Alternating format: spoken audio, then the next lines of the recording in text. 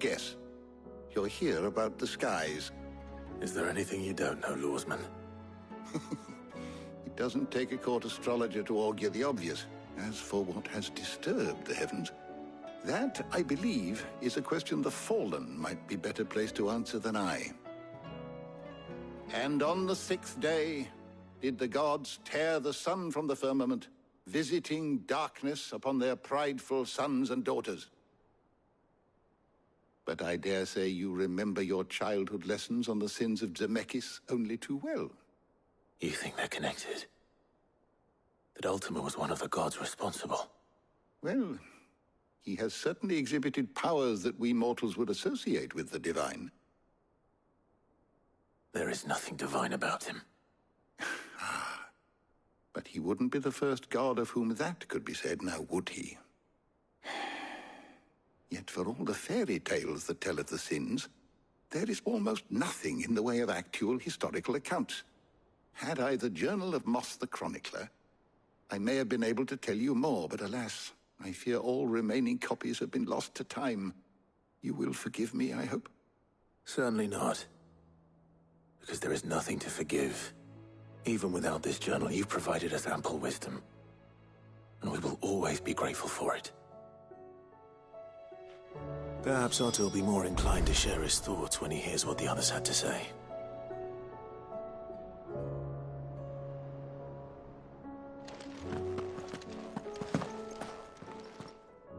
Knowledge hoarded is knowledge lost. I have compiled some new entries, if you would like to see them.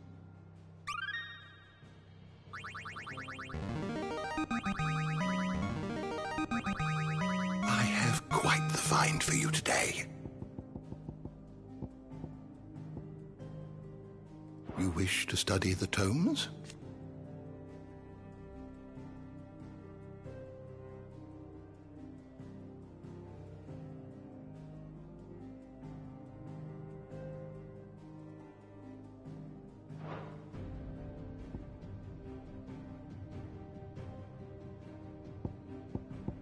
The door to the shelves shall ever be open.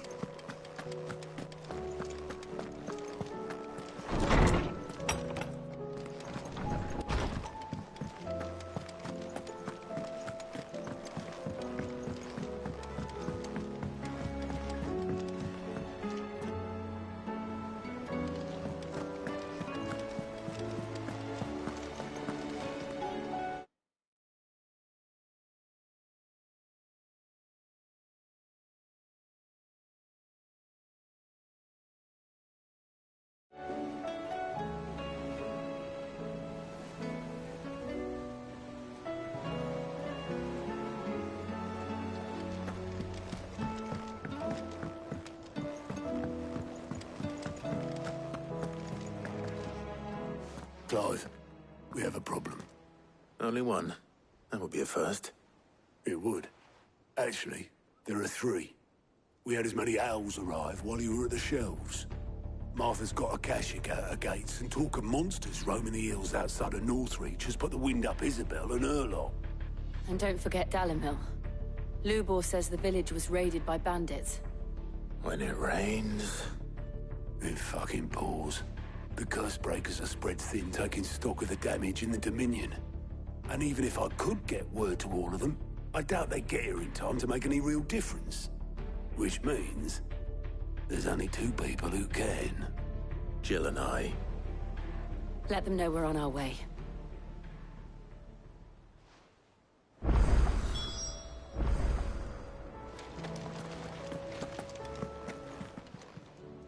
Welcome to the Patron's Whisper. Your benefactors are a generous lot.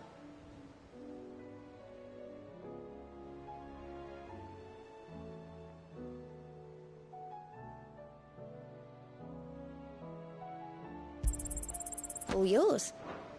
Best of luck out there, Sid. The messages from Martha, Isabel and Lubor weren't long. But what they lacked in detail, they more than made up for in urgency. Our friends need your help. I'm ready when you are, Clive.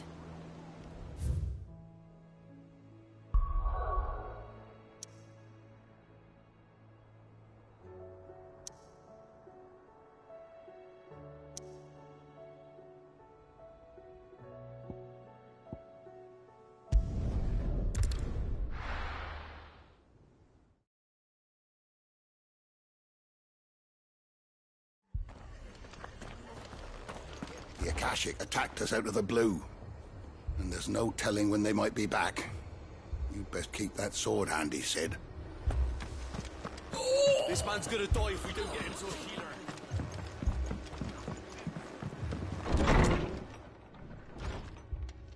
Martha. It's good to see you. And you, Clive. Jill? Otto said you'd been attacked by Akashic. What exactly happened here? Those skies are what happened. Not long after they fell dark, we had our first visit. There were hundreds of them. Tried to storm the hill. Only a handful made it up here, but that was more than enough. The rest are still down there now.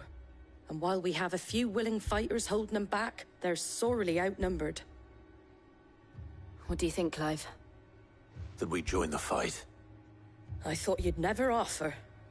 Now, where I need you is the Fallen Gate. That's where the fighting is fiercest. Let the men know you've come to help. Something tells me they'll be pleased to see you. We're on our way.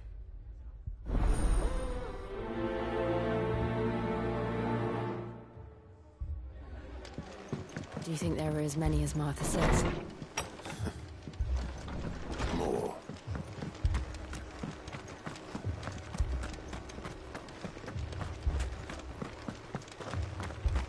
You don't think they've abandoned us, do you?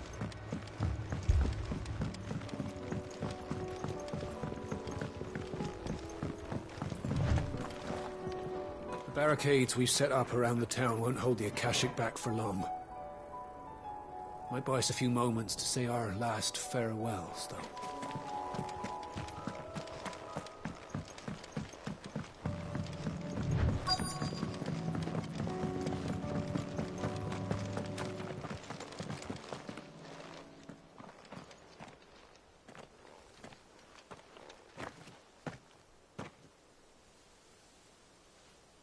Clive, wounded.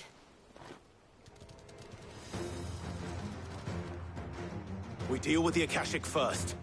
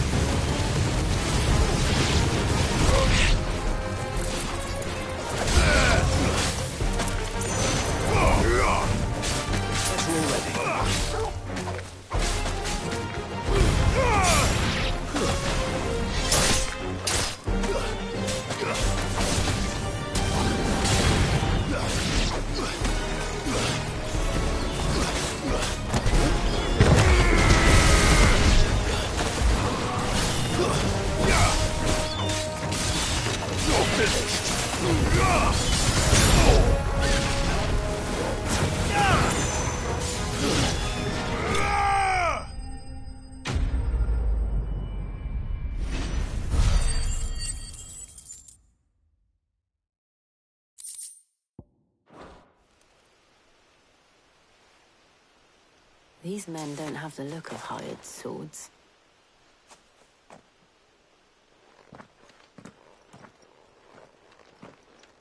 If you've come to rob this place, You are mistaken, my Lord Rosfield. We're here by Madame Martha's leave. how do you know my name? Forgive me, my lord. There wasn't time for introductions. We're with the Guardians of the Flame. Wade's men? But how did you come to be here? Where is your commander? Sir Wade left earlier with a scouting party to find out where the Akashic were coming from. Did he? Take your wounded back to the inn. Martha will see you're looked after. We'll join you anon.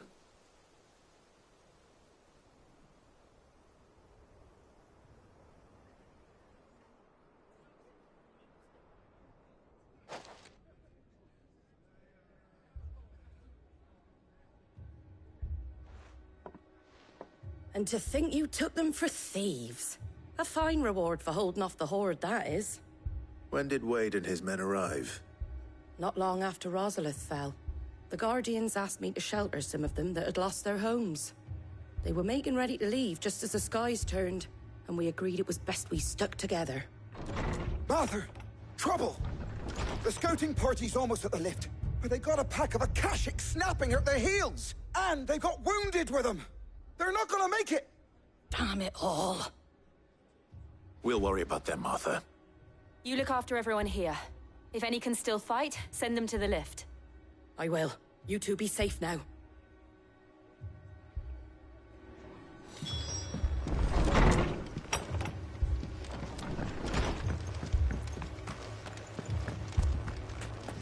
Moy.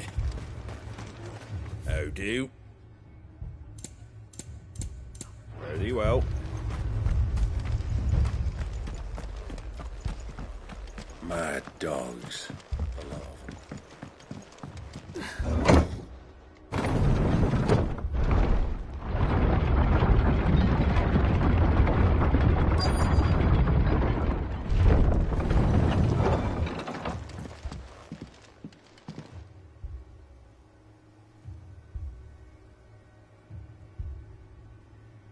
Squire, I need you to get those who can still walk up the lift to Martha's. But what about... I didn't ask, Oscar. Sir. So Wade. Lord Rossfield. If you aren't a sight for sore eyes. Martha seemed to think you might need some help. And by the looks of it... We thought we could sneak by them. But we didn't know there would be so many. How could we have? Behind you!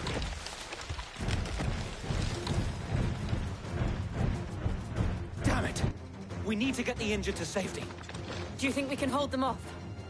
We can certainly try. Are you with us, Sir Wade? Always. Then let's do our duty.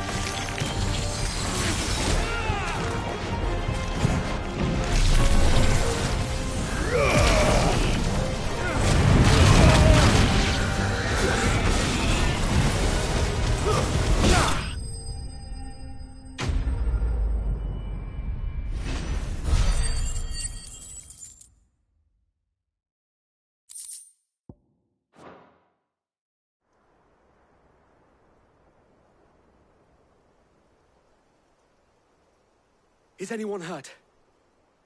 I don't think so. And yet again, you've pulled me from the flames. It's just a pity I keep walking into them. You've never been one to shy away from danger, Sir Wade. Like any shield worthy of the name. I see you're all in one piece. Martha! Is something wrong? The lookout saw smoke coming from down Eastpool way. Too thick to be a hearth. A second horde. Feel like finishing the job? Always.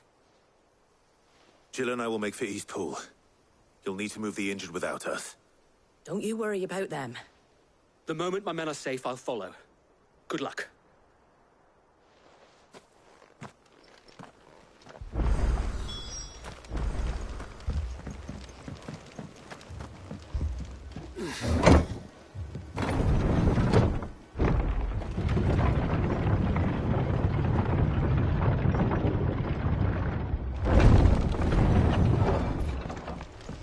Mad dogs.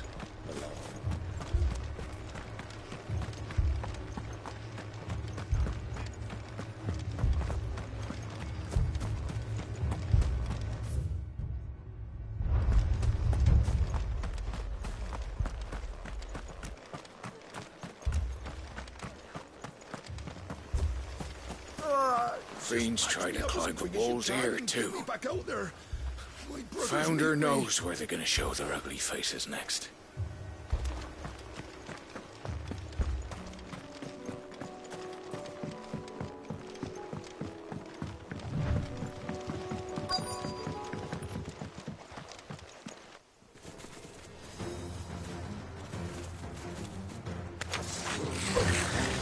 They're headed for the rest. We have to slow them down. Martha and the others won't be ready.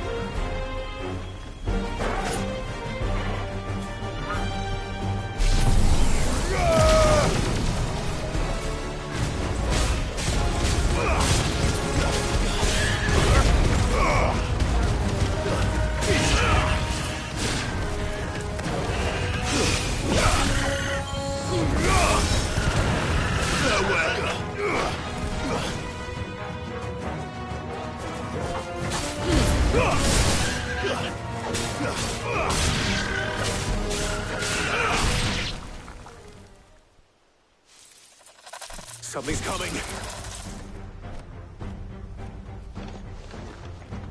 Apologies, my lord. Did I miss anything? Only the first round, Sir Wade. Shall we?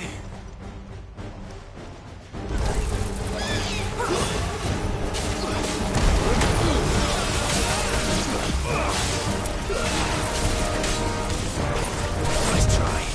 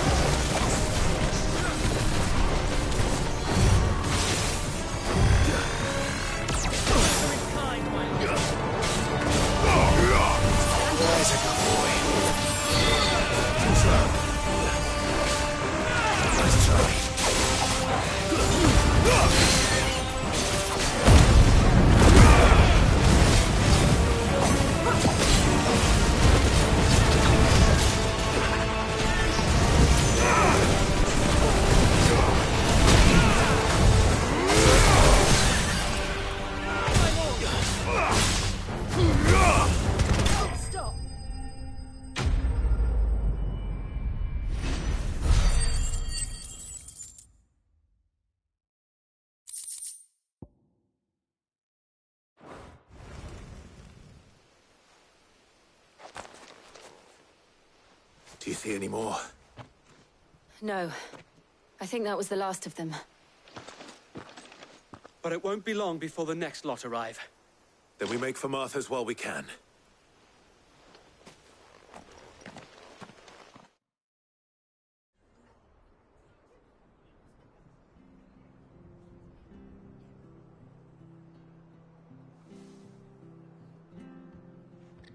What did you find out there? The same as Sir Wade. Scores of Akashic.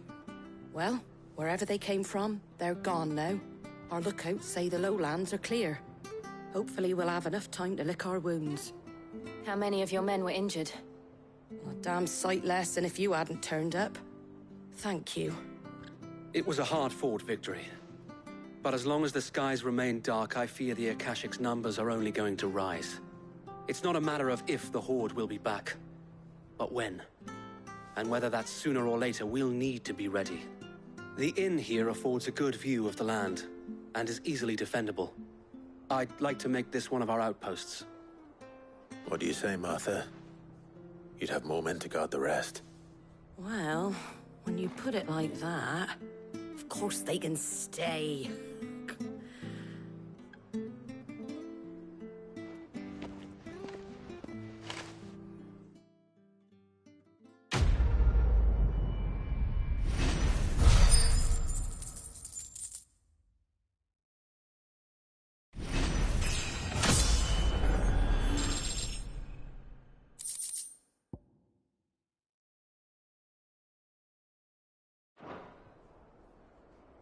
My lord, there's someone I'd like you to meet. Oscar, over here.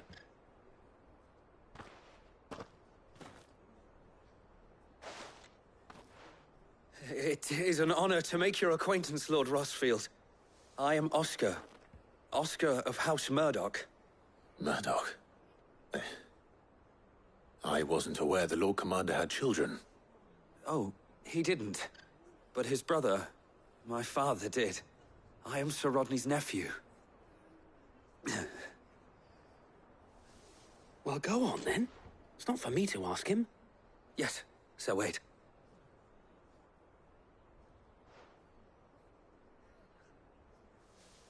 If it please you, my Lord Marquis, might you take me as your squire? I would learn the duties of a shield from the finest. I'm sorry to disappoint you, Oscar, but I'm a shield no longer. Nor was I ever the finest. And spending time in the company of an outlaw hardly seems a fitting education for one aspiring to take his oaths. My Aunt Hannah once told me that a man is not defined by his title, but what he does in its name. You have accomplished much since taking on the mantle of Cid, winning no little honor in so doing. And I would sooner serve under an honorable outlaw than an unworthy shield. Not that Sir Wade and the other Guardians are... I mean to say that, they're... It's all right. We know what you mean. There is only so much the boy can learn from me, my lord. But a squire... Would that really be so bad? You were a squire once. And I'm certain Sir Rodney would approve.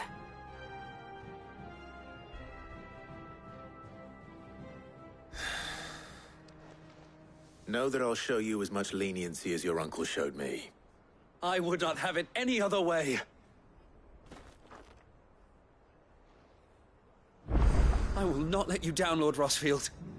You, or my uncle. We shall be staying here for the time being, and not just for the ale. I'll have one of my men escort Oscar to Benamir once he's said his farewells.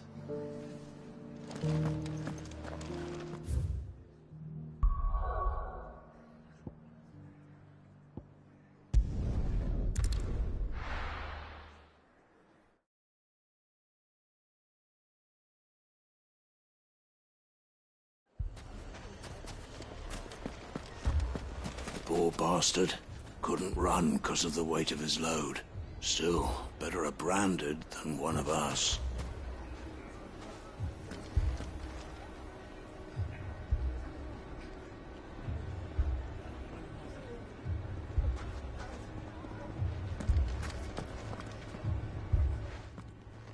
Cid! Your new companion appears much more formidable than your uncle. Should I be worried? You haven't been introduced. Jill.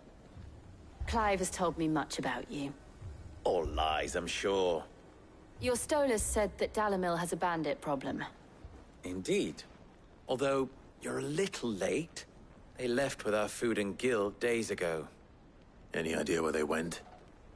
The desert's a big place. Your guess is as good as mine. But the fact is, I have more immediate concerns. What did you say to me? What did you say?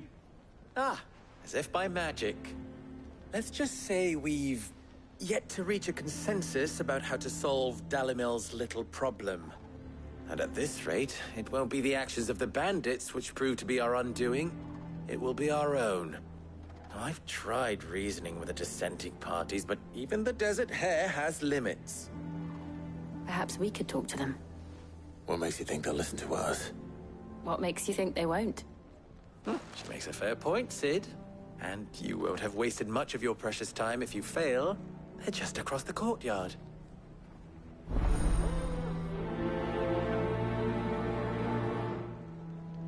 Suppose we just follow the shouting.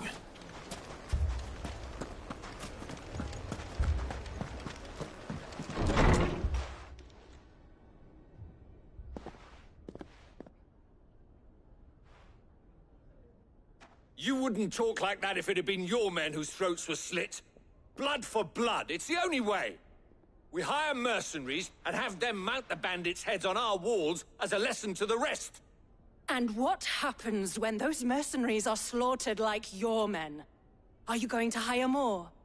We're better off using that coin to buy food and supplies. If we hire mercenaries, the only thing we're buying is the bandits' ire. And you cannot fill empty bellies with that. Do you hear me? But what happens when they come back? Maybe it'll be your throat that's slit. That's enough. Both of you. Any more of this and I'll throw you out myself. Come back when you're ready to talk like adults.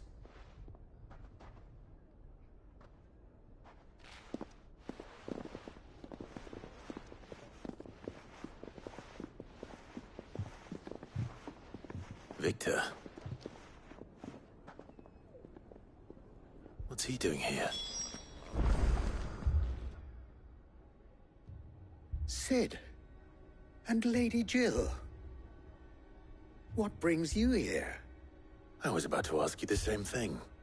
Costness is in chaos, and the markets have all but ceased to operate. The Briar's Kiss here in Dalimil is the only place I can reliably obtain supplies. I was here to do just that when Master Lubor told me of his troubles. He thought I might be able to talk some sense into these fools. But if you're here, I suppose his patience must be waning. Who are those people? Those were the thorns in Lubor's side. And the reason this place might be headed the same way as Costness. It's these accursed skies. The darkness is enough to drive a man to madness. Or an entire city, for that matter. We're still working on the skies. But in the meantime, perhaps we can find a solution to Dalimil's problems. I hope so. For all our sakes.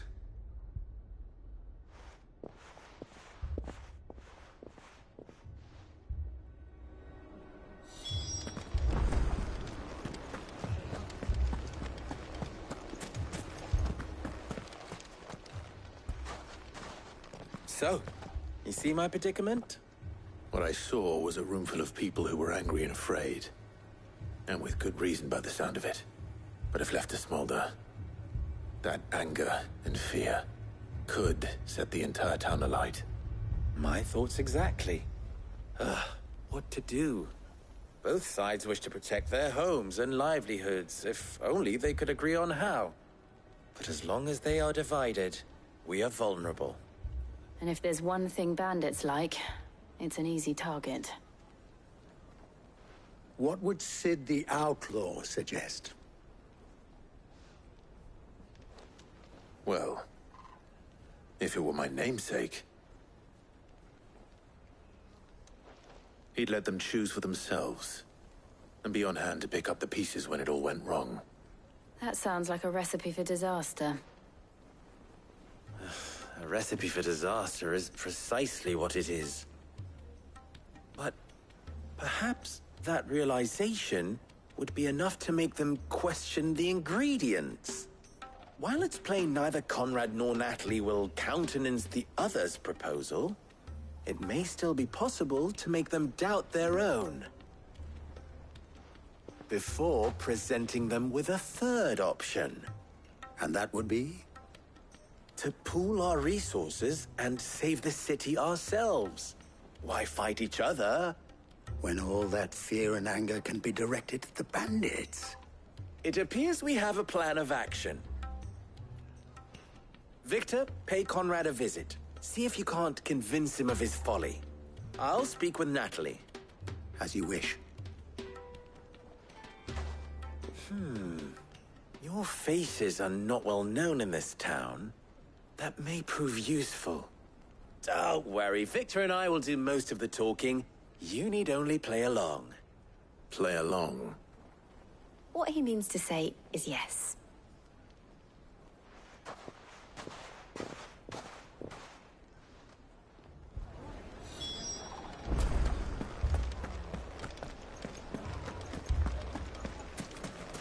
Picture it, Conrad. Your own city guard. Buying more supplies. You as We might as well scatter seeds near a rat's nest. They're the problem, and only steel will solve it. I don't know about that.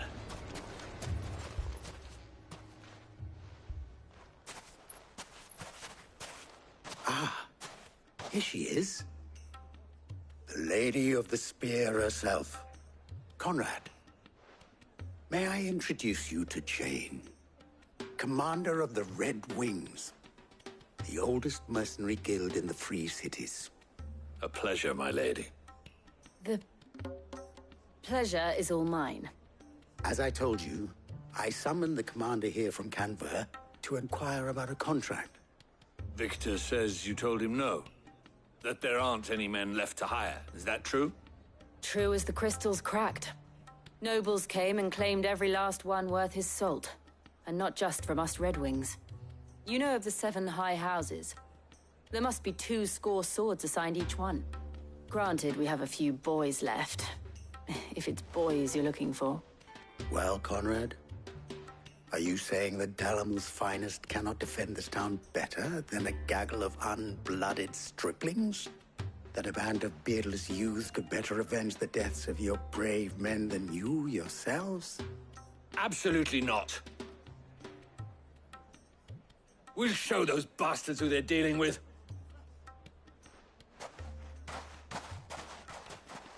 I can't believe that actually worked.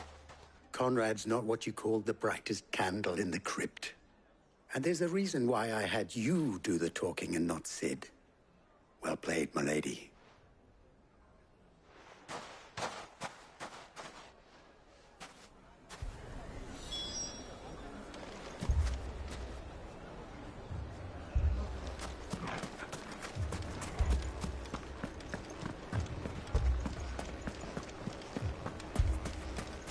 A shop?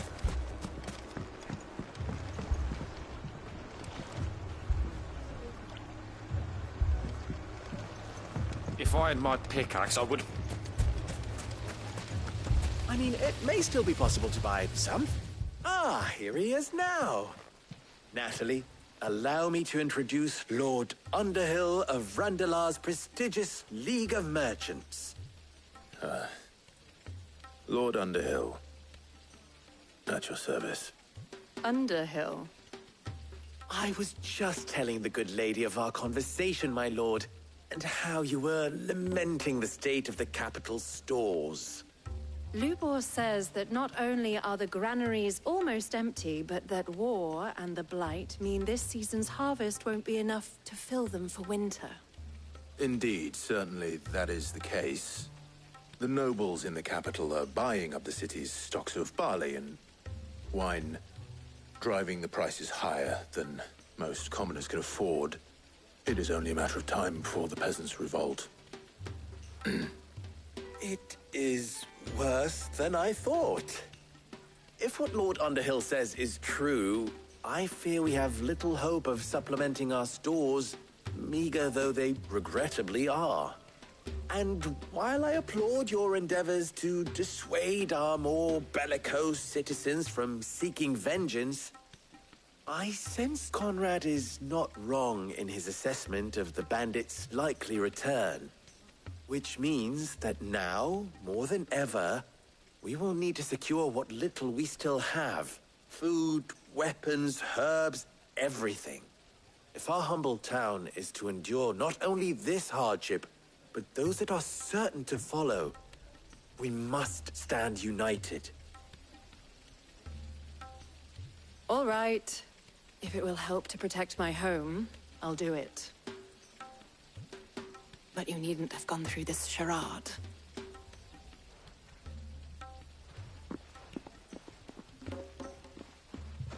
Thank you, Clive. Your performance was nothing if not workmanlike.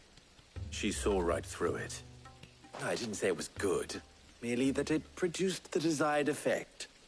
Now, my scouts should be returning shortly. Meet me back at the Briar's Kiss, and we shall see what we face.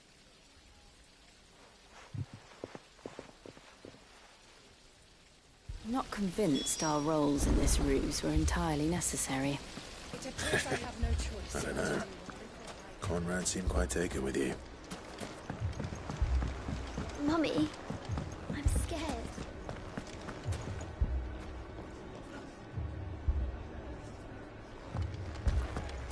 Oh, I'm ruined.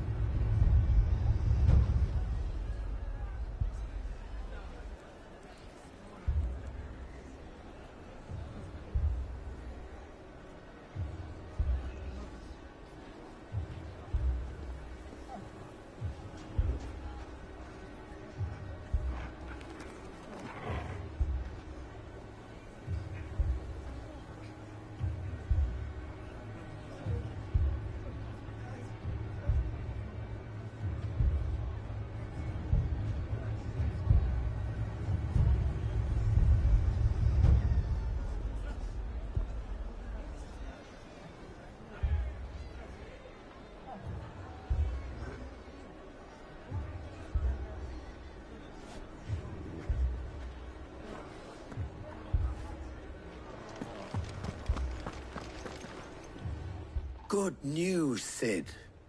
Both Conrad and Natalie have somewhat gracefully accepted their new roles.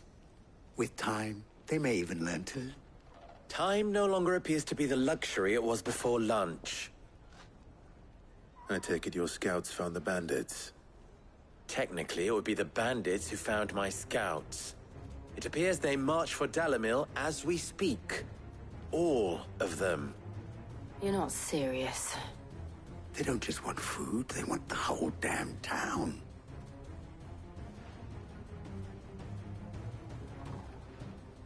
I have a favor to ask.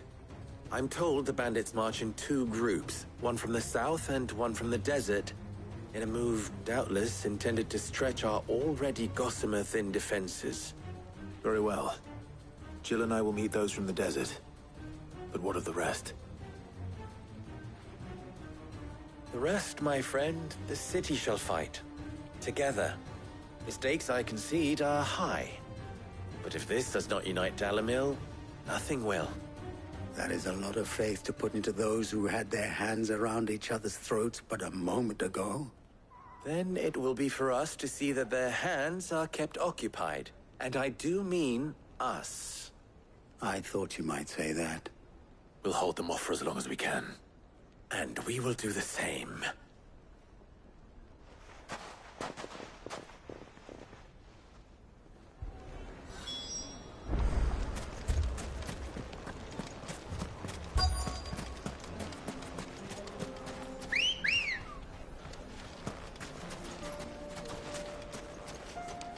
Good girl. Fly, Ambrosia.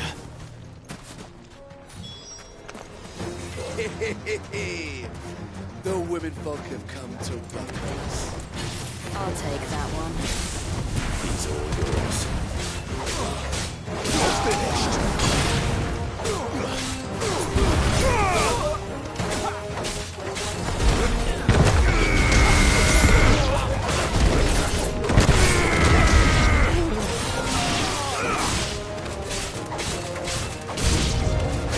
They mean to overwhelm us.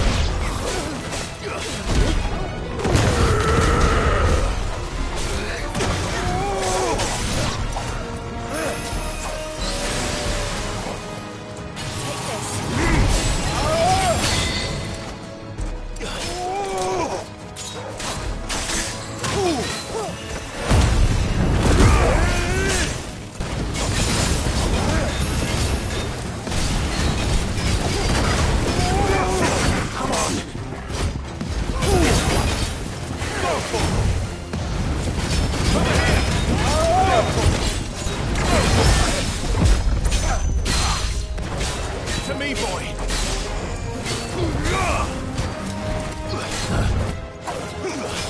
Nice try. Come on.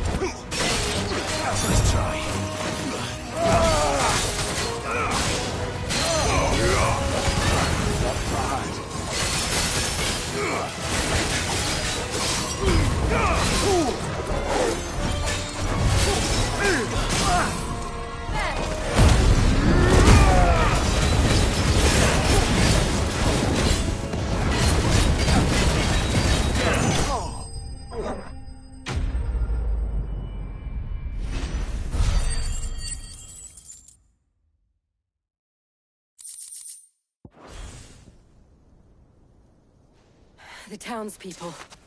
Could they have held out? I don't hear any fighting. What do you think? That we should hurry.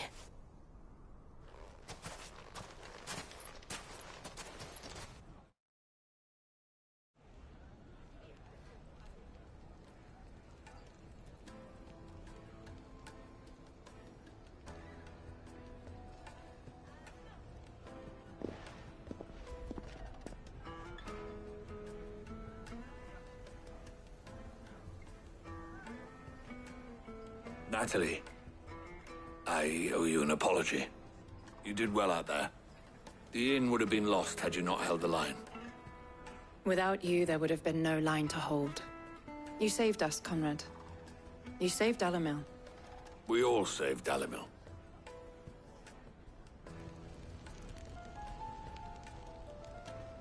Conrad seems to have had a change of heart. I'd say they both have. I take it from your presence that our visitors from the desert won't be joining us either. Pity. The plan worked, Sid. Granted, it only took an army of bloodthirsty bandits at our gate. Calm now, Victor. Why quibble over the details? We are united, and that is all that matters. As for you, Sid, you fight considerably better than you act. I'll take that as a compliment.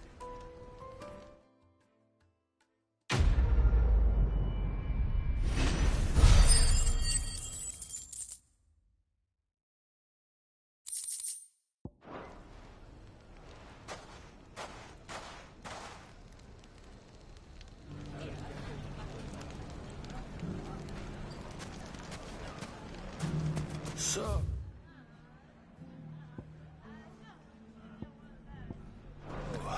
Where did you learn to swing a sword? The bandits, maybe. Mummy. The gentleman of the town guard is...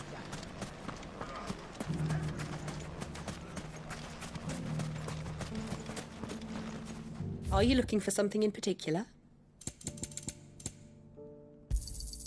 An excellent choice. Here you are. An excellent choice.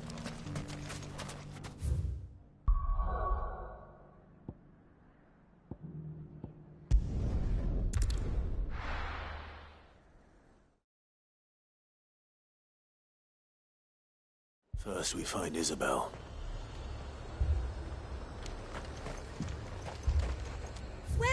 Welcome.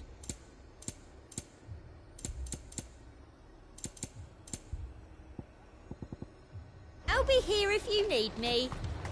Heard a bloke saying he saw ghosts on the far side of the wall. I saw it with my own eyes. The whole of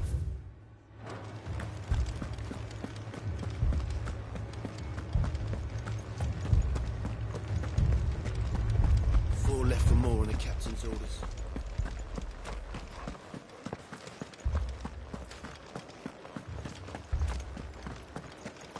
the two soldiers were carrying.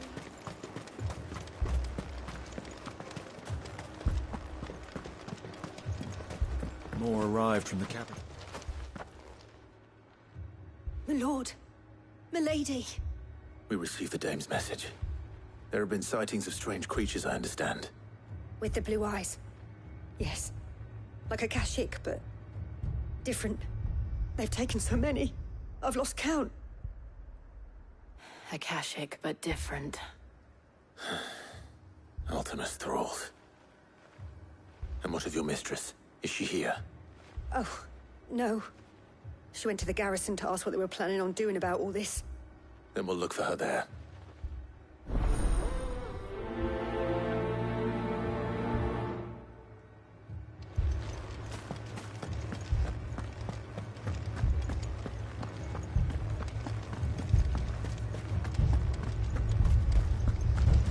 We could leave.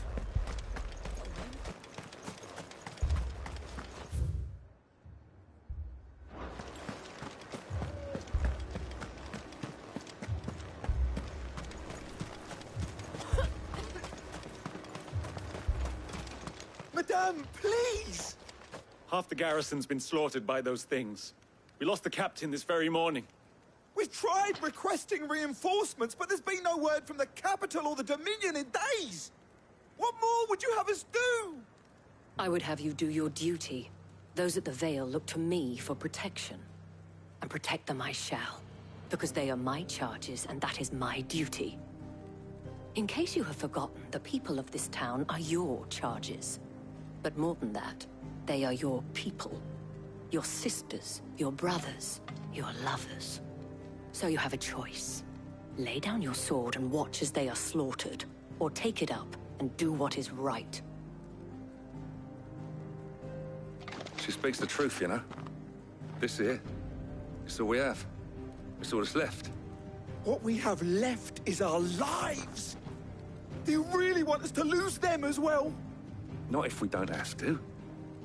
Look, there's a cask under the captain's bunk. Let's talk about this over a drink, eh? I'm listening.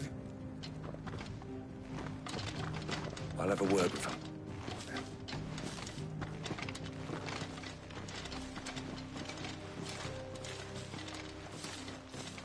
Ah, Clive.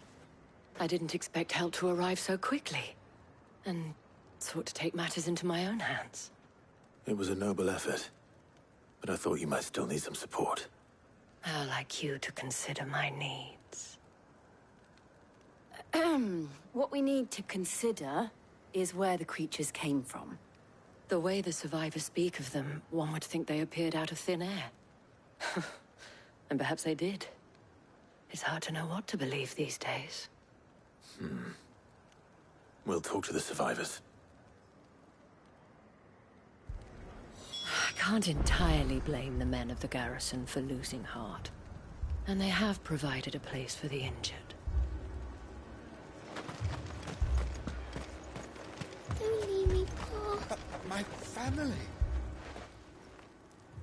You're a pikeman, yes? What happened? I've got family in Moor. I heard the flood was spreading, so I went to see if they were all right. And a pack of them glowing things found me in the meadow. I ran for my life. I never did get to the village. Leave that to us.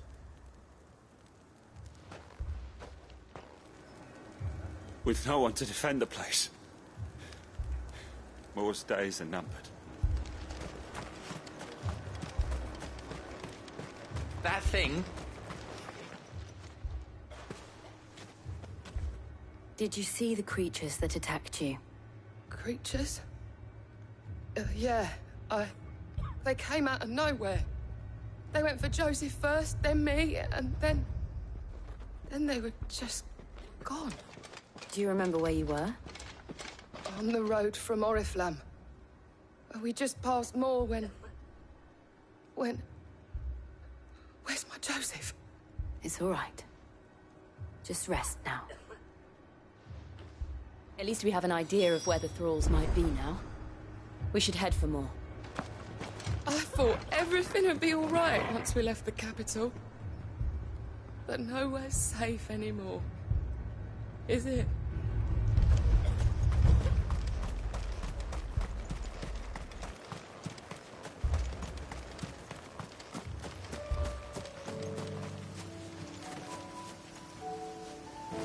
That's better.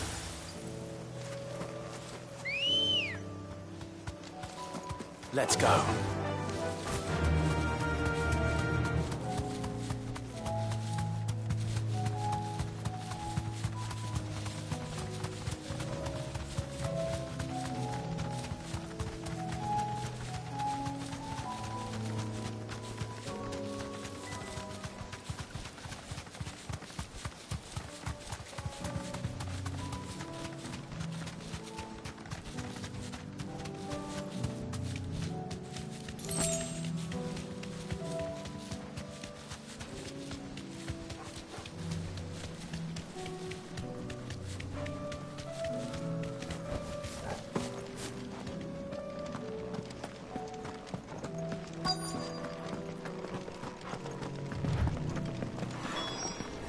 Clive, look! I see them. With me!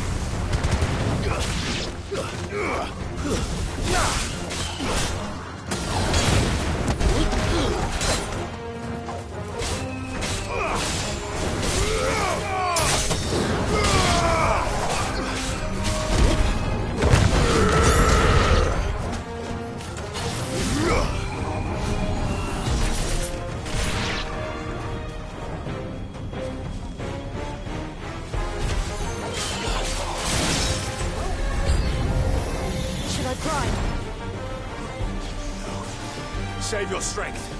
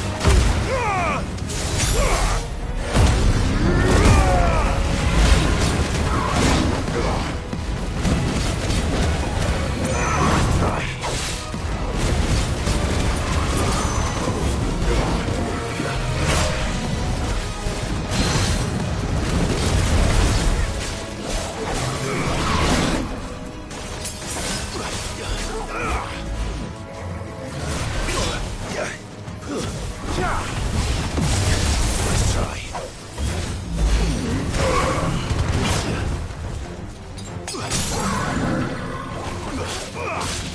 Over here! Whoa! Get him!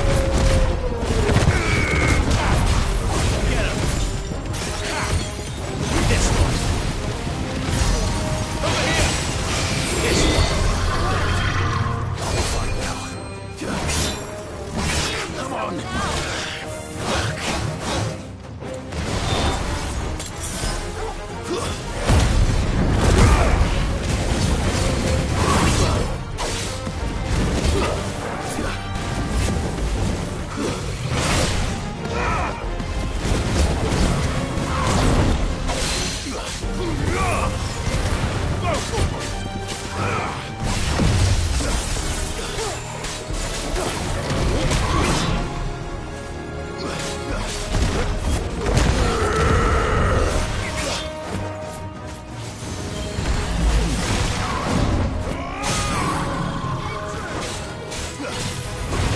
Over here!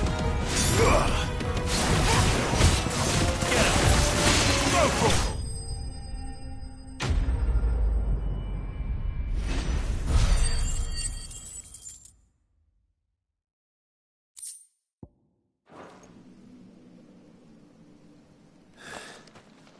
Do you think there are more? There are always more. But I'd say we've done what we can for the time being.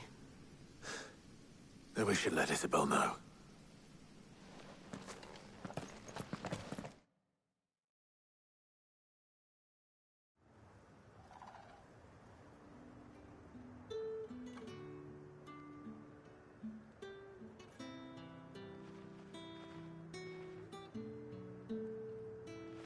You have the town's thanks. Don't thank us yet. There will be more. Many more. And you'll need to be ready for them. Oh, we shall. Isn't that right, Captain? Yes, milady. The garrison will be ready. Philippe here has convinced most of the men to remain at their posts. For now, at least.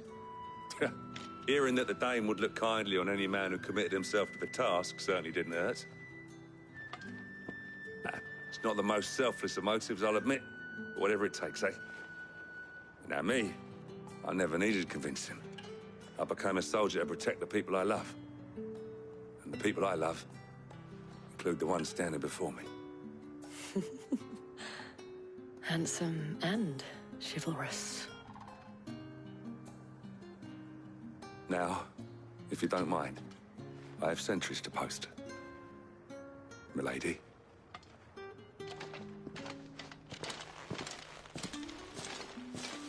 Lest you wonder, I'm not foolish enough to believe that this has solved all of my problems.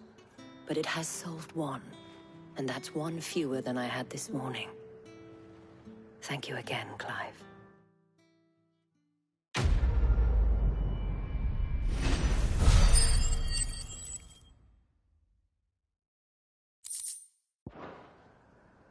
Our friends seem to have things under control. For now, at least. Let's go and put Otto's mind at rest. Philippe will make a good captain. He reminds me a little of you, Clive. But without all the mocks and mows.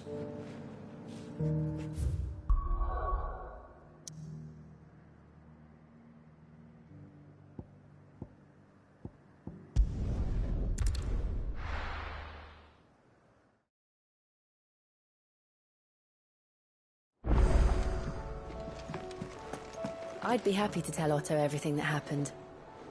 But I know he appreciates it when you spare him the time. Did you see that? Tell me you saw that.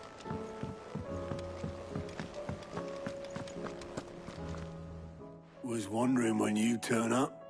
Had owls from all our friends thanking you for your timely intervention. How is it you always manage to arrive at just the right moment? Luck, I suppose. Any word on the rest of the realm? Let's see. Storm's still crying out for Mother Crystals.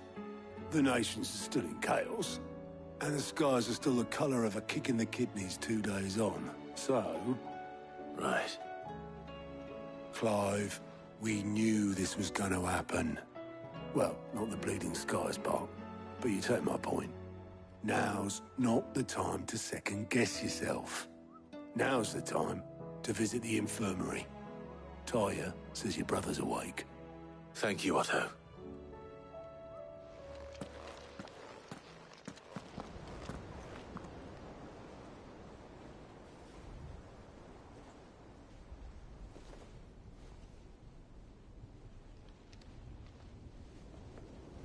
So it was not Sylvester, but Olivier who served as Ultima's puppet. And when Dion learned of this, he sought to slay the fiend.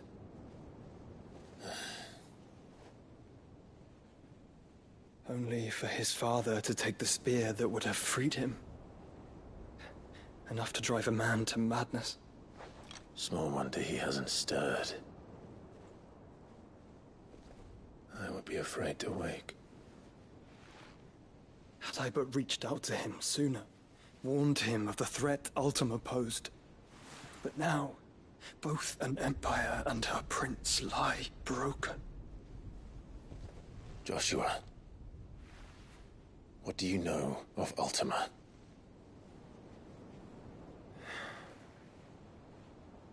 Very little, I'm afraid. Despite my best efforts. 18 years ago, as I lay buried beneath the rubble of Phoenix Gate, 'twas not death who came for me, but another. And it was while in my rescuer's care, I first heard of Ultima. I've been chasing his shadow ever since. Ultima is driven by some deep, dark purpose, and for whatever reason, it would seem you are crucial to his designs. He will stop at nothing to have you, even if that means toppling an empire. But why me? What possible use could I be to such a creature? That is one of many answers that have eluded me. Yet, I am certain of this. It is not mere chance. You were chosen for a reason. All dominants carry within them the might of an icon. Nigh limitless power that is at once acutely limited. I wield fire, and only fire. And I only ice. 8 wardens for 8 elements. But you, Clive. You are different. You're special. Your abilities begin with the flames of Ifrit. But they do not end there. The fact Ifrit can even exist goes against everything we thought we knew of dominance. Perhaps Ultima has been waiting for one such as you, whose potential is truly limitless.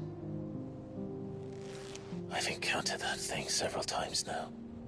If it or he, as you say, needs me, why hasn't he claimed me as he did the boy? Were I to hazard a guess, I'd say the two of you are somehow incompatible. His mind not properly attuned to your body. His mind? Mind, awareness, spirit, call it what you wish. But I believe Ultima to be an embodiment of the concept. It is why I struggle and fail to contain him here inside me. I'm sorry. Inside you? With every setting sun, I feel my strength wane. And though the Phoenix's flames mend the prison I have made for Ultima, they do so at a cost. We must find a means to bring an end to him before I meet my own. What were you thinking? It was that or let him take Clive. And I've always had a soft spot for my brother. But that doesn't mean you should sacrifice yourself to save me.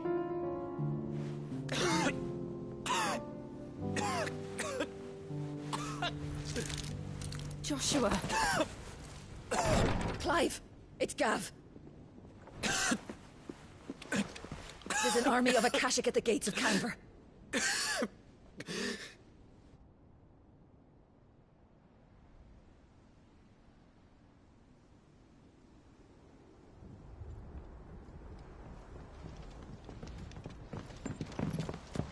Well, what's the short of it? It's all Tyr told you. The capital of the Free Cities is under siege by an army of monstrosities. The City Guard are doing their best to stem the tide, but numbers ain't on their side. What of Lord Byron and Mid? Were they able to escape? No, but they're all right for now. They're hiding with Gav at midship. We have to get them out of there. And we shall. Otto, prepare a Stolas. Tell Gav to stay exactly where he is. Understood. Vivian, what's the swiftest route to the Free Cities? That sounds like a question for the map. Look here. This road, through Tabor, should provide the least trouble. Good. What a coincidence. Tabor is exactly where I'm bound. Joshua, Bed is where you should be bound. You don't think I told him the exact same thing? Were Tyr not such a talented healer, I would surely have been inclined to agree. But, thanks to her ministrations, I feel I may safely rejoin my attendant, who was to wait for me in Tabor if we became separated. All right, we travel together. Clive. If he stays close to me, he'll be fine. Thank you, brother. I'll look after him.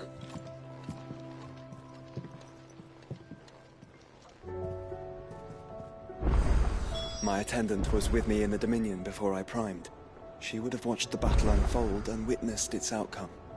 I trust you'll be waiting for me in Tabor, where I can finally introduce you. You know how I feel about this, but your brother's stubbornness knows no bounds. I'm starting to think it runs in the family.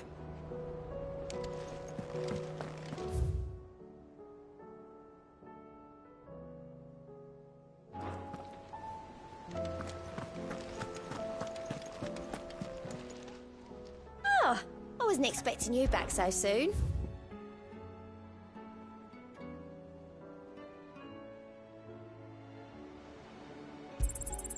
You earned this. All done?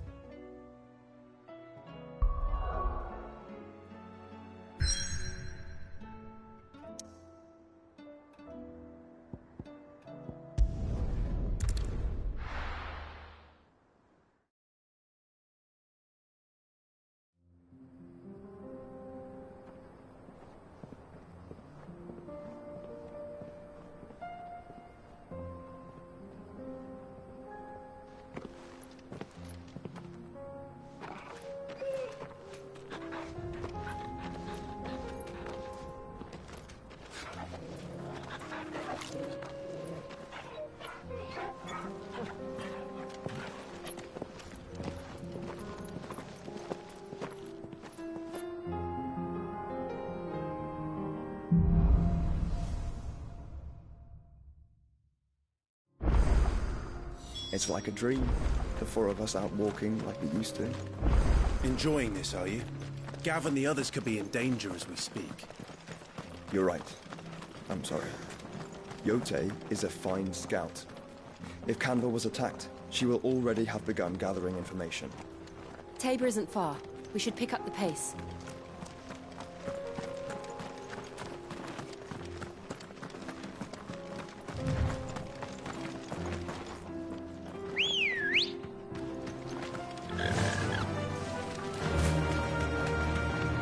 We can use the ruins to cross the ravine. Assuming they will allow it. The Echoes have a will of their own. You deserve a rest.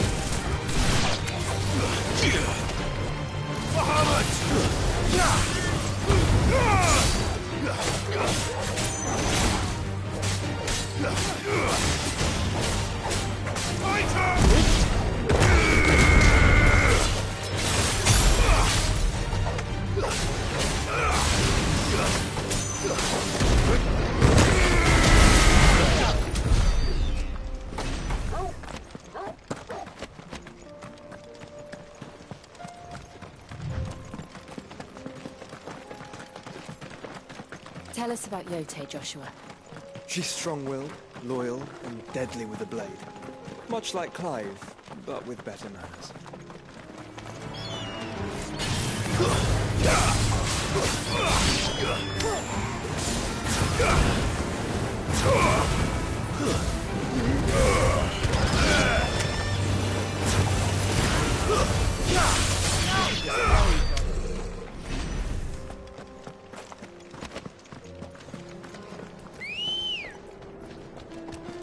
Let's go.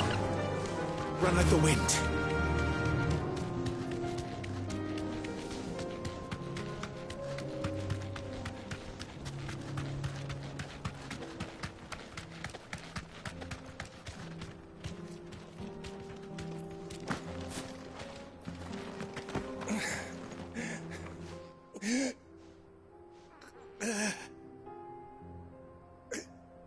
You're injured. What happened here? Where are your comrades? The Ether flood up ahead. It swallowed our camp while we slept. My own men did this. Turned every last one of them. There's a village not far from here. Tabor. The people were kind to us. It's only a matter of time before they won't stand a chance. We can't let those monsters reach the...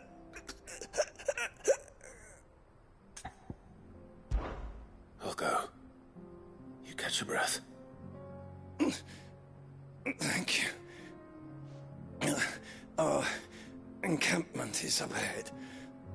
Just off the track. They must not reach Tabor. Forgive me, Lord Kupka. Rest well, soldier.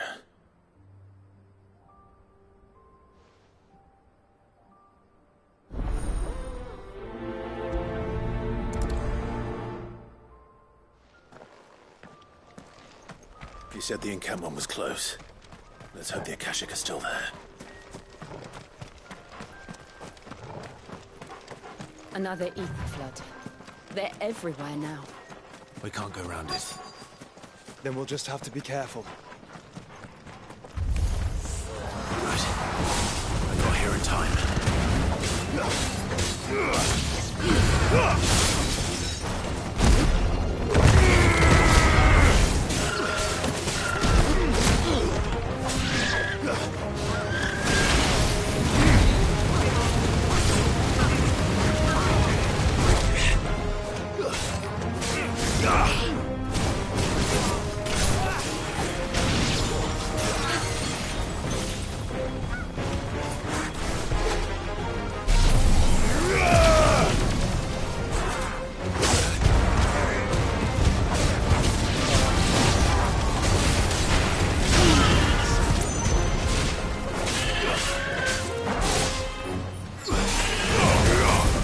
It's over.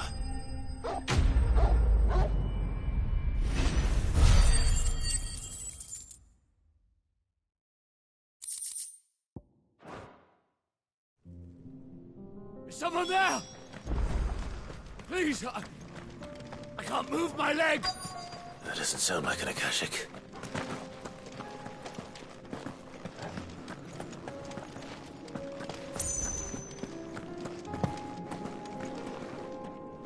You're with the battalion? I am. I heard the fighting. Are the others? Taken care of. One of your brothers-in-arms told me what happened and asked for help. Another survivor? Where is he? Tell me. His wounds were too deep.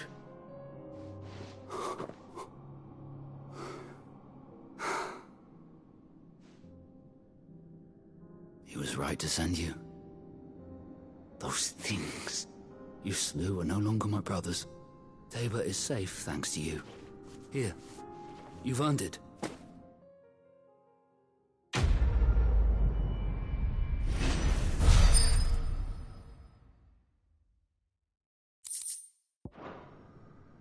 You seem familiar. Have we met? You must have me confused with someone else. Wait.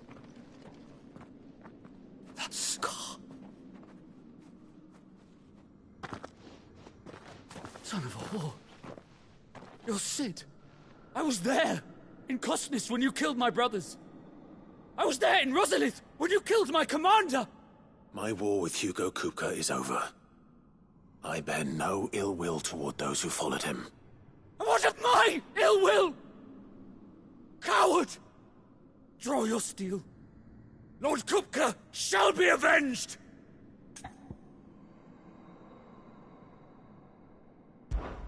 When your wounds have healed and your head has cooled, come and find me if you must. Though I hazard your life would be better spent in service of those who need it. Or have you forgotten your oath to the Republic? My oath? What would you know of oaths? I know how hard they are to keep. Which is why I'm giving you the chance to keep yours. No. I won't be deceived. Lord Kupka told us of your crimes. You are an outlaw. A murderer, not some man. Like you or anyone else. I am nothing like you. But if you're not gonna kill me, then go. Leave! Just know that I will find you, Sid. Someday.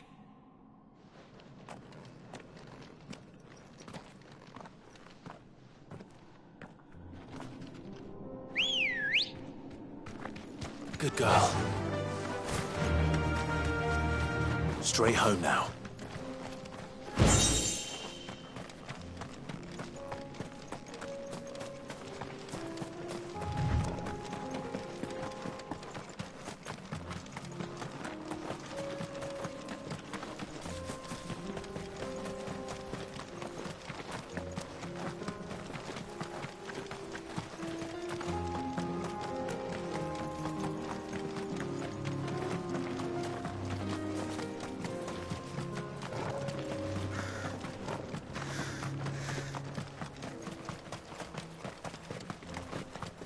We're nearly there.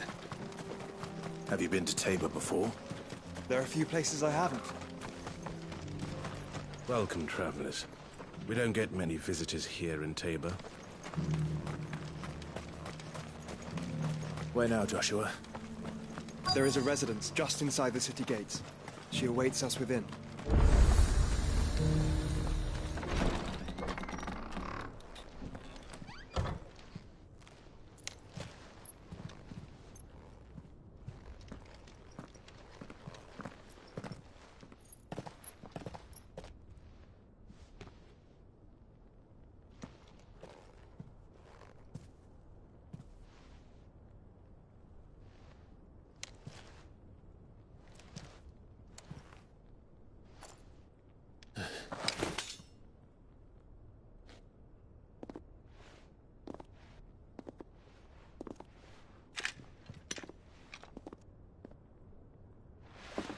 My Lord Marquis, it is an honor.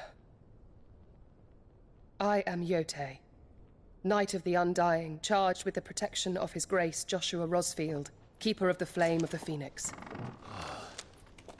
Of course. It all makes sense now. Would you care to elaborate? The Undying are loyal servants to the ducal throne. Or more specifically, to its heir.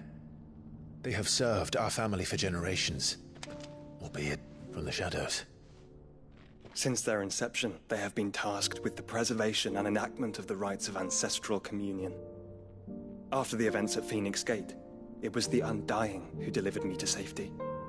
And since the day I left Rosaria, Yotei has been my constant companion and protector.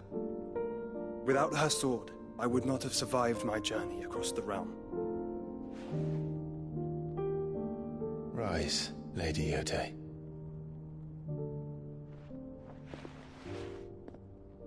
You saved my brother. I owe you a debt I can never repay. I but did my duty. Come now. Tell us what you've discovered. Your Grace. It is as you feared. The vessel we spied off the coast of the Crystalline Dominion on the night of her fall. It was the Einherjar. Beyond any doubt. The Black Galleon. Joshua, the Einherjar is the Royalists' flagship. What business would they have in the Dominion? Upon learning of Waloed's involvement in recent events at Drake's Fang, I sensed the malign influence of Ultima, and bid Yotei and the Undying look into the matter. We have reason to believe that the Black Galleon weighed anchor shortly after the fighting began, and set a course due south. For Canva. Then it is Waloed Knights who besiege the cities. What is left of them? Yes. And the Black Galleon sails at but one man's behest. Barnabas Tharm.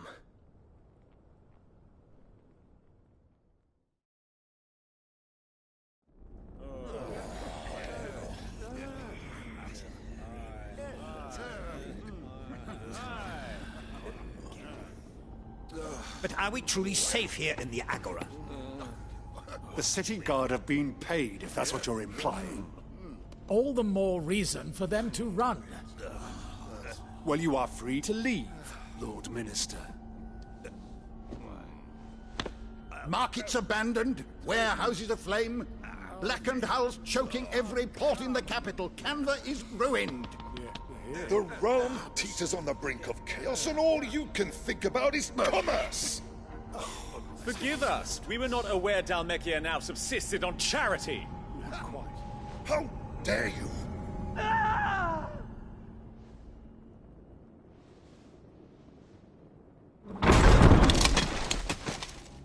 Distinguished members of the Council, you must forgive His Majesty this intrusion. What is the meaning of this? A trifle crowded, but I fear it will have to serve, my liege. Very well.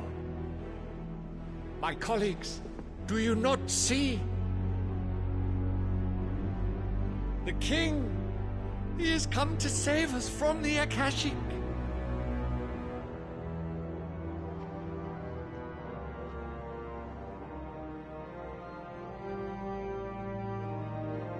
He is a gift from the heavens, divine intervention, our very salvation. And of course, if it is compensation he requires, we would be most willing to negotiate a fair price for services rendered. Fools. Your ignorance unbecomes you. Your Majesty, correct me if I'm wrong, but I would swear that the fiends washing the cobbles of Canva with the blood of her citizens wear the colors of Waloed. Ha! So you do not deny it. Guards, fetter them, and see our guests to the dungeons!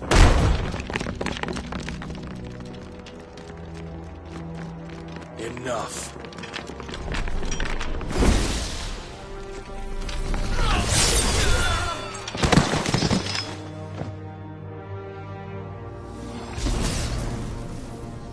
Pathetic creatures.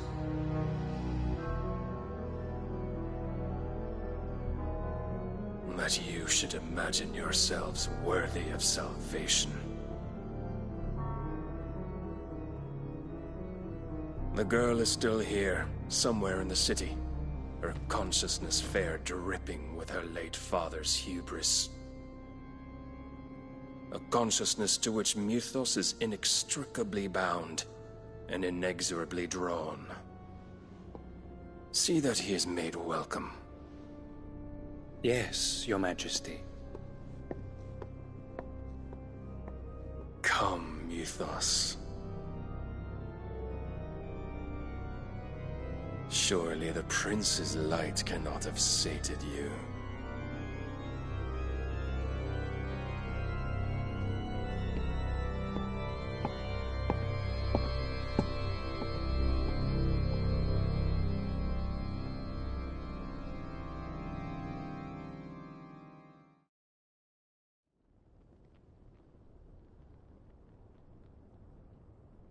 So then, how long has Waloed been under Ultima's control? How long indeed? Based on what we know of Barnabas's actions, I would guess some few years, mayhap more. But to what end? What does Ultima want? The tapestry. Show them.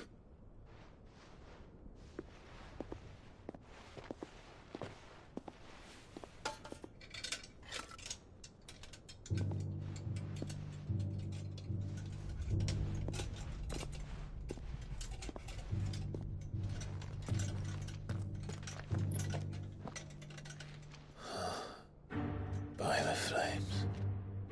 Phoenix Gate, Drake's Breath, and now here. But what is it? It is old, ancient, even. Naught remains of the faith it represents, save what can be gleaned from the image itself. None could tell me what the one in the apothecary meant, even the Undying. But I believe it may be the key to discerning Ultima's purpose. That figure in the center, the one beneath whom the icons congregate, that I believe to be Ultima. He is a god, or at least godlike, his very existence beyond our ken. The icons, and by extension their dominance, are meant to be his subjects, and while some, like Barnabas, have accepted this role, others have rejected it. Like you, Clive, which is rather inconvenient, as it appears he needs you most of all. And gods don't like to be disobeyed. No, I don't suppose they do. Clive, may I tell Yote of the lake? By all means. Yote, I will be accompanying my brother to the Free Cities. Whilst we are afield, I would have you watch over those Clive has made his wards. Omielos delan tuisag ilith. Though well concealed, the hideaway lacks trained fighters to defend its occupants should they be discovered. But it is my duty to... As it has ever been my brother's duty, remember. If that is your wish, Your Grace. But please be safe. If aught were to befall you, You have my word.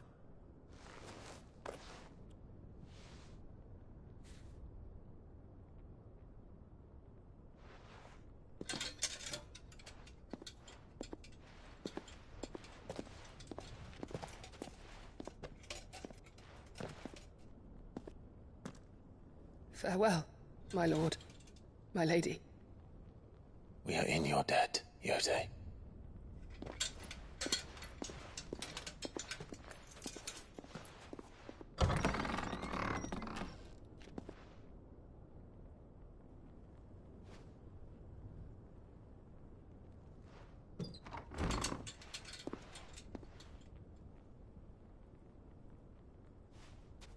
Let's find our friends.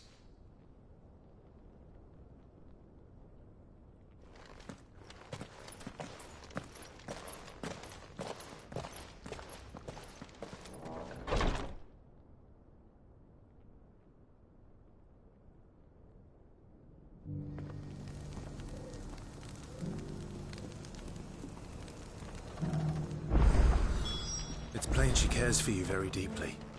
And I her, which is why I had to let her go. enough to heat her. Are you buying or selling? Take care. I feel like I've fleshed 100.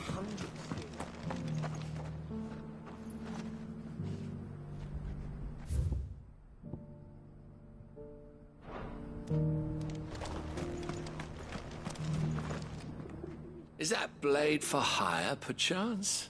Because I have a mind to make a killing. Figuratively, I hope. Well, yes and no. A passing caravan carried with it a rumor most fortuitous for one in my trade, that an elder Dread Evis had been sighted in the fields of Korava. Dread Evis are aggressive beasts. Compelled as they are to acts of violence, few survive to maturity, but those that do develop a hide of phenomenal value. A hide you want to sell? Eventually, yes. Though I would have it tanned first that it might be crafted into marvels the likes of which the world has never seen.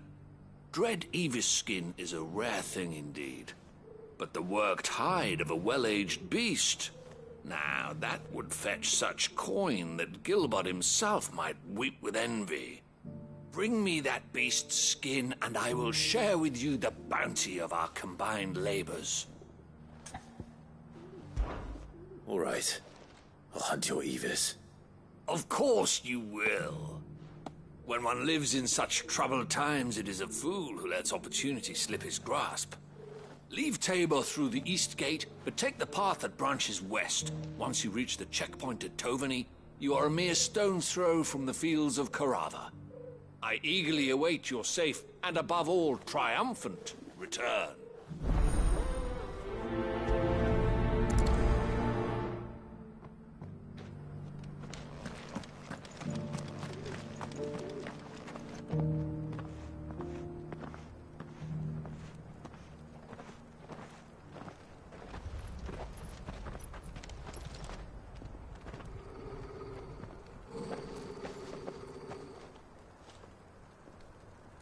Cyril. How fares the search? Well, Your Grace, my report shall be with you ere long. Ah, yes. Yotei is otherwise engaged, at my behest. And the duty of wardenship? Fulfilled. For as you see, I've been reunited with my first shield. I am Cyril, Knight of the Undying and bearer of the Burning Quill, charged with chronicling the mortal deeds of His Grace, Joshua Rosfield, Keeper of the Flame of the Phoenix, and rightful Archduke of Rosaria. I entrusted Cyril here with overseeing the investigation into Ultima's origins. Findings from his brothers and sisters afield are delivered here to be collated and catalogued. Just how many Undying are there? Not nearly enough, milady. Yet we are glad to give our all in service to the Phoenix. Such is, and has ever been, our creed. I see. You have your associates, I have mine. But you may now think of them as ours. That won't be a problem, will it? The Phoenix is our sun, and we but the shadows that quicken in his radiance.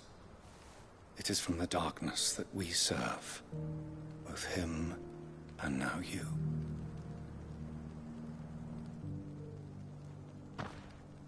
Pray accept this token.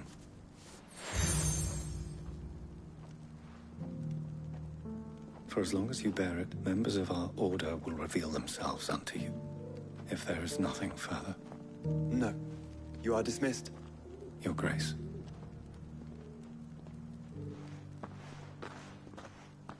To Canva, then. We'll talk about this later. Cyril seemed very, You certainly keep strange bedfellows, Joshua.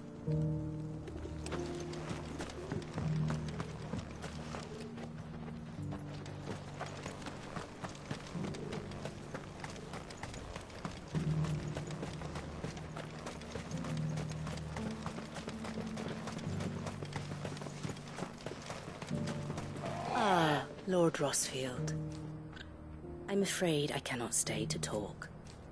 I must leave to collect the reports of our spies in the field. Now that you wear the Phoenix down, our brothers and sisters will no doubt reveal themselves to you too. Farewell, my lord, and may the Firebird's flame burn ever in your heart.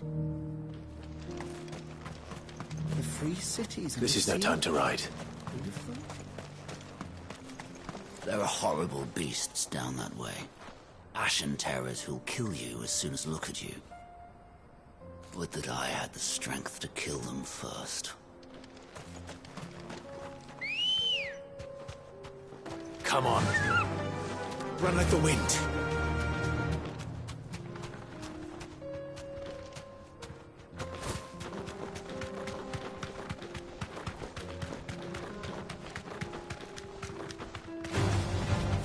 Orcs. Then let us be rid of them.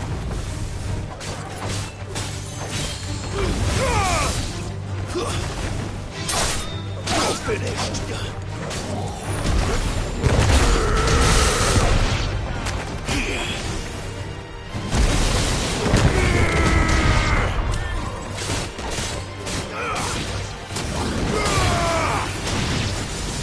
It's over.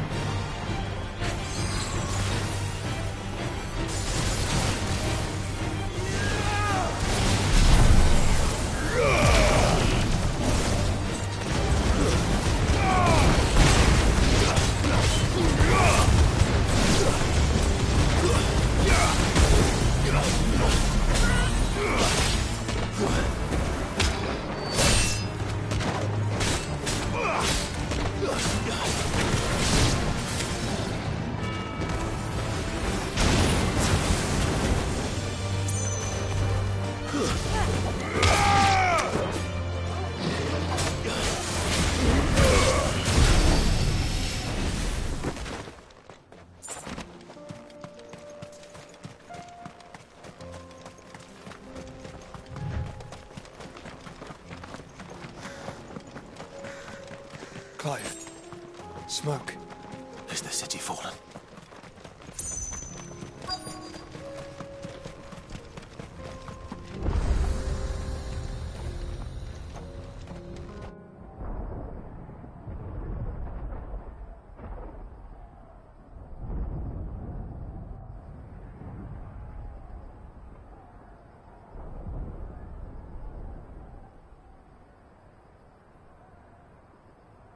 The free men are still holding their own, then.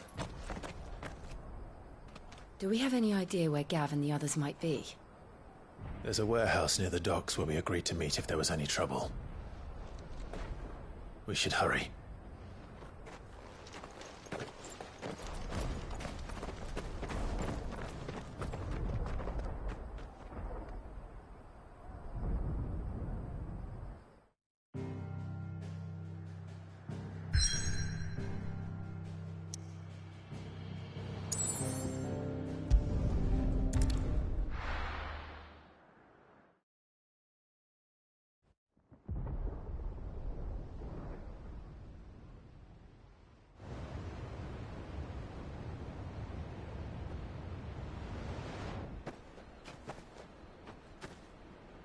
Sounds like thunder.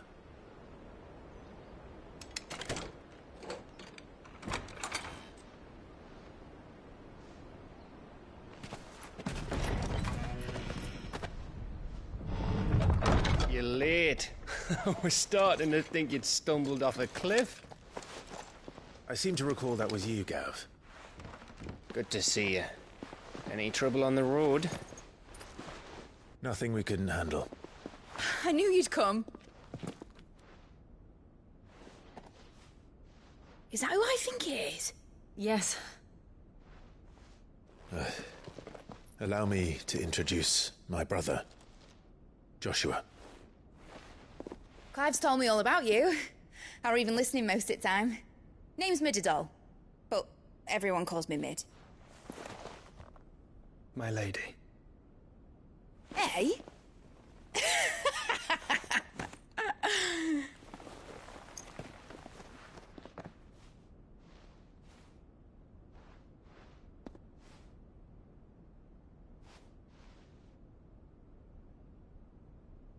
My boy.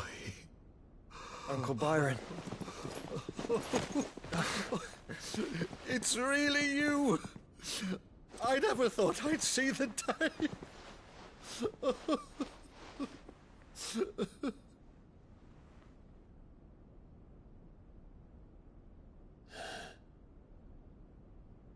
So these Akashic are being controlled? That's what it looked like. Empty eyes, eerie blue glow. No doubt they were turned, but silent as monks, every last one of them. Your man here speaks true, Clive. We saw more than a few in the city. They moved in ranks with a purpose, and not of their own. Ultima's doing. Perhaps. What of the city? The people? Dead, mostly. Mostly, but not all. A handful managed to lock themselves in their villas before the Horde arrived. Some in the Merchants' District to the west, and a few others on the far bank. If the Akashic stumble across either hiding place, a few bolted doors won't hold them for long. We need to find them. And quickly. What do you propose? We split into two parties. I will make for the Merchants' District, while you look to those across the river. Mind keeping an eye on my brother? Not at all. We find the villa and try the servants' entrance. Understood. And what of us? Mid, is she fit to sail? The ship, the Mithril engine could probably do with a few more tweaks. Then you better work fast. Even if we do reach the survivors in time, they'll never make it to the hideaway on foot. You leave that to me. See that Mid doesn't get herself into trouble, would you? Think I can manage that? I'll keep him safe. Looks like you stuck with me, Byron. That's Lord Rossfield, you little gutter snipe!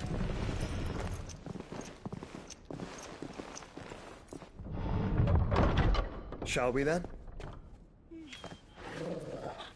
And you keep Clive safe. Be careful. Both of you. You too.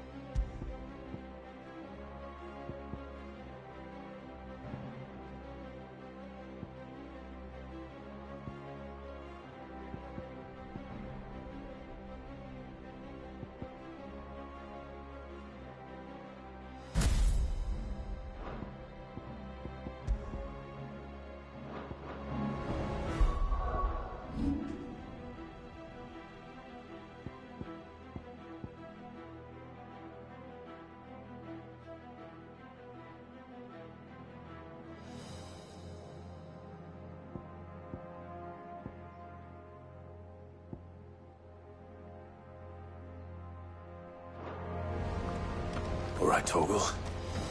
Let's find those survivors.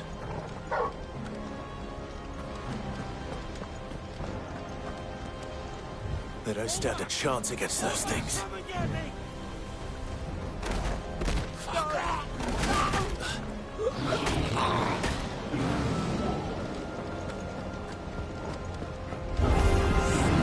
They've been routed.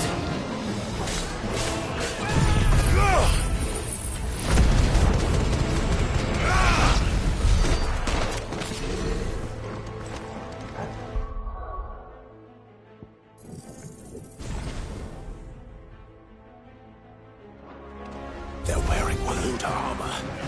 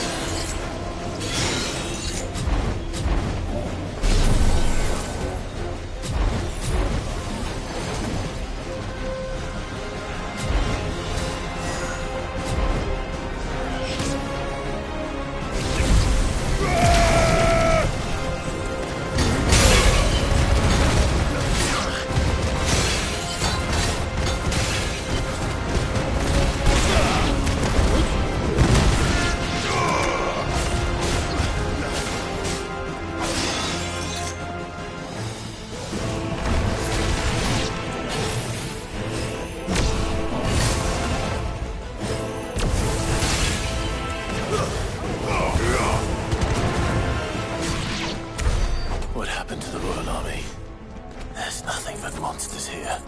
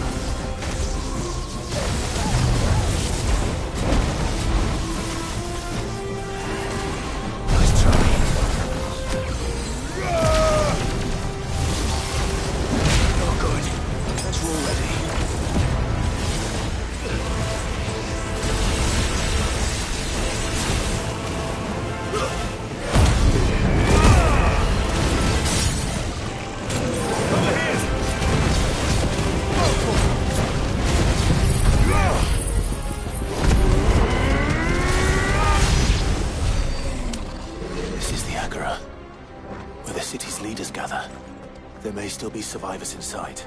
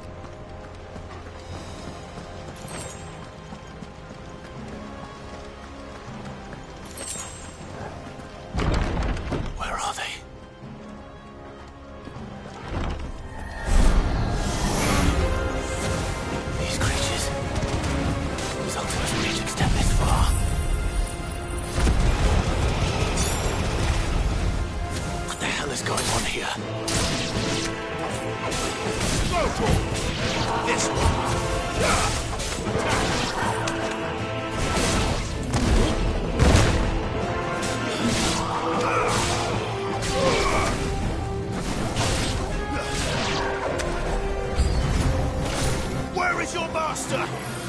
What does he want?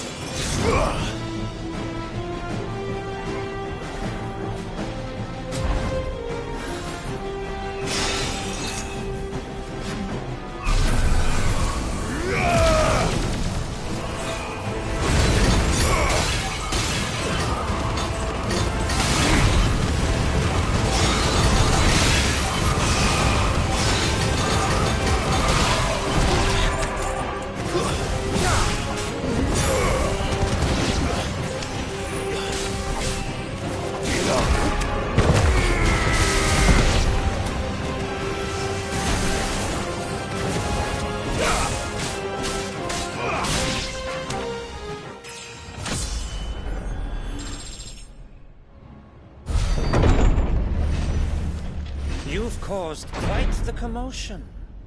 But then I would expect no less from you, Mythos. You again. I don't believe we've been introduced. You were in my family's crypt. And now you're here. With an army of Akashic thralls. Manners, Lord Rosfield? They are men, like you and me. Albeit ones unburdened by the wills that drive our kind to madness. They are pure. They are divine. What? And they are all that remains in this once raucous city. You'll pay for what you've done. As you wish. I confess I have been very much looking forward to this. Pardon me this indulgence, Your Majesty. The vessel shall not be spoiled.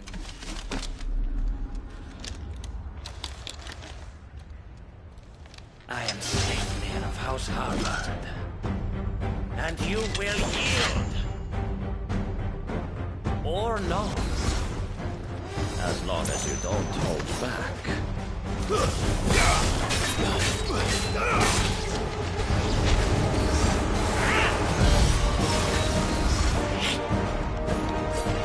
Too slow.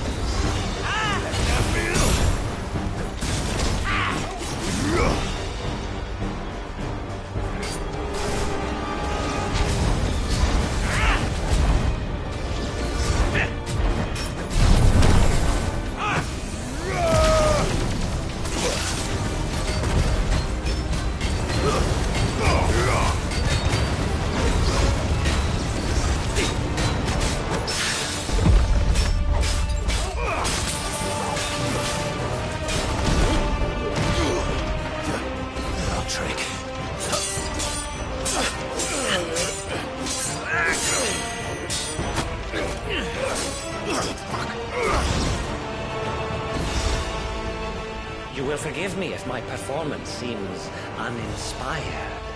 It is just that I expected so much more from our chosen one. Perhaps this will kindle your flame? What now? A gift from my liege lord's armory. Gungnir. Watch closely, Mythos.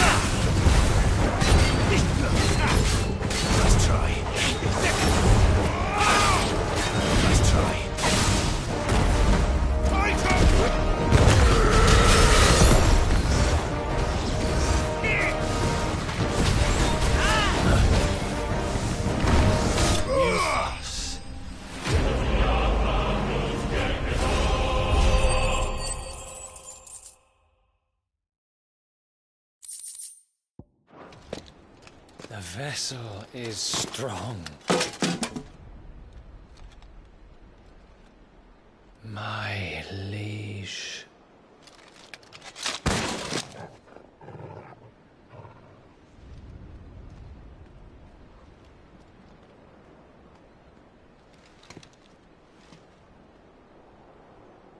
Clive! You're all right. As are you, I see. We are, yes. I'm sorry, but we couldn't save them. It was over before we arrived. Well, you did what you could. I fear we were all too late. What's wrong? Nothing. I hope.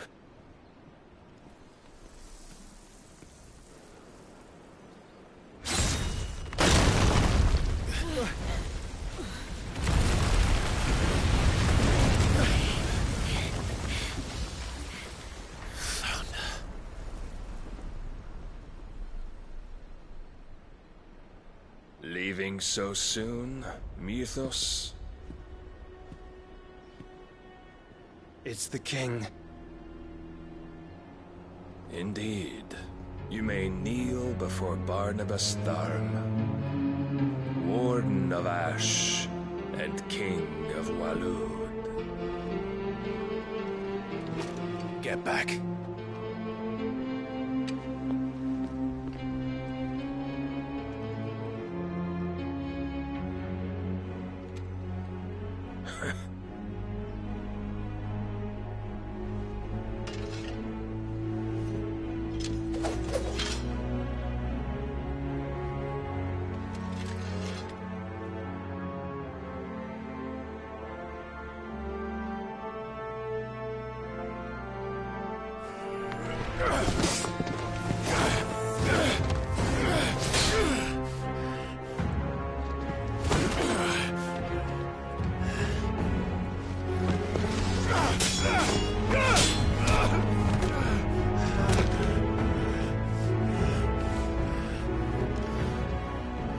Wild and impetuous.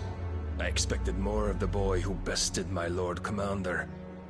Yet I see why my master covets you so. The power within you, Mythos. The potential.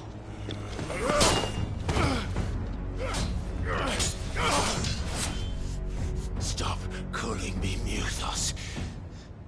But Mythos is everything. The cornerstone of all creation. The Lord's vessel. Your purpose. My purpose? To surrender my mind and body to that thing.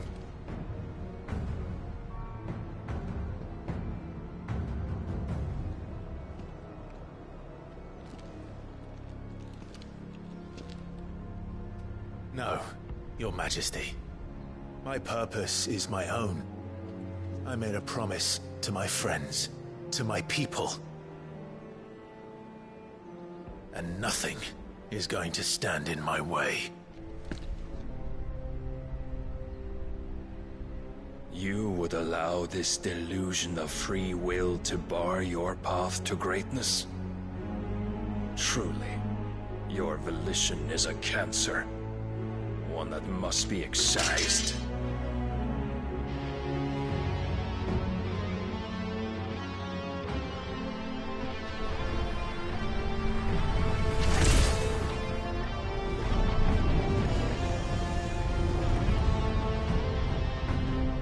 Try it.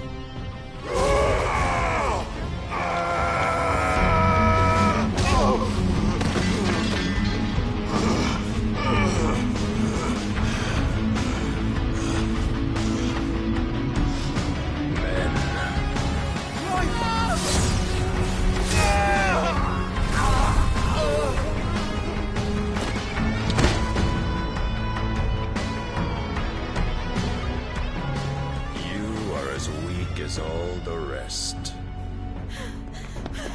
Joshua!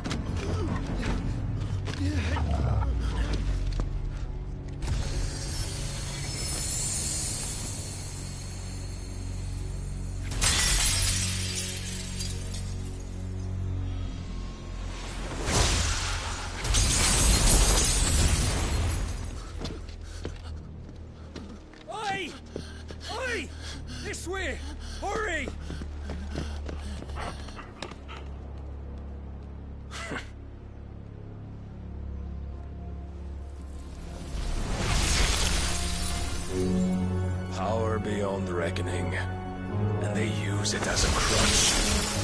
Such a waste.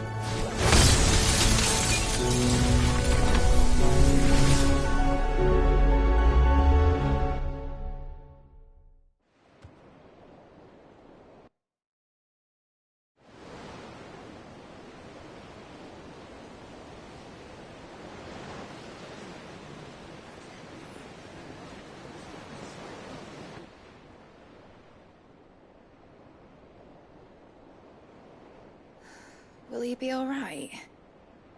The phoenix can mend flesh, but the spirit must recover on its own. I'm afraid the rest is up to him. This place is remarkable. Outfitting it must have been no small feat. But why go to such trouble?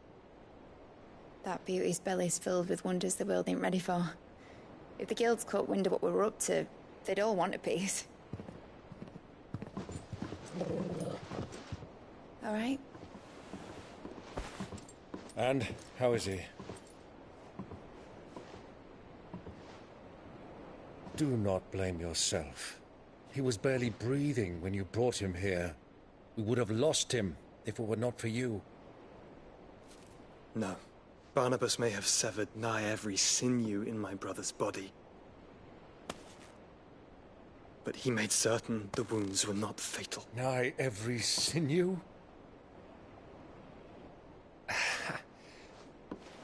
Allow me, your lordship.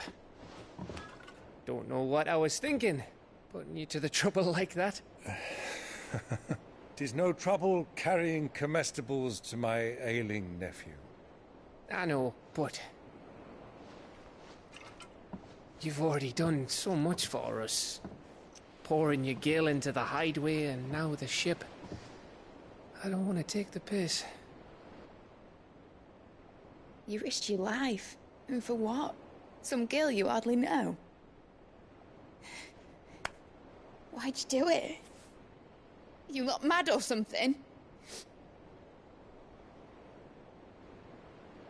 I wouldn't go that far. Clive! You're awake, my boy. Oh. What I want to do is help. And the world won't save itself. It was Sid. Your father, who taught me that. Sounds like him. Don't you dare do that again. What of the Royalists? Fucked off, the lot of them, along with the galleon. With the king on board, no doubt. Behind here, I wouldn't sail without him.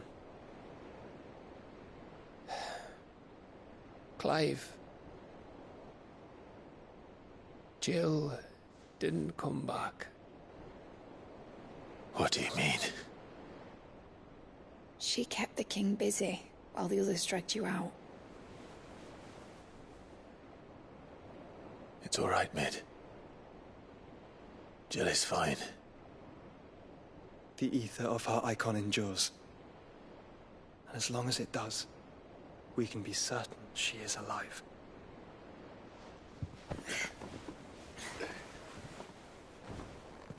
We must pursue the Black Galleon. Jill will be with the king, I'm sure of it. Well, good luck catching him, because my ship's going nowhere. It's the Mithril engine. She's got a kick like a wild chocobo and a mind to tear the hull in half. But you have an idea. Well, of course I do. My dad'll have seen this coming a league off. If I had his old writings... If you had his old writings, you'd be sitting under a fuckload of rubble. The ones Otto didn't save anyway. I suppose he might still have a few pages in his stores. We'll have to hope it's enough. Do what you can to ready the ship. I'll speak with Otto. In your condition, you really are mad. Perhaps. But the world really won't save itself.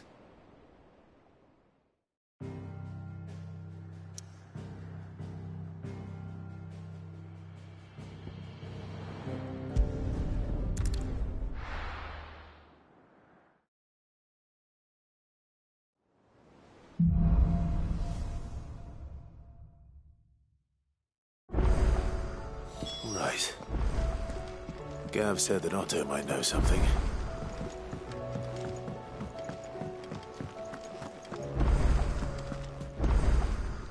Aye, it's a dangerous world out there. It'd better all be here. You'll not find a better price than that.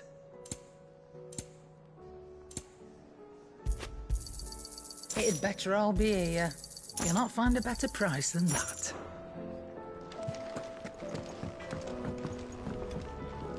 Yep.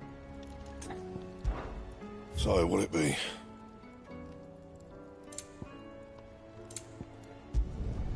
Not bad, if I do say so myself.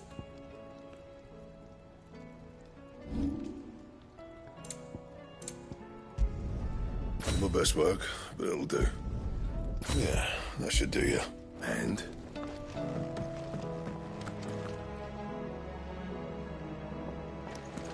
If it's knowledge you seek,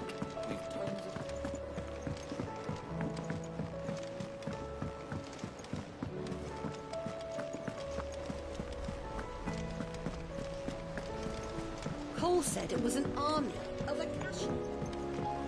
How are we supposed to do our duty when the hills... Clive? But if you're here, where the hell is everyone else? Don't tell me. They're all right. But it's a long story.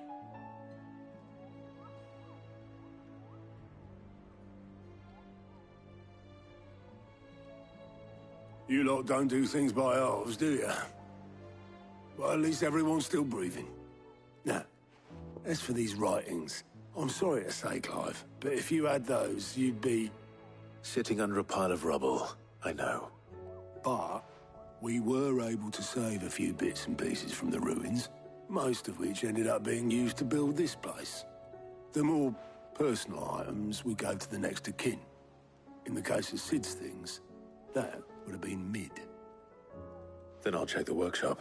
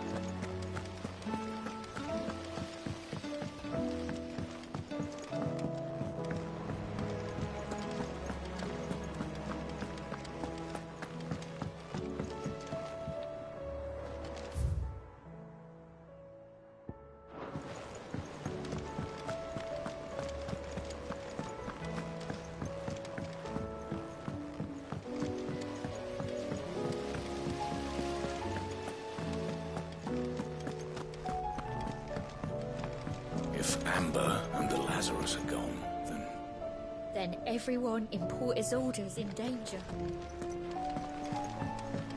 What do you reckon we should do? I say we should just...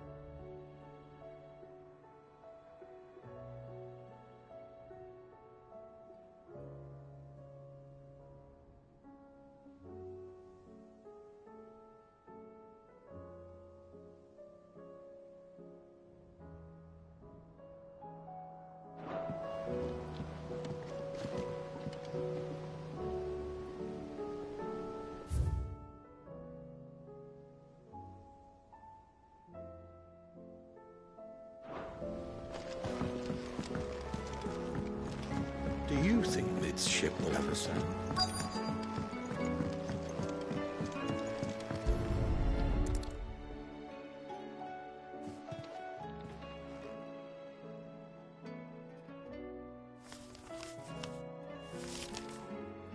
This looks like it's from Sid's old diary. But you'll already have read it. I'd better keep looking.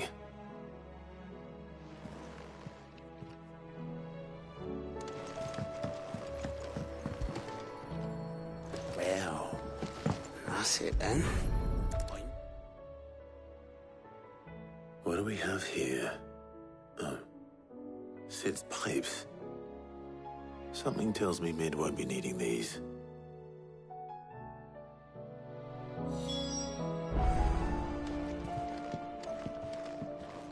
We've had no word from Canva for days. Please tell... I remember seeing this doll in Sid's cellar.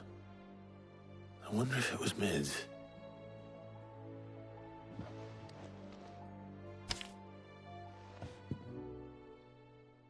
Huh.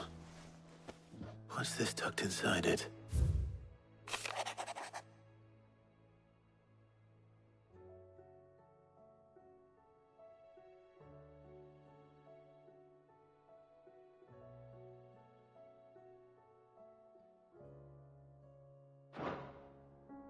Sid's best invention. Huh. That sounds promising. So Sid hid something in Mid's first opus. But what would that be? Perhaps Otto might know.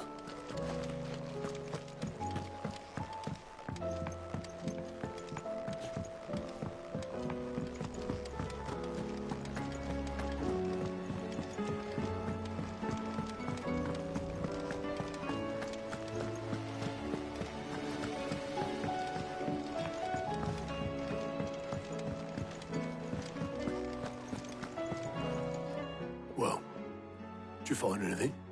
Possibly. You wouldn't happen to know what Mid's first opus was? Opus? That girl's as tone deaf as a banshee. Unless you mean the orchestrion. She couldn't have been more than, what, 11, 12 when she cobbled that thing together? It surprised us all. Not least her dad. You should have seen how proud he was of the little scamp. What's that battered old box have to do with anything? I think Sid may have hidden something inside it. Wouldn't surprise me. Those two and their bloody treasure hunts. Half the things in the hideaway were hidden one time or another. The orchestrion's in the Tub and Crown, where it's always been. Cole said it was an army of Akasha.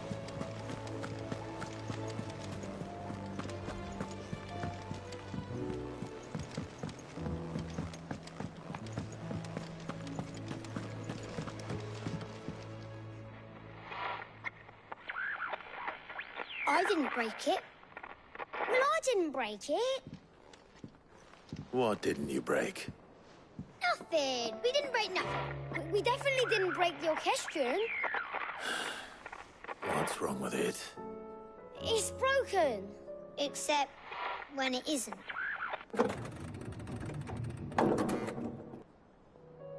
See? And you had nothing to do with this? Nope. Nothing. We just wanted to listen to all the songs at once. So we pressed all the buttons. Like this.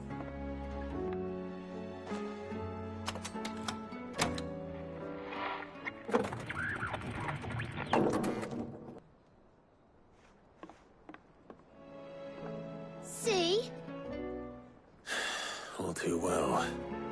All right, out of the way.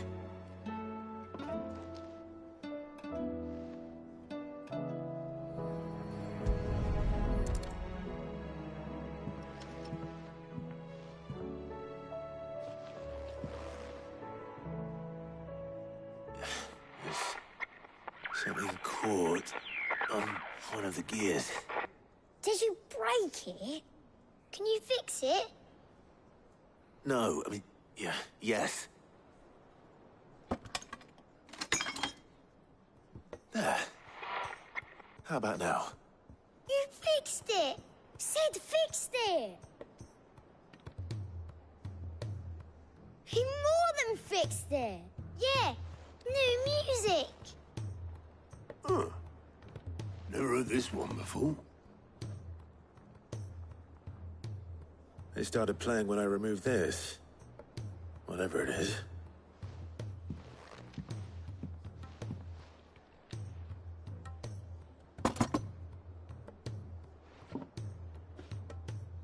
Well, don't look at me.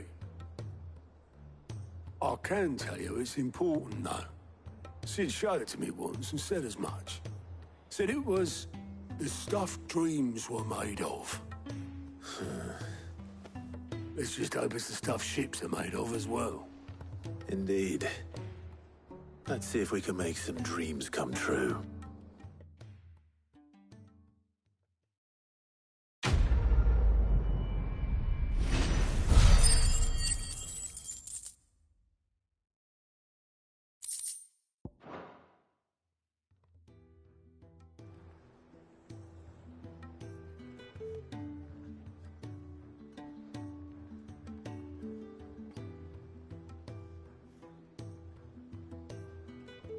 Just the two I was looking for. Aye. Who's a patient? Actually, yes. The Crown Prince just left. Dion left? Unless you've another word for stood up and walked off. Yes, left. He did have the decency to leave a message with Obelisk before commandeering one of his dinghies. Should we go after him? No. We're not the Prince's keepers.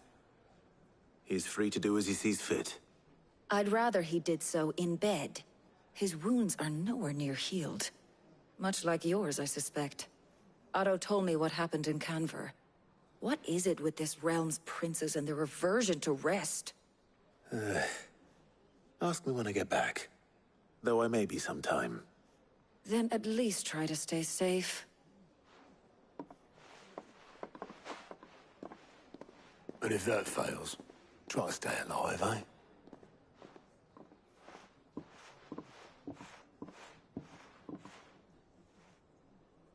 Every moment I waste here, the further the flagship sails. I have to get back.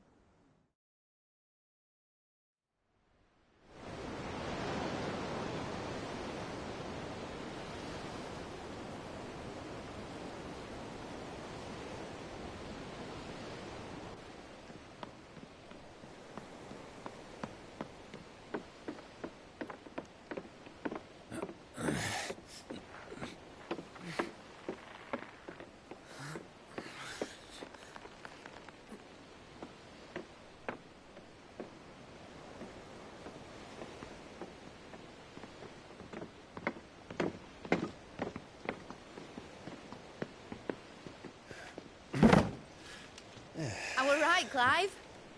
My dad had it all worked out. He'd be proud of you, Mid. His writings may have helped, but this achievement is all yours. Can we catch them? The Ainayar's one of the largest, fastest vessels ever built. And it won't help she has the wind at her back. Any other ship would be hard-pressed to keep pace with her, let alone reel her in. But this isn't any other ship. This is the Enterprise! And the world's never seen anything like my dad's engine. It certainly hasn't.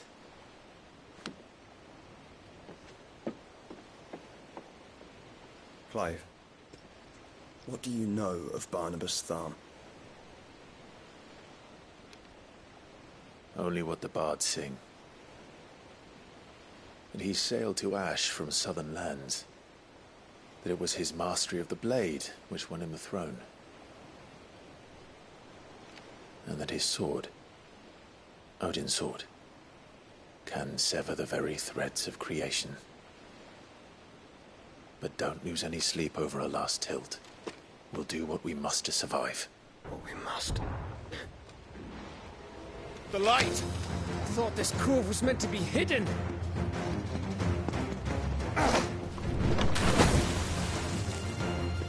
Mid! Company! Eh? We'll hold them off until the ship is ready. But hurry! Bullets! All hands! Man your stations!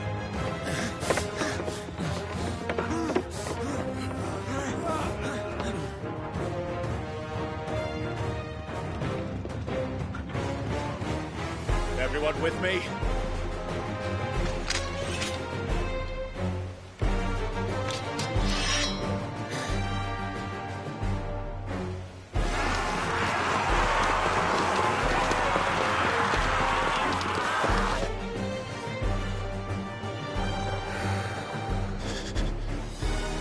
Here they come!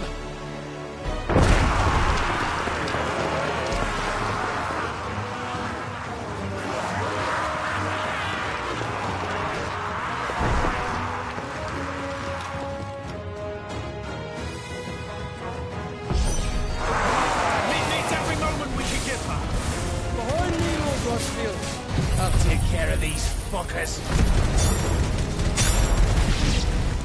Behind you? I'll have you know Earthquake here once struck fear into the heart of every man in the cliff. About that offer, Gav? How are we doing, mid?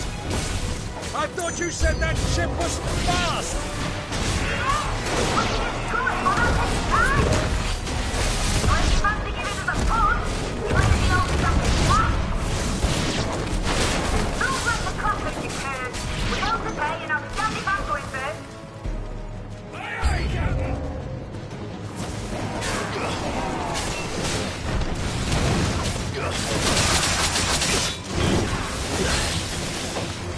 To me, Flames!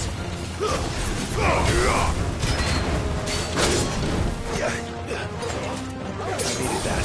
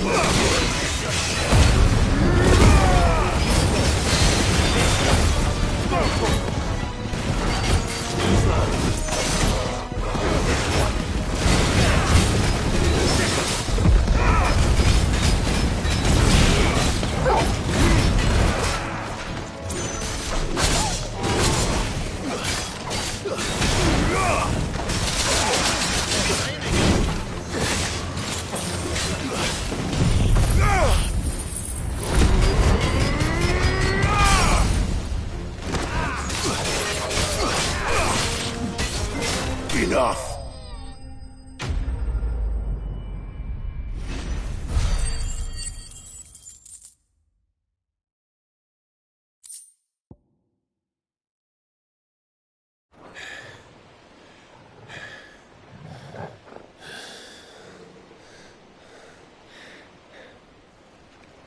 That was easy enough. All right, you lousy lot. Get your asses on board. She's ready to sail.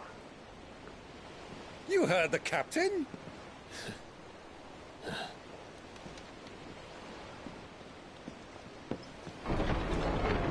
Clive?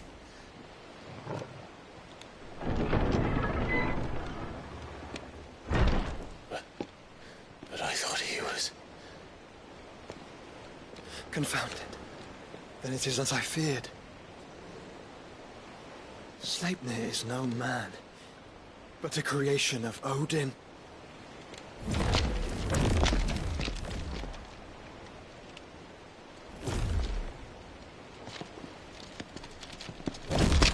Phoenix's fiery fundament.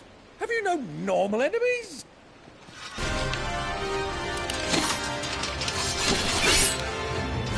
Up for another round? Of course we are. Right, Lord Rosfield? My boy, there was a time people called me the Executioner. Always on my eyes. No matter, heads will roll, all the same. Mate! New plan! You leave! We follow! Follow? Swimming, are you? Oh, bugger me! Weigh anchor! Engine's dead slow ahead!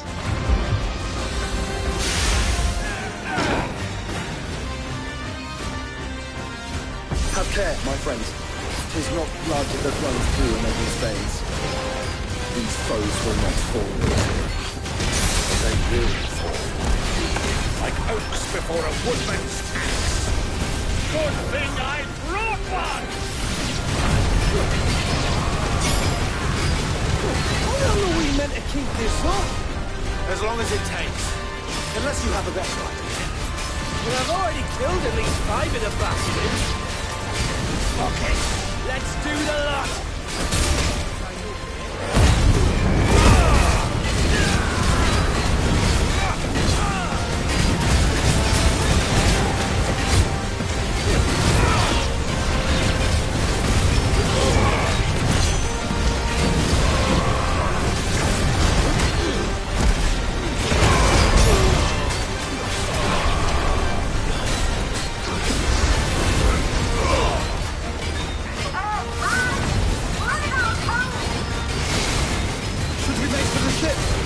not yet.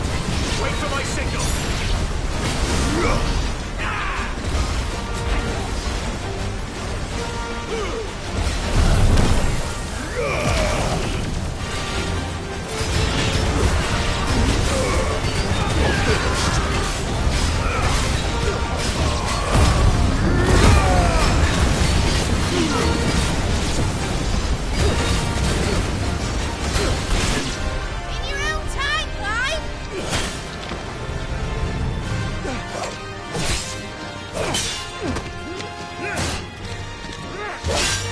Right, run for it!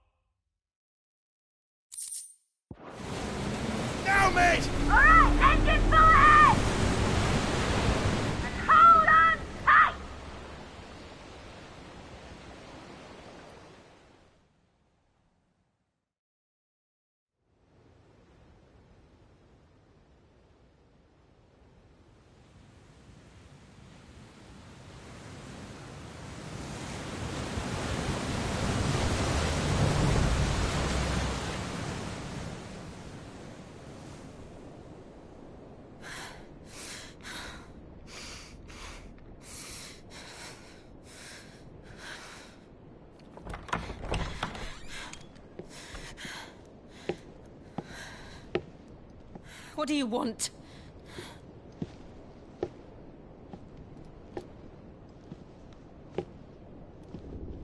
That's quite a mess you've made. And wholly unnecessary. You are my offering to Mythos. I would not see you damaged.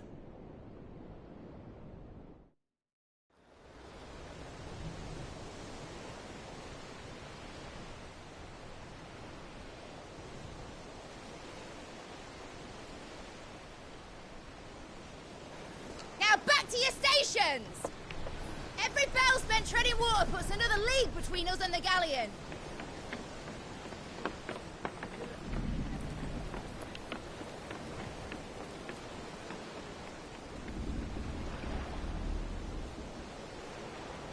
I don't suppose Mid has a spare engine? Since you rose from the grave, my fortunes have plummeted. Are you absolutely certain of this quest of yours, Clive? The foes you face are as terrible as they are numerous. Aye. And they'd have us live and die on their terms, which should answer your question. Ah. You have that same stubborn look as your father did when he set his mind to something. On the battlefield, I am but a single axe. A deadly one, mind, but a single one nonetheless. Yet what you require is 1,000, and I believe my old friend in Brandalar can provide them.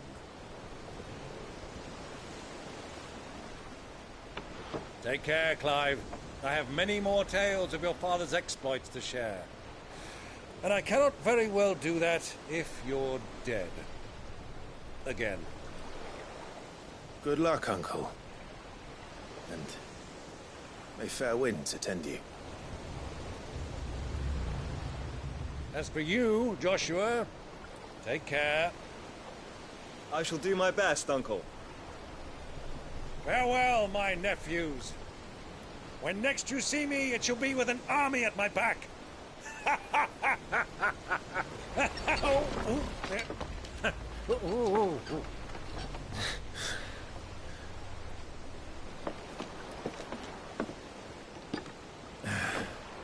Cheerio!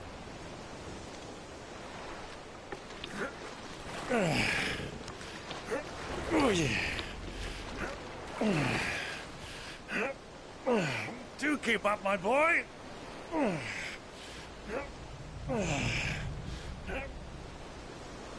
Well, you can't have him showing us up now, can we? We would never hear the end of it.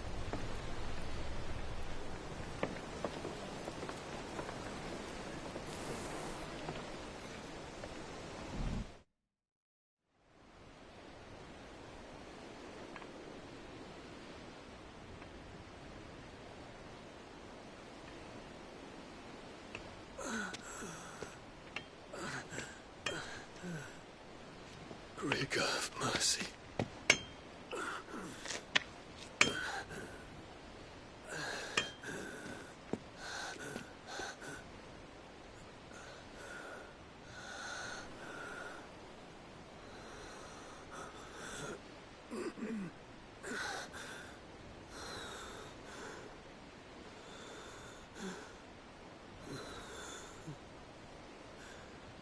All this.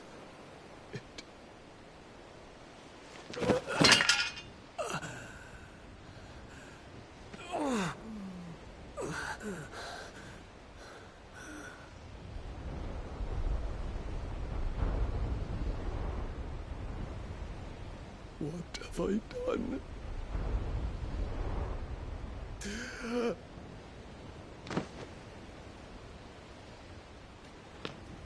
My lord.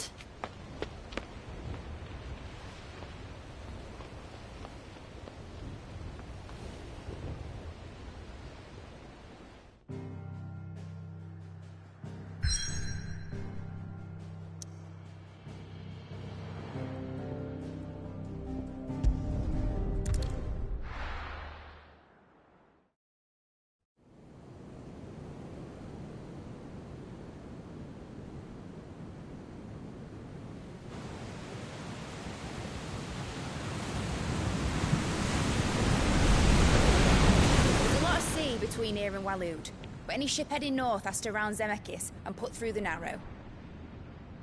Maintain our current bearing north-northeast, and we'll catch the Black Galleon before she vanishes again.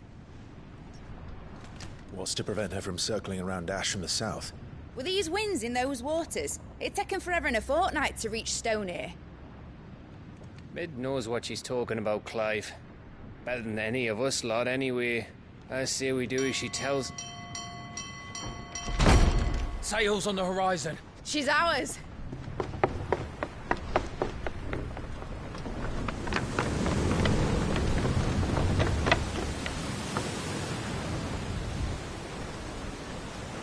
Look alive, boys! Full ahead! And keep those furnaces fed! Aye, aye! You feel that, Jill? All hands! Battle stations!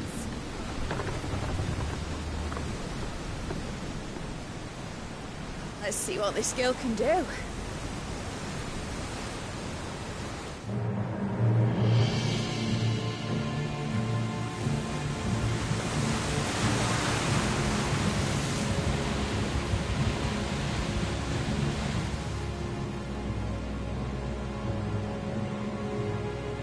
Where one leads, so does the other follow. The bond of consciousness which joins them condemning both to the same fate.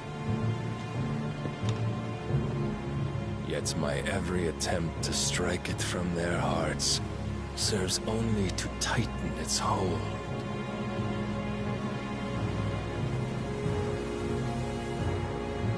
Fascinating.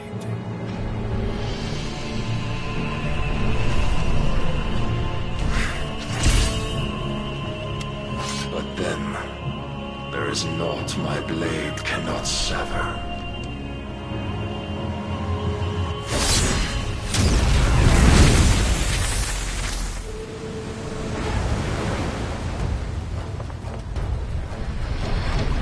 Great Grigor's gosh!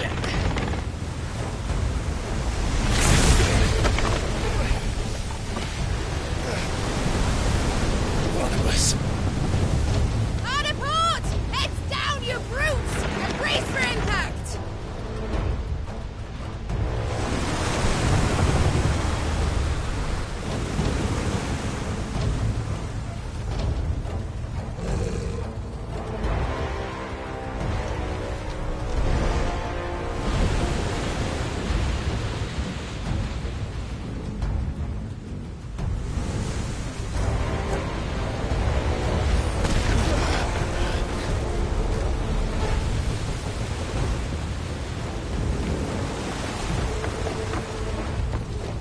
It's now or never.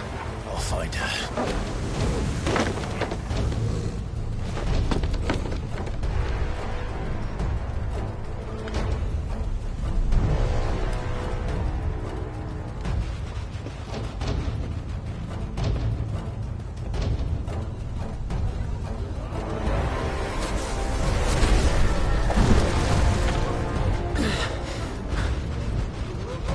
Bloody hell! At a starboard!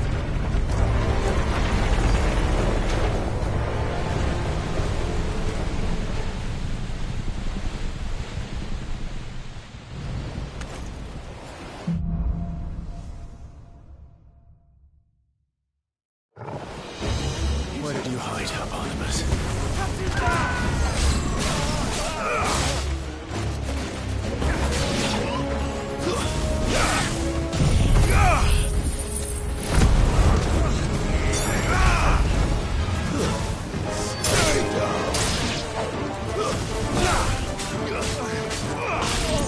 It's over.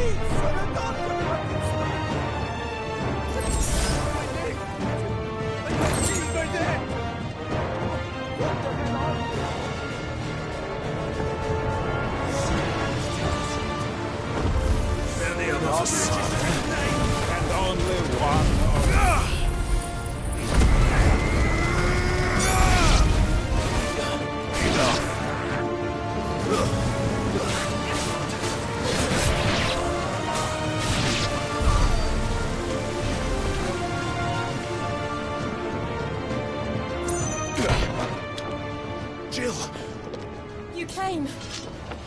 Get back!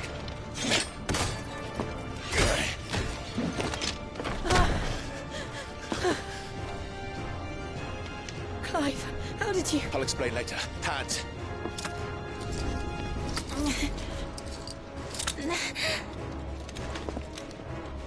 Can you walk? Out of here I can.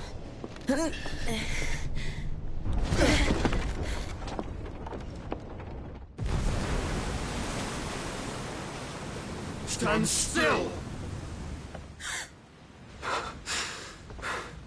Phoenix. Are you not the dominant of fire? I see naught before me but a guttering flame.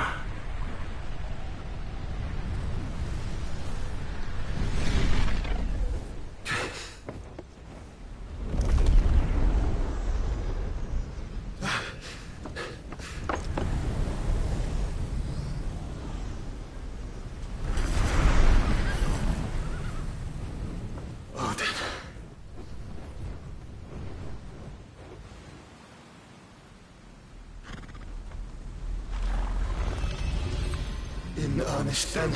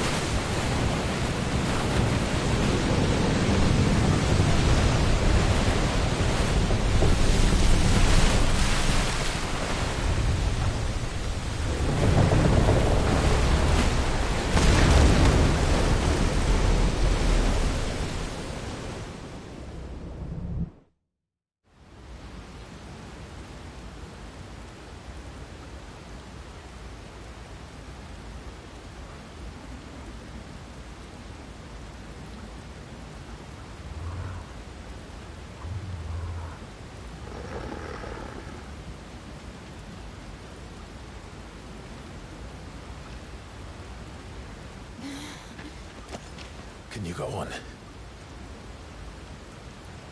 I think so.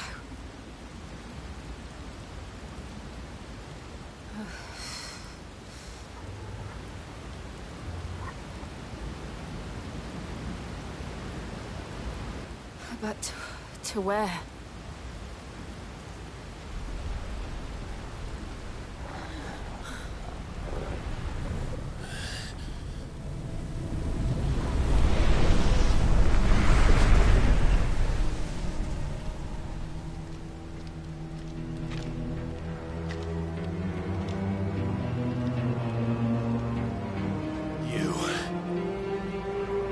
What did you do to Joshua?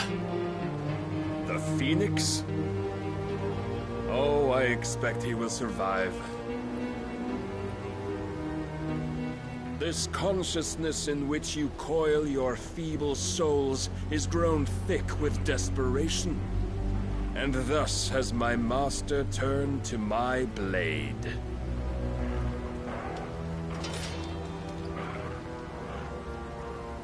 The world will soon be painted in black. And all that live shall gather in death's autumn wake. Not if we remove the cause of this misery. Not if we destroy the last of the Mother Crystals and restore balance to the world. Come. Do you truly think it's so simple?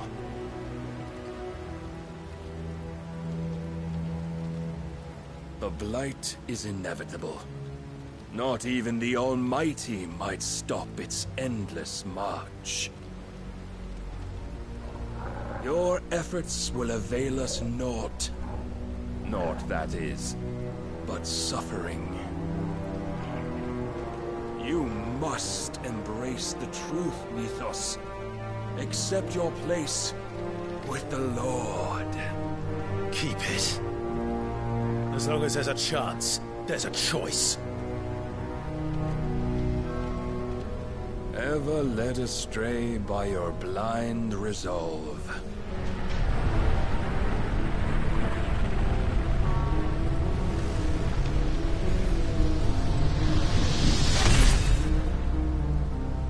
Now, it is time you learn the inevitability of your divine fate, however much it may hurt. Get as far away as you can. Clive, no. Trust me, Jill.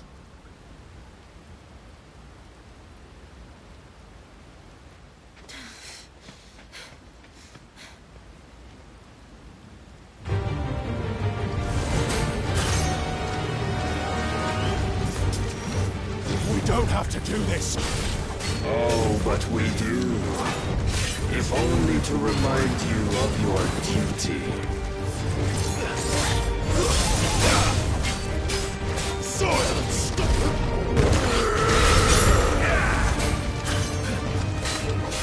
In the short time since our last meeting, you have grown much. Yet as a vessel, I fear my lord will still find you lacking.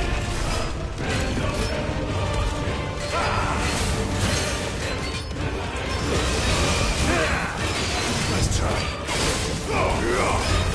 All this fire and fury, and for what? Stopping the blight. A foolish notion fed to you by a foolish man. How dare you? You know naught of this world, nor of our place in it. If our fates were so easily rewritten, we would all be gods.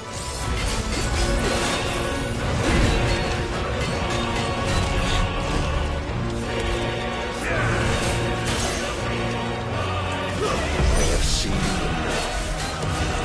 If reason cannot sway you, there are other means of persuasion that might. Cast off your chains. Rise, Mythos. This one.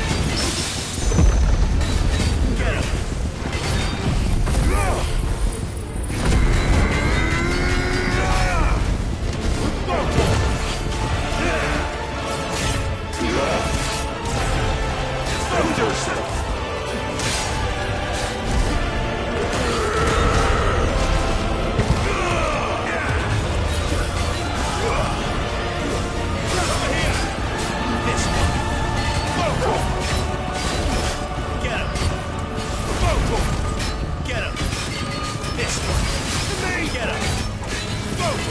You will assume the mantle you've been given. And thus is the light of hope severed.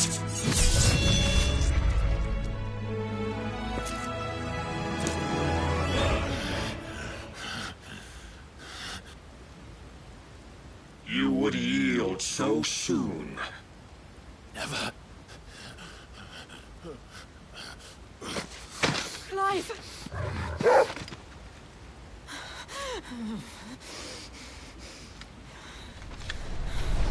Do you not see? Your iron will weighs you down, dragging you ever further from your purpose. And what is my purpose? Mythos. Who are we? What are the dominants? The breath of the Creator still warm on our lips. We carry his light that we might guide the masses in his name. We are but mighty acts of God. We are more than that. You would be nothing without what he has granted you. The power we wield is his, and yet every time we draw upon it, it wears away at our very being. It breaks us. It unmakes us, that its immaculate aspect might reveal itself. The icon. It is too much for even his chosen few. Apart from you, Mythos, you wield the might of many, yet your body does not answer for its avarice. What are you saying? What I am saying is that we dominants are a means to an end. We were created for you, that you might drink deep of our strength and thereby fulfill your divine purpose.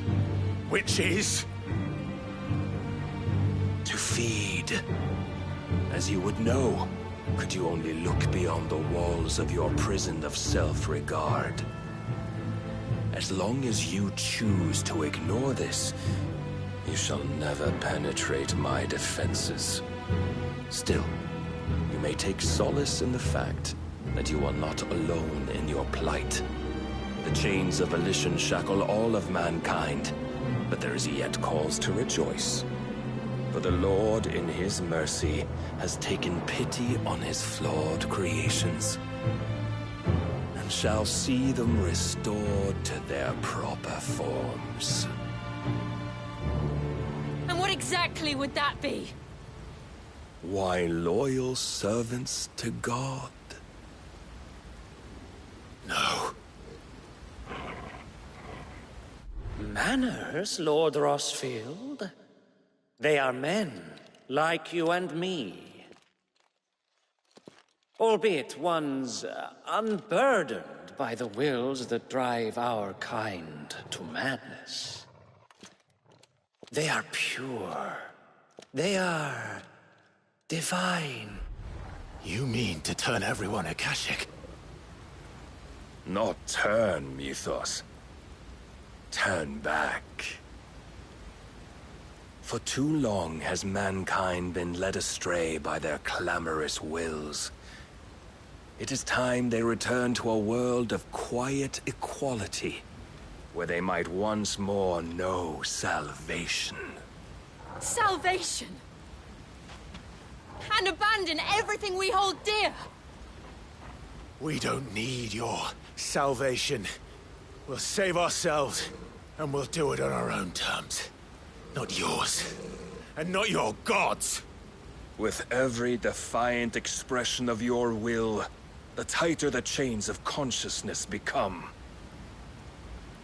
But perhaps that fact may be put to use.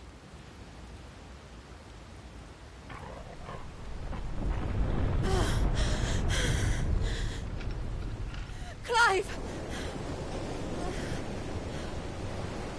The faster it binds you to the remaining dominance, the stronger your hunger will become. Until it leads you back to the only answer there ever was. Mayhap not by the path my master intended, but back all the same.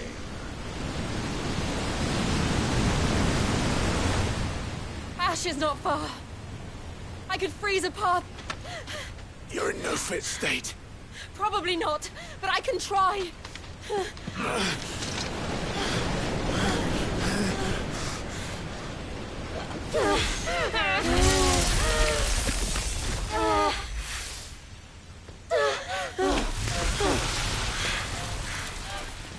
Don't look back!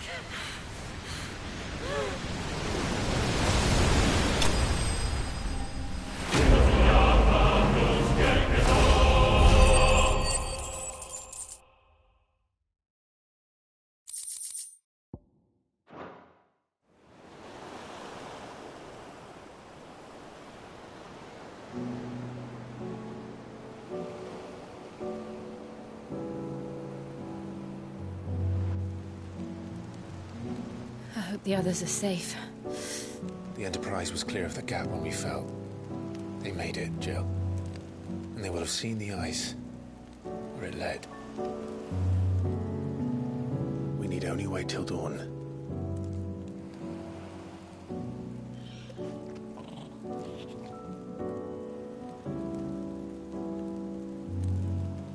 This is the second time Barnabas has bested me. I'm powerless against him. And maybe there really is nothing else for it but to give yourself to his master.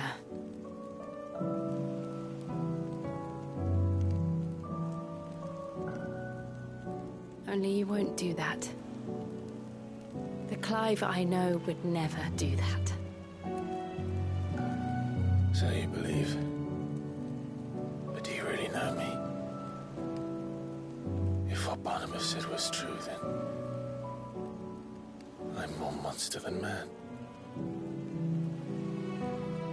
And each time I summon the flames from within, I burn away the things that make me who I am. Do you, though? Think of what you've used that power for. Of all the people you've saved. It doesn't matter how or by whom it was granted, only how you choose to use it. And you've chosen to use it for good, haven't you? I've also used it to kill. What if that's my purpose? What if it's all I'm good for?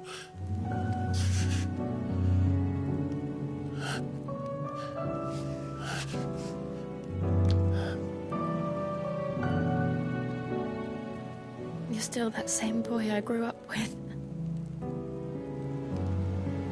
Always so eager to save everyone around you, and yet always so alone.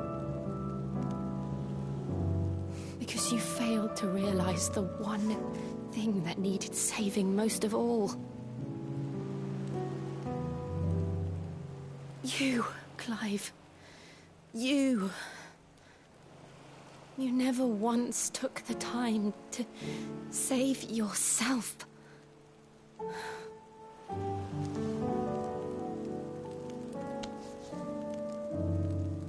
Myself? I think I might be beyond saving. No one is beyond saving. Provided they want to be saved. You fight to survive. And you survive so that you may protect those you love. It's what you do. What you've always done.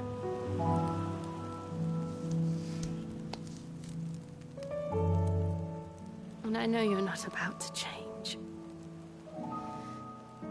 So I'm going to help you. To give you what you need to protect us all.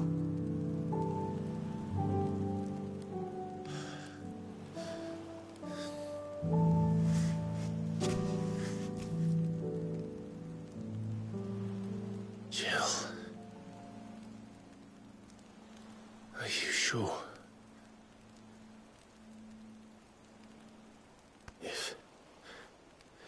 If this is what you want, then...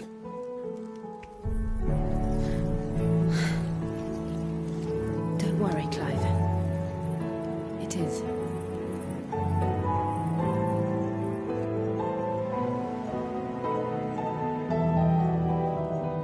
This burden, I'll give you the strength to bear it alone. But I'm not alone. These burdens I carry, my sins, my pain, my sorrow, I see now that they are all a part of me.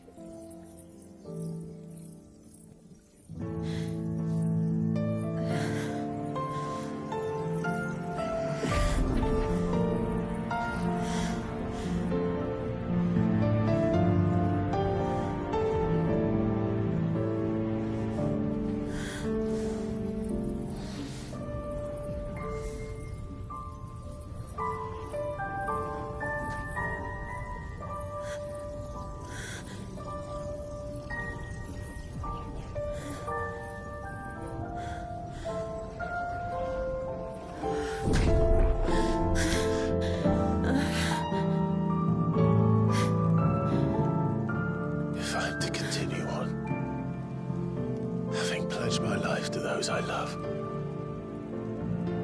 then I will gladly bear your burdens too, until my last breath. Clive.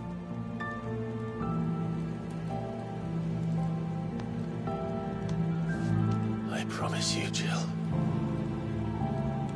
we will find a way to escape this fate. Find a way to save each other.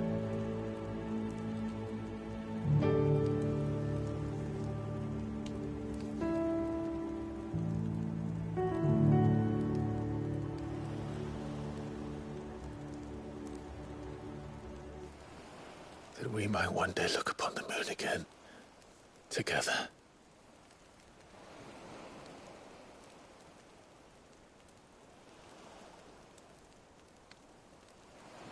And I promise you, Clive,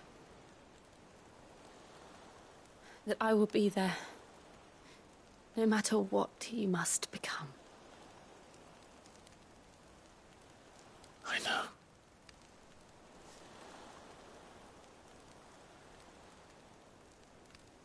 I never thought a smile could bring me so much joy.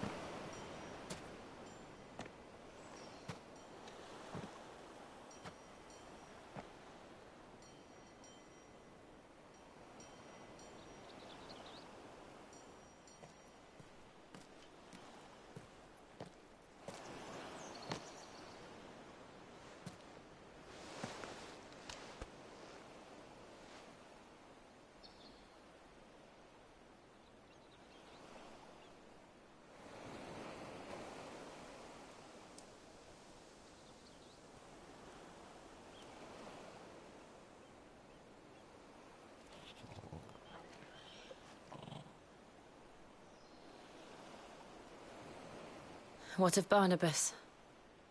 Do we pursue him? No.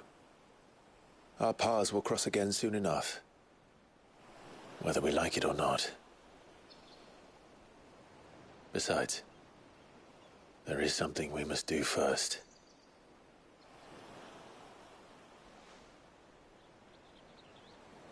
Of course. Drake's spine. The last Mother Crystal. The Einherjar is at the bottom of the sea. Waloed won't dare move on Storm without her. But they know we're coming now. We'll need a plan. And a damn good one at that. Then let's go home and find one. Ash will have to wait.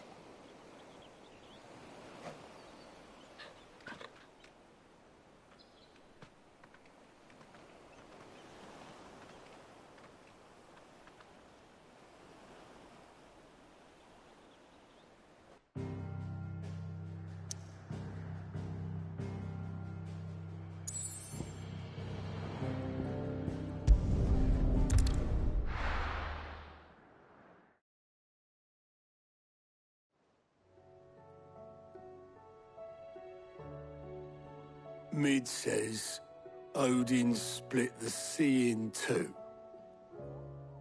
She's always been partial to a tall tale. But there's tall, and then there's tall. I struggle to believe it myself. I see your uncle isn't with you. He stayed with the Enterprise. After our brush with the Einherjar, she was in urgent need of repair. And my uncle knows a shipwright in Randalar. We're to join him there when we're ready to sail for Ash. You sure that's wise? Last I heard, the place was still overrun with Akashic. Show me a city where that isn't true. Ultima's plague is spreading. We're running out of time, aren't we? We've done our best to shore up that hideaway. But I doubt a few planks will stop what's coming. Still, we'll keep at it. Every little helps, I suppose. Let's hope so.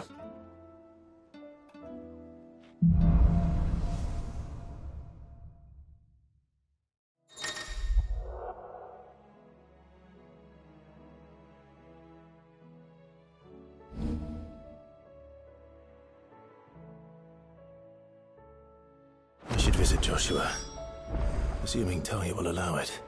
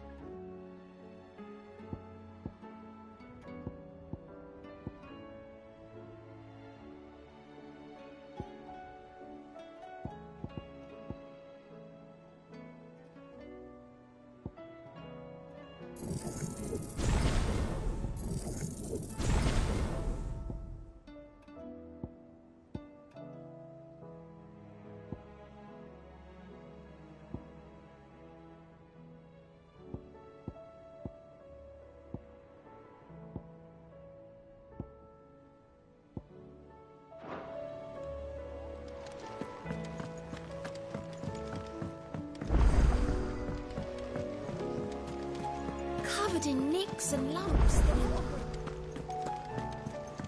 Come back.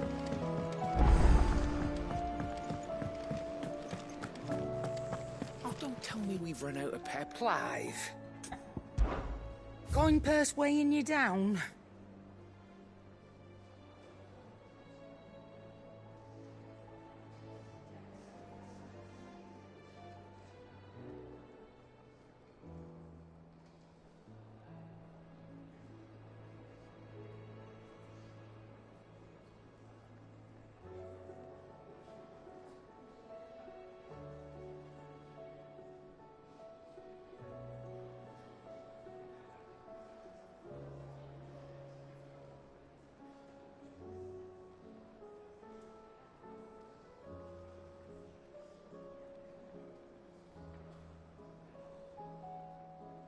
Maybe next time, eh?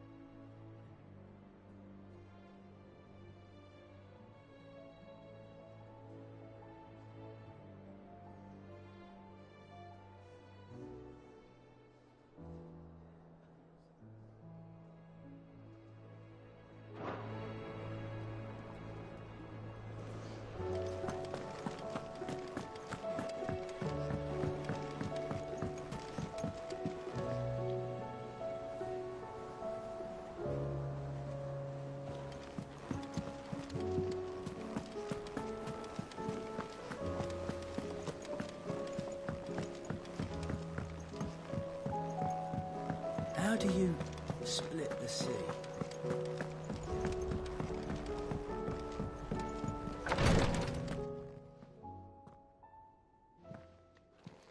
How are you feeling, Joshua? Better than I was. But not nearly as well as you should be. Your cuts and burns may have healed, but your body still bears the burden of every spell cast. And what would you have had me do? It was no ordinary foe we faced. It was the Warden of Darkness. Yet still, it was not enough. The king could have ended me at any moment, but instead chose to toy with me like a curl does a mouse. You underestimate yourself. Oh, it was crystal clear.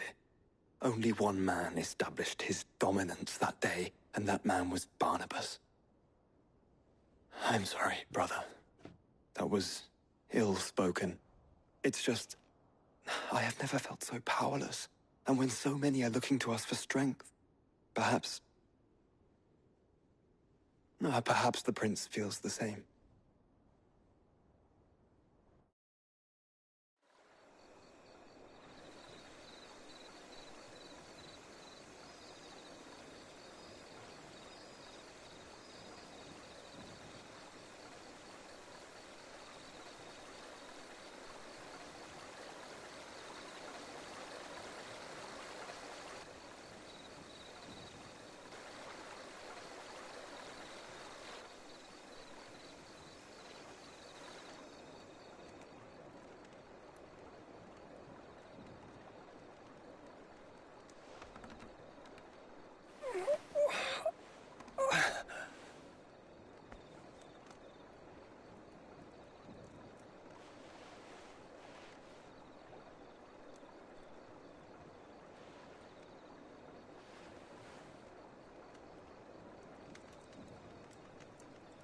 What is this place?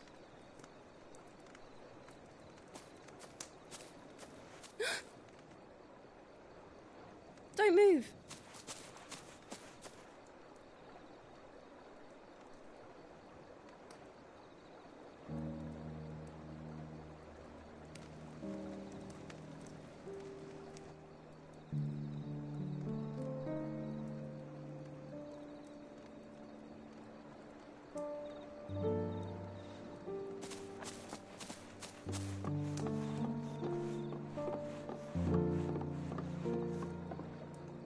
Here, it's fresh from the well.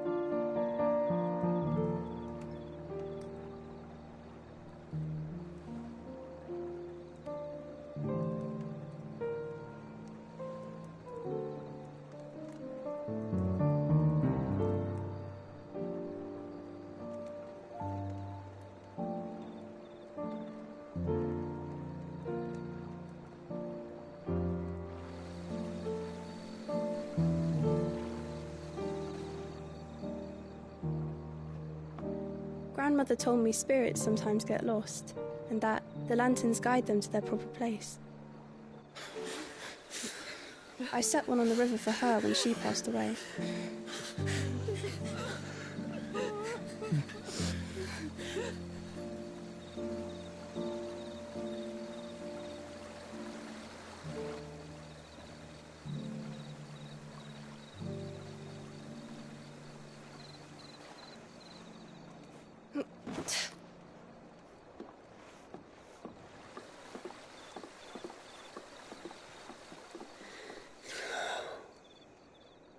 The fiend works from the shadows.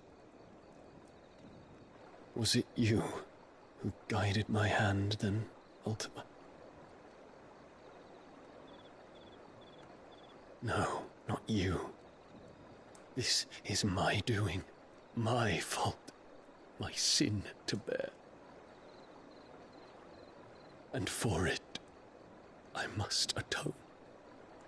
Your hurts are healing nicely. It was my poultices that saw you well. You make them? And sell them, or try to. Earns me enough for bread, most days. Forgive me. I have nothing to...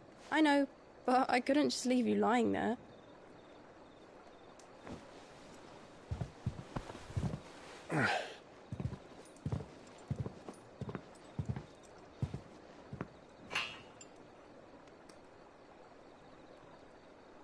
You're going then?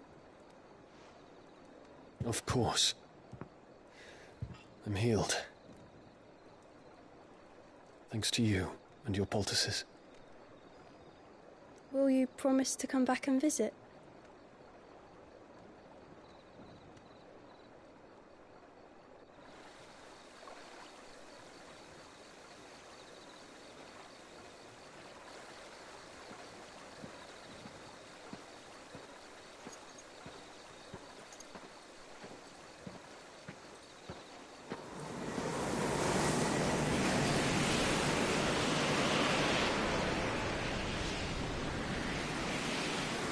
Well, Phoenix, it would seem that I owe you my wings.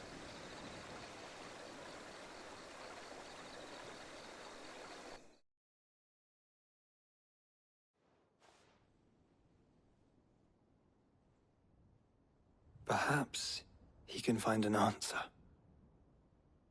You will be returning to Waloed soon, I gather. I see no reason to wait. Then neither do I. I can think of a few, but I doubt they'll stop you. You will take your medicine. Of course, Lady Daya. Set on leaving already, are you? How long will it take us to get back to Ash? Dunno, about the same amount of time it took us to get here. Maybe less, if your uncle can find someone trustworthy to patch up the Enterprise. All depends on where we're putting into port, mind. Yes. It's not as if we can put ashore wherever we choose. We have to assume that the whole of Ash is hostile, and that we'll be attacked on sight. Then we must find a place they won't think to look. And I have an idea who might know of one. The Professor! I'll go and tell you coming! While you're plotting our course, I'll be in the shelves with your lawsman. I wish to pick his brains about Ultima. Then I'll talk to Karen about supplies for the journey. They may not be easy to come by in Ash.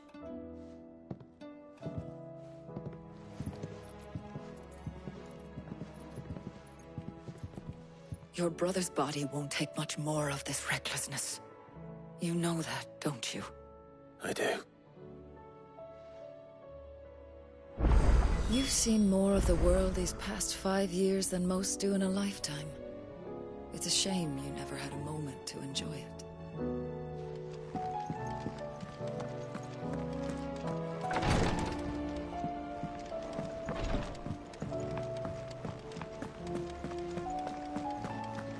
I still say it were a compliment. Ah, Clive. I was wondering when you'd arrive. Please tell me you've come to take our young prodigy here off my hands. I'm not here for Mid. I need information on Ash. Then why not ask Molly if you can look in one of her ovens? Go on. As soon as the Enterprise is ready, we'll be setting out for Drake's Spine. And we're going to need a safe place to land. Preferably one that won't see my ship blown to shit and splinters. If it were that easy, do you think Waloed would have resisted invasion for so long? Very little is known of Ash, and the information we do have is spotty and outdated. We have the good King Barnabas to thank for that.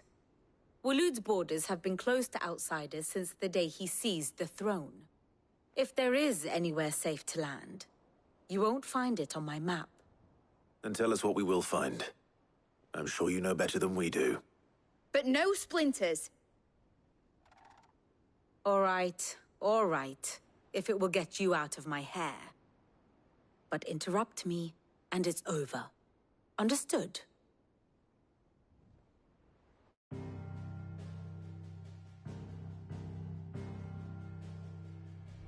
Barnabas Tham.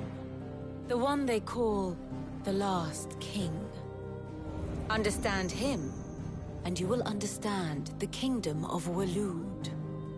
Barnabas was only a boy when he arrived from beyond the southern seas, and barely a man before he united the ragged tribes of Ash. And having unleashed them upon the formidable Veldamark, he set his throne upon the ancient kingdom's ruins. The victory sent shockwaves around Valisthea. Tales of Odin's might spreading through every court, parlor, and drinking hole in the realm. Note that this was in the year 843. and that the king still sits upon his throne some 40 years later, quite untouched by time. Waloed's recent inaction left many wondering if Odin had lost his appetite for war. And yet here we are. The Einherjar was committed to the fray, a bold declaration of intent. Orcs swarm around Drake's Fang, and throngs of Akashic haunt Canva's streets. Though how precisely the havoc they wreak serves Waloed remains unclear. Regardless, if the order to attack truly came from King Barnabas, then one thing is certain. Waloed has achieved the impossible, and made bedfellows of beastmen and the ether-addled alike. All of which is a roundabout way of saying that you will be in unknown territory when you set foot on Ash. Much of the continent has already been lost to the Blight, and what few ports remain will be fiercely guarded. And that is to say naught of its natural defenses. Offshore currents will cast an ill-equipped ship out to sea one moment, and dash it against the rocks the next. But then the Enterprise is anything but ill-equipped. And Mid has made land there before. Now, if only there were someone with an intimate knowledge of the Shadow Coast, and where a daring gentleman might put ashore.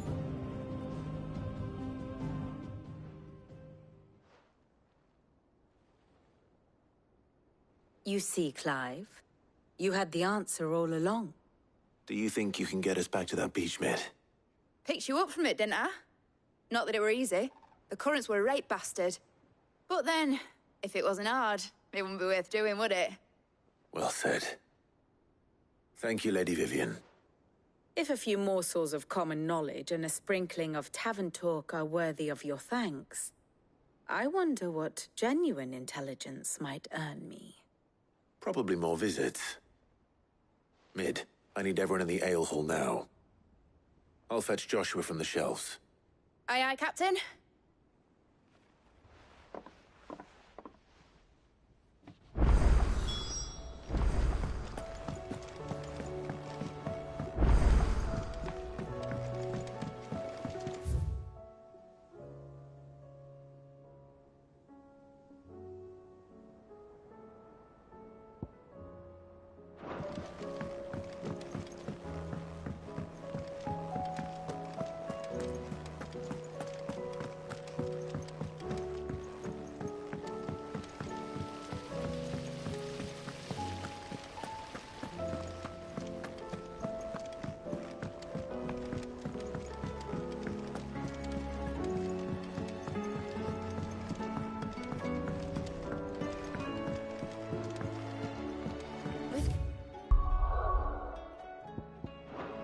In the hands of Akashic.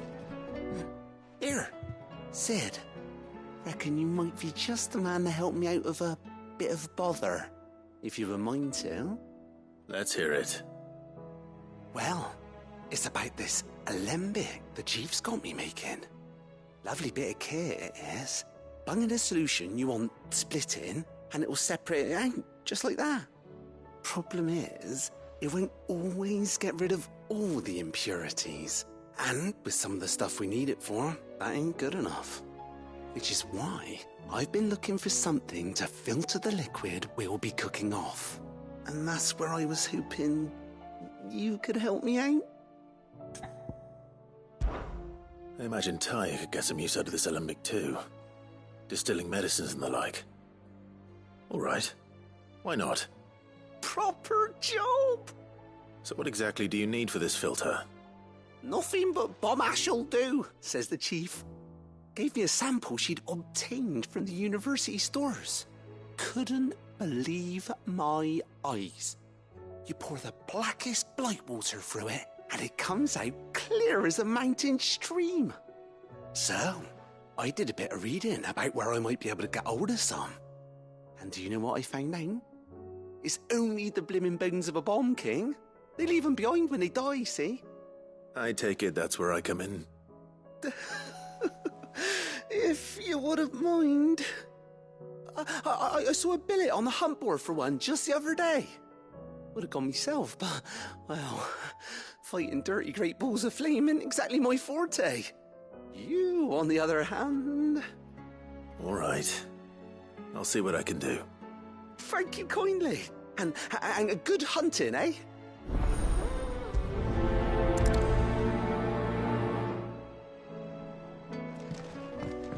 How was she?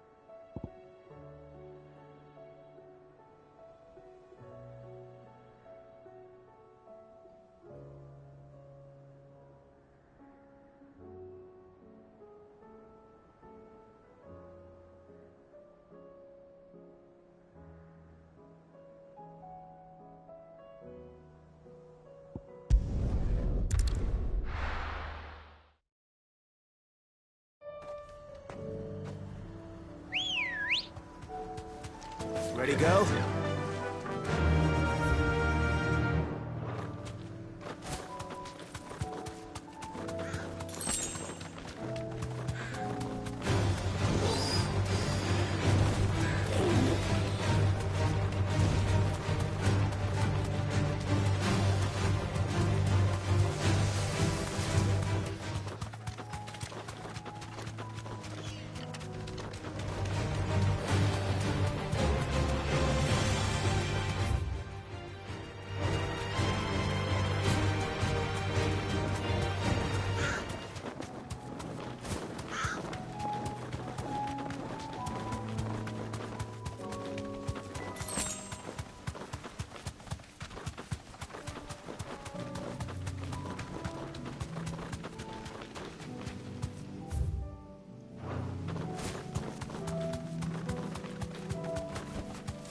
no need to ride from here.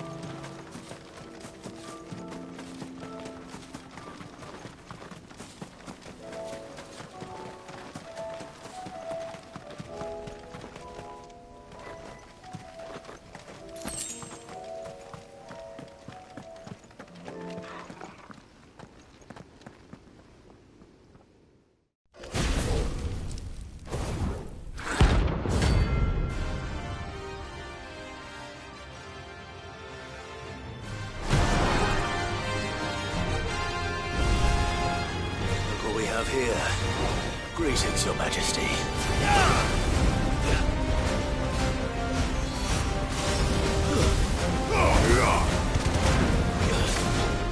Nice try.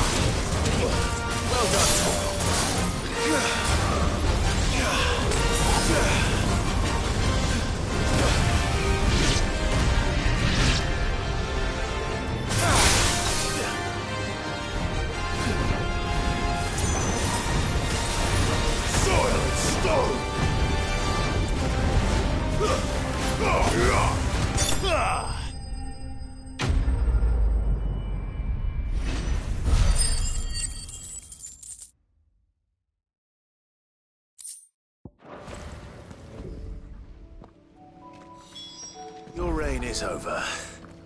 Now to collect the ash. This looks like the stuff. Let's see if there's any more.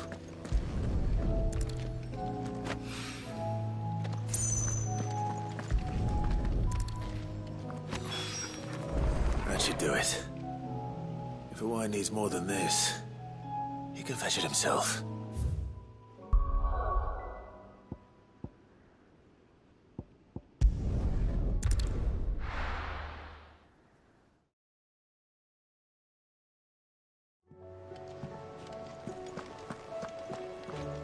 Karen says she'll provide what she can for our voyage to Ash, and has even agreed to forgo payment. Until our return, that is. Covered in nicks and lumps, the lot of them.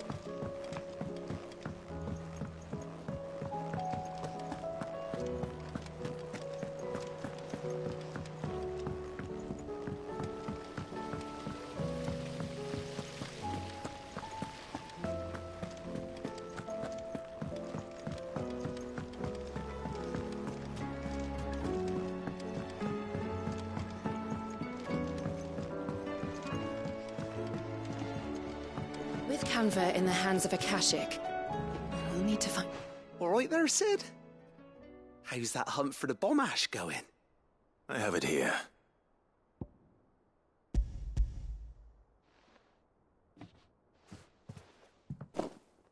That's the stuff! And plenty of it, too. Enough to keep the Alembic bubbling away for a good old while. You're a gent, Sid. Let none say otherwise. Right then, let's get this contraption up and running.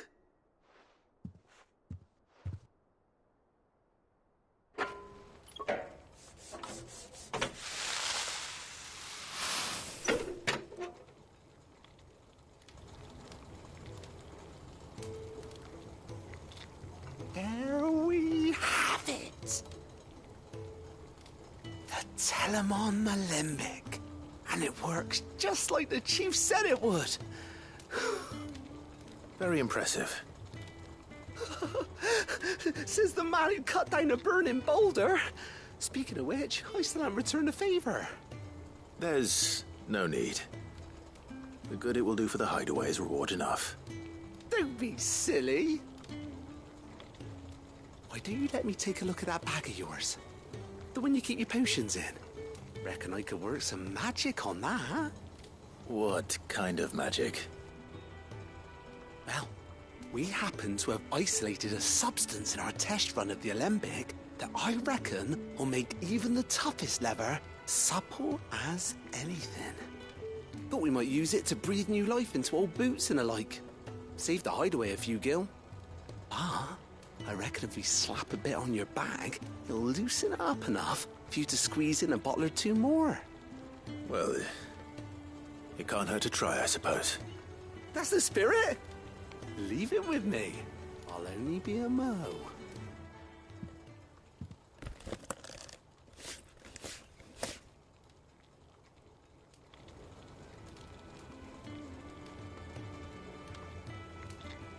Well, what do you reckon? It certainly feels more flexible. Right? Told you. Thank you. I think.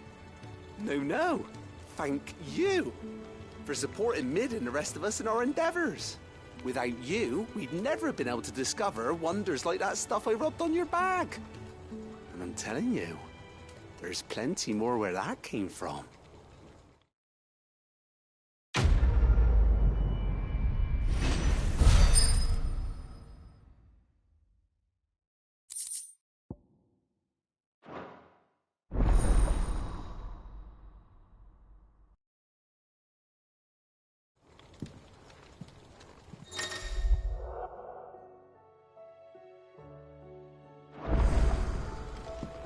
How was she? At the end. So, she don't need sails?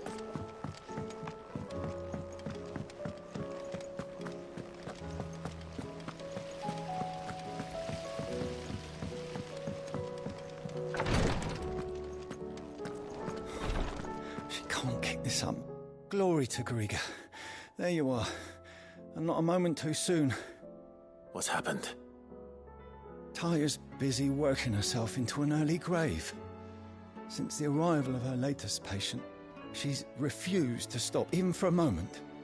I've tried offering to see to him in her stead, but she won't hear of it. Clive, she hasn't left the infirmary in days. She's pushing herself too hard. And if she doesn't rest soon, will you talk to her? Order her to her chambers if that's what it takes.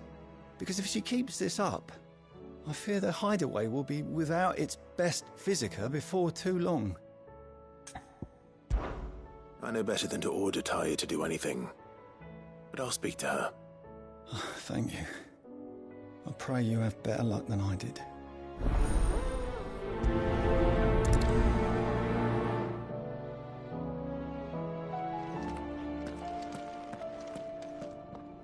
Well, Taya, Rodriguez worried about you. And if what he says is true, then so am I. We all admire your dedication, but you do need to rest. I will, when it's time. Until then, I'm staying put. We owe him that much. Who is he? Someone from my past. Someone who doesn't deserve to die alone. It won't be much longer. The crystal's curse has almost finished its work. If I had the tears, I could ease his passing. But without them, we've nothing that will touch the agony of those last few hours. How would tears help this man? Not my tears. Tears of mercy. Alicia. It's the only thing strong enough. You wouldn't, Tyr. Surely. There must be something we can do for him. Sometimes an easy death is the greatest kindness we can offer. You do well to remember that, Rodrigue. I will. We have all the ingredients we need for Alicia Balwam. It needs to be fresh, though, so we rarely have much to hand. I can make the draft if you can bring me what we're missing. Just tell me what you need. There is a species of venom-weeping spider that lives in the forests of Norvent, near Lorbert's Pass. Bring me one of their eyes. Preserve it as best you can, but avoid contact with the tears. I'll make sure the other ingredients are ready before you return.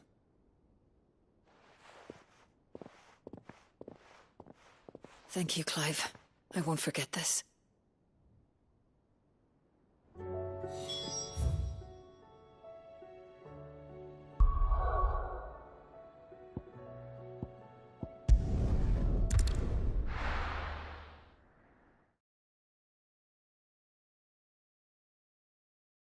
I'll be taking you all to a storehouse in the Bales. Leave anything you don't need behind.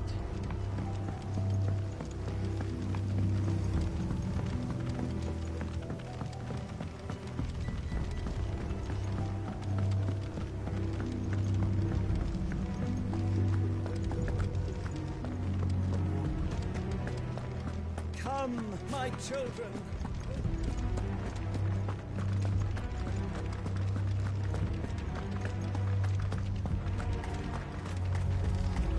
I know you're all afraid, but now is not the time for...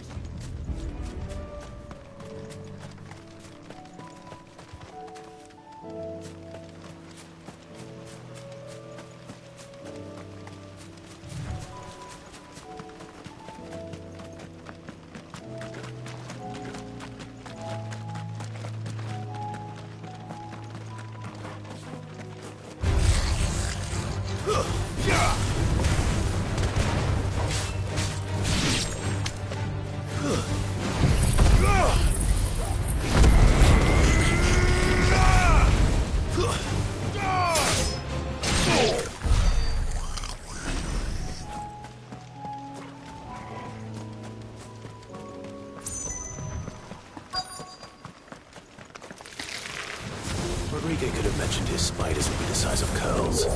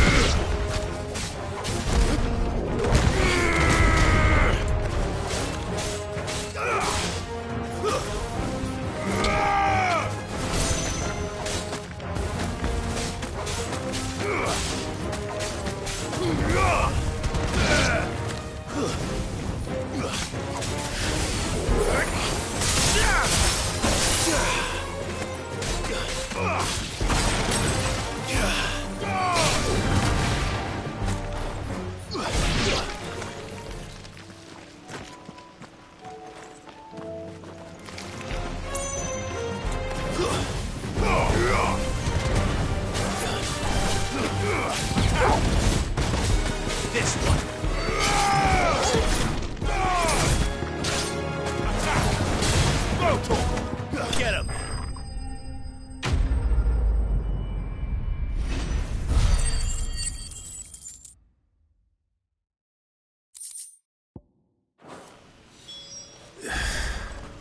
Hopefully one will be enough.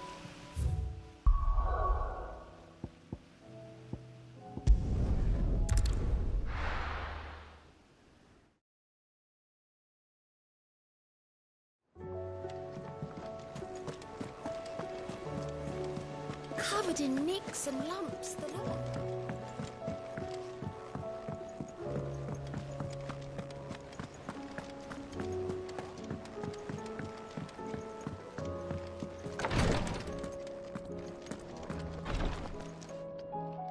Thank goodness you're back.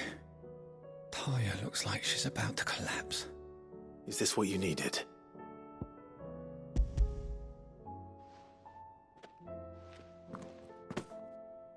Yes, it is. Thank you, Clive. I'm loath to give a patient Alicia, but Taya's right. Sometimes it's all we can do. A single dose dulls even the most agonizing pain, and all other sensation with it. It may be a gentle way to die, but it is death nonetheless. I wish there was another way.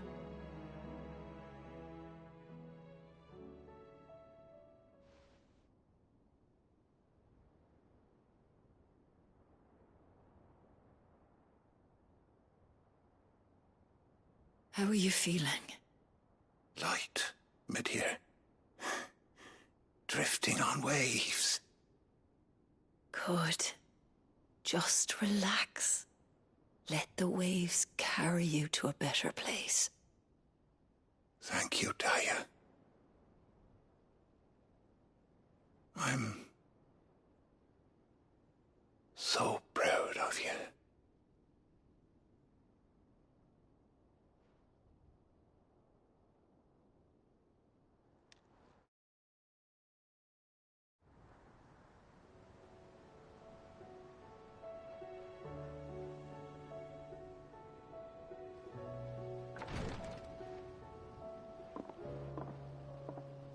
He's gone.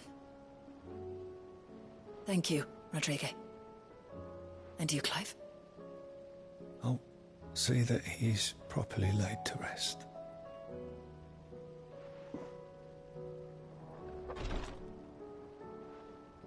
The man you helped today was my mentor, back in the Southern Isles, on the front lines of some meaningless war. I was still a child when they shipped me to their triage tents, to treat the wounded with my gift.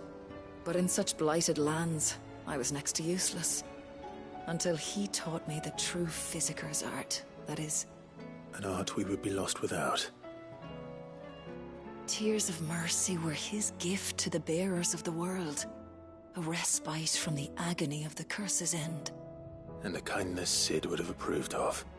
You know as well as I what life is like for a bearer soldier. Marched from one battle to the next, never knowing which might be your last.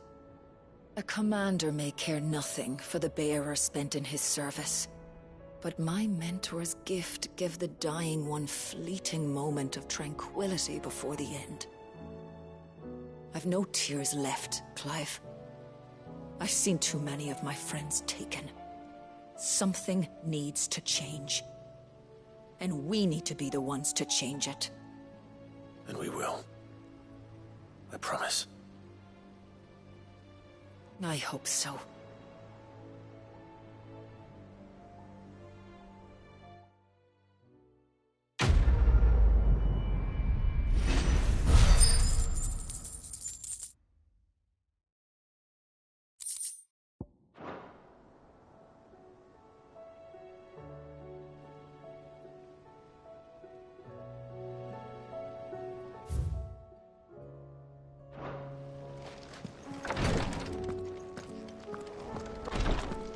If bearers were truly free, we wouldn't need to make decisions like these.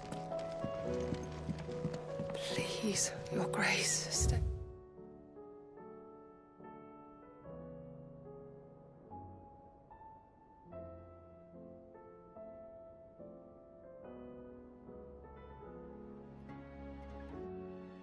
Be strong.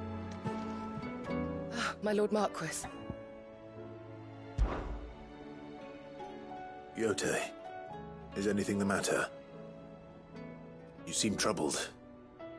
Perhaps I might be able to help. My lord. Yes. Perhaps you might. It's your brother.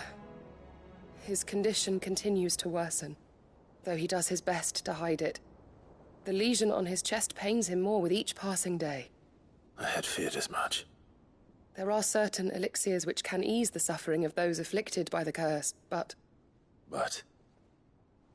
but His Grace's case is severe. The drafts I have been able to prepare for him thus far have ceased to have any real effect. So I consulted with Talia and certain of my comrades among the Undying about the possibility of finding something stronger.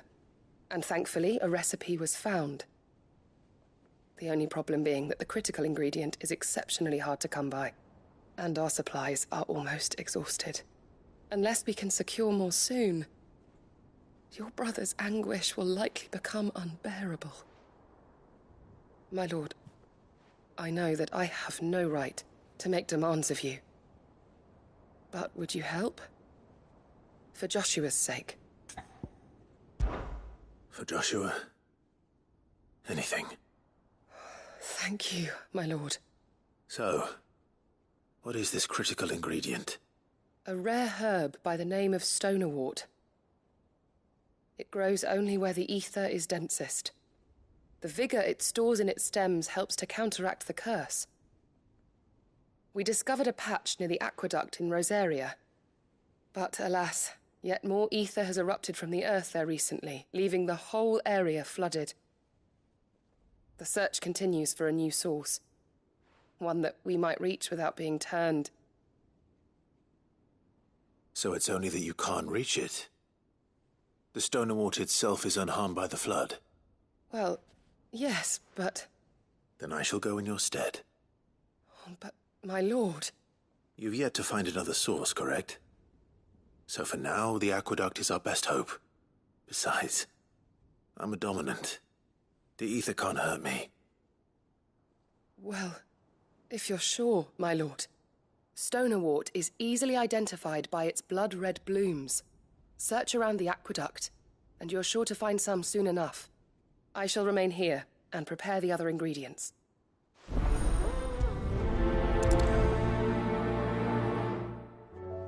I had only thought to ask for your assistance in finding a new source of stonerwort. But if you're sure about collecting it from the flood by the aqueduct, I should be most grateful, my lord.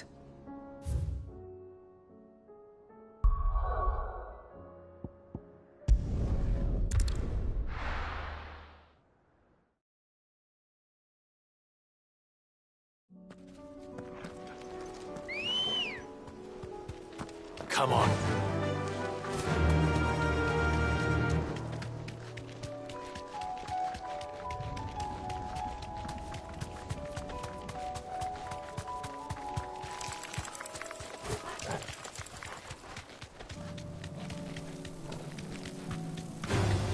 Time to fight.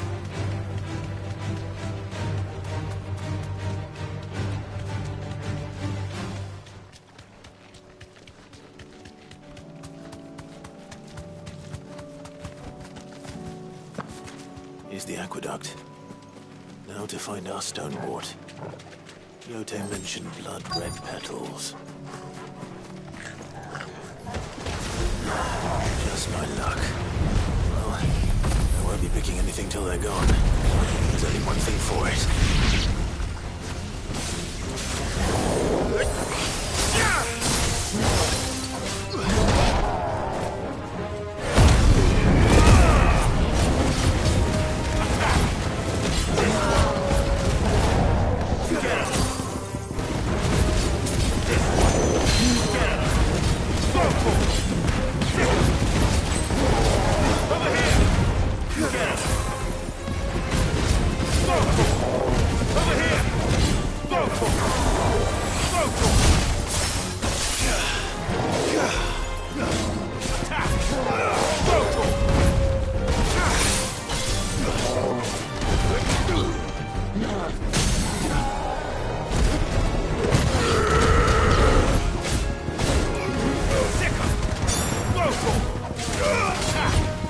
This one.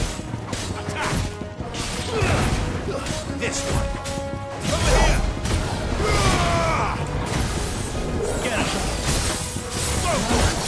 Get him!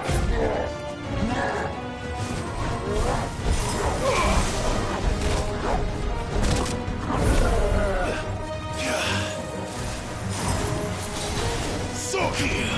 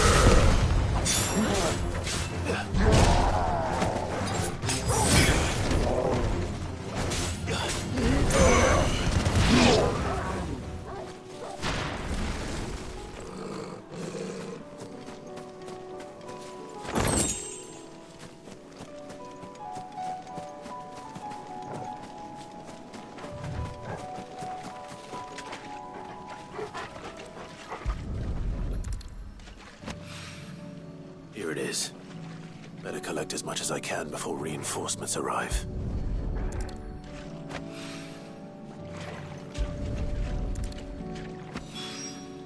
All right, that should do it. Let's get these back to Yotei.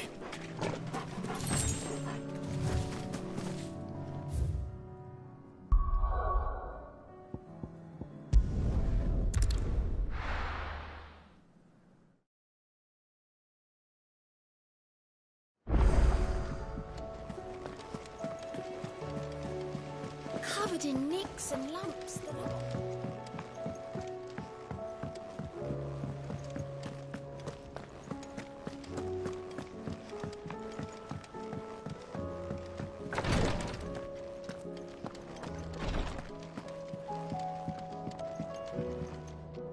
Yotei, I brought back all the stone and water I could find. Will this be enough?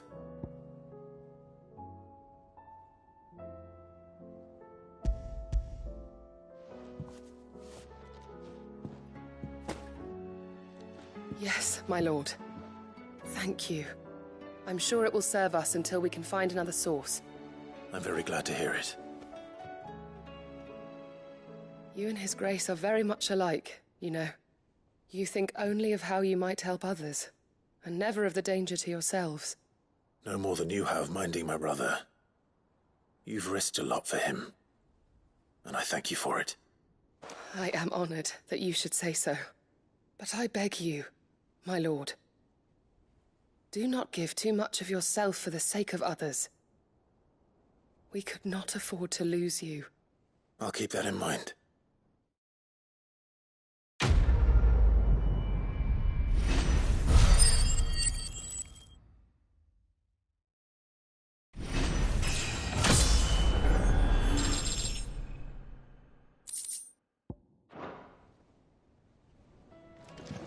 You and your brother really are alike, my lord. Though selflessness is a virtue, I beg you, please take more care of yourselves.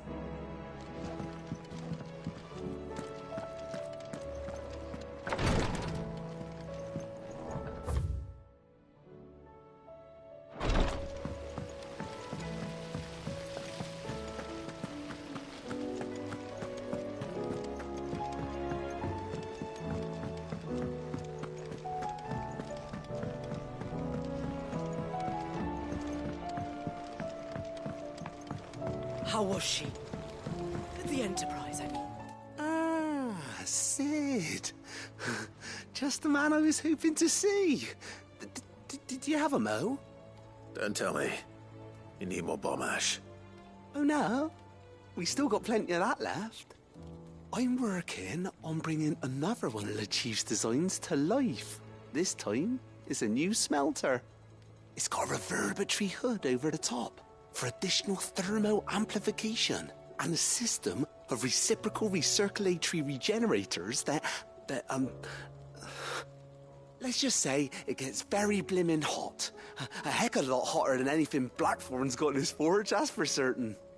Only mithril engines get hotter, and you can't chuck ore in one of them and get metal out the other end.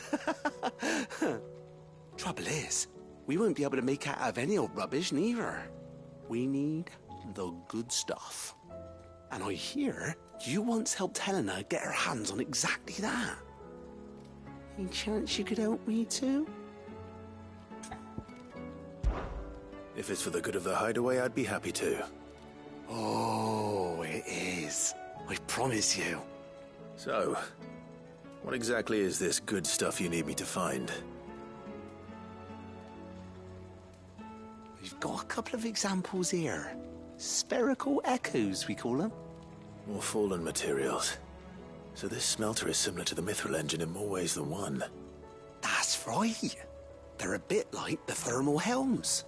Fallen ceramics deal with heat like nothing else, see? And what's more, they're directional, transferring heat from the inside to the outside. But these things, they're all outside. If we line the hood with them, they'll reflect the heat right back into the furnace. We've collected as many as we can, and I know where we can get the rest. Trouble is, They're all watched over by their bigger, uglier cousins. So you want me to visit some ruins, destroy some echoes, and bring back the spheres they're guarding? That's it in a nutshell, yeah. We're only 3 short, mind. And we know exactly where they are. There's one up Amber Way, in that ruin that they call Lost Plume, and another in the Silent South, over in Dalmekia. Last one is in the ruins of Advent, which is in the Empire. All right then. Wish me luck. Will do. I'll be keeping all my fingers and toes crossed.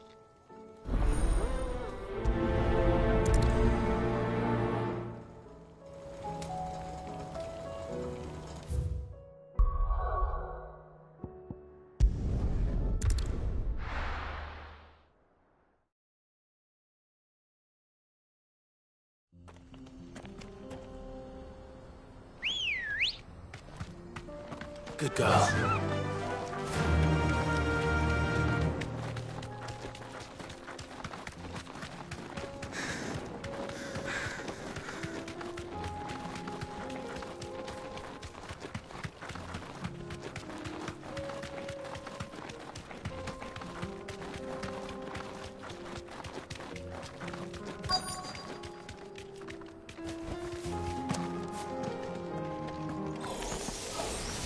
Need to deal with these ones first. Get him!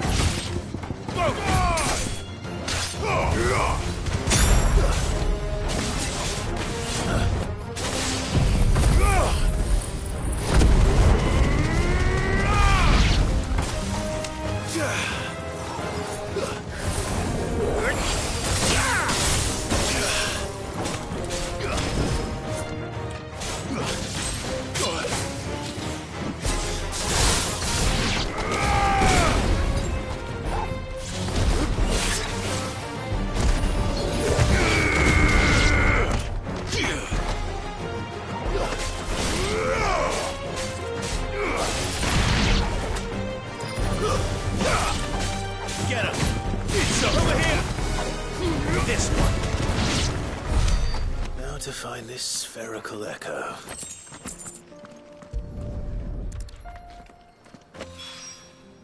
This is it. Right then. Just 2 more to find.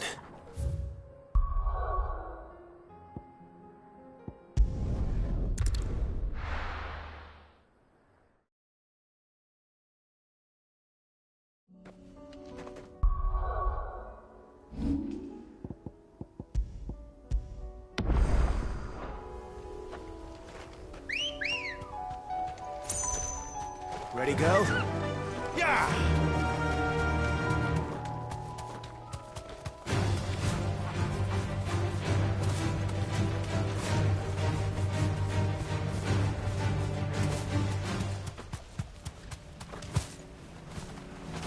Damn it.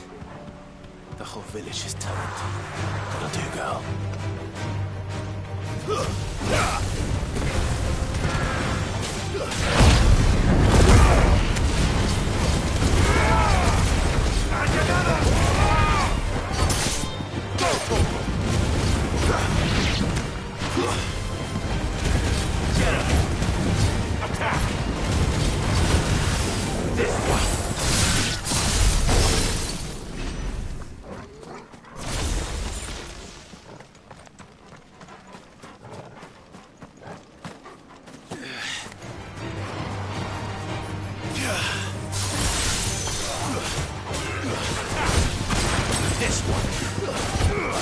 Get him!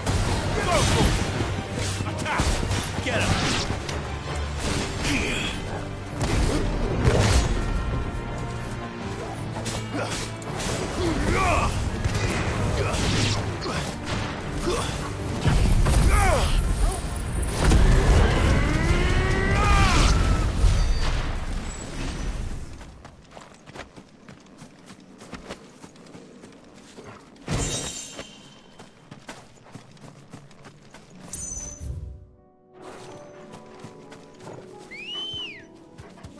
Let's go. Run like the wind.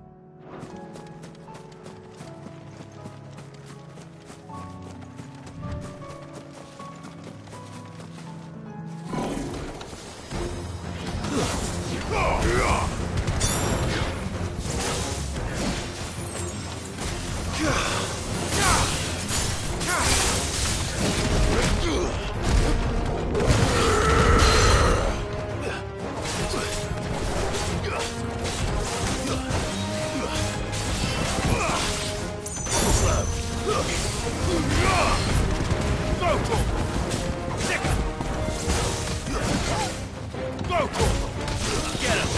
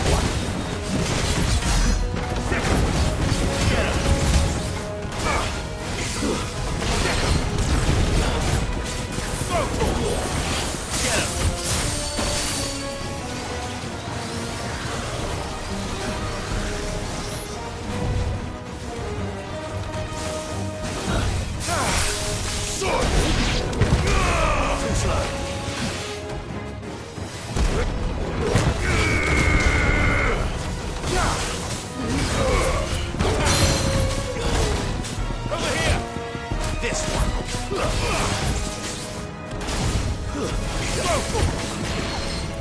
Over here!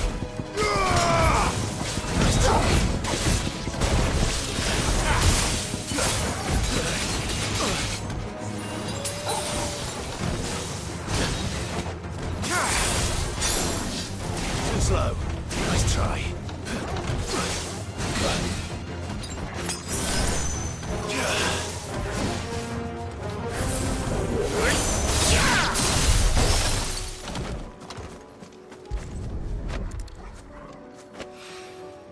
Two down.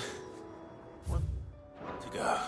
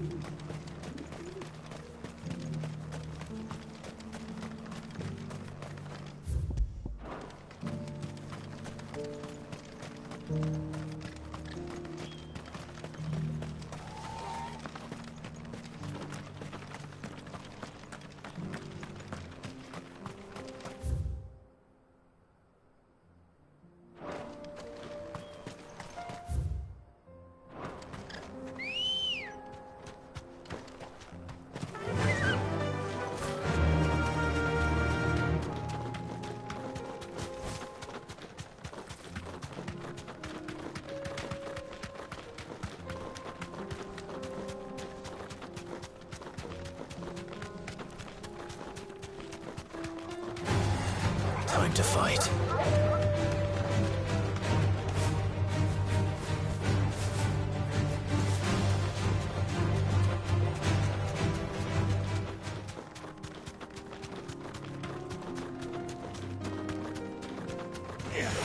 This might take a while.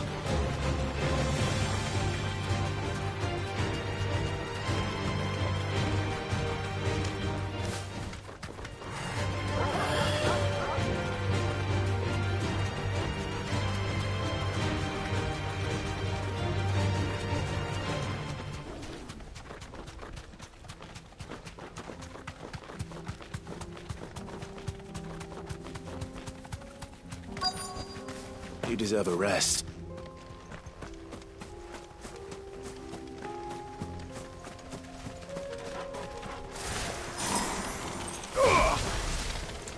Old he may be, but it looks like there's still plenty of fight in him yet.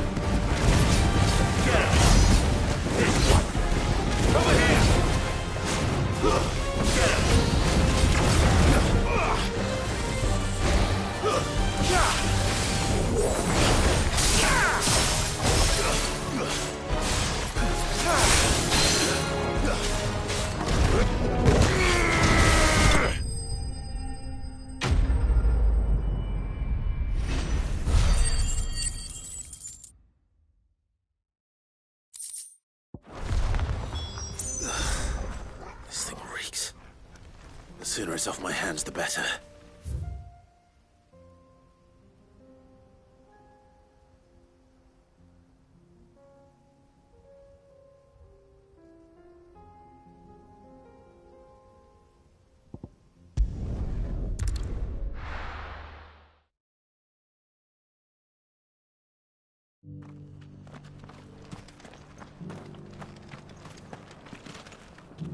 Here's your hide, as requested. I worried you might never return. Quickly, let me see it.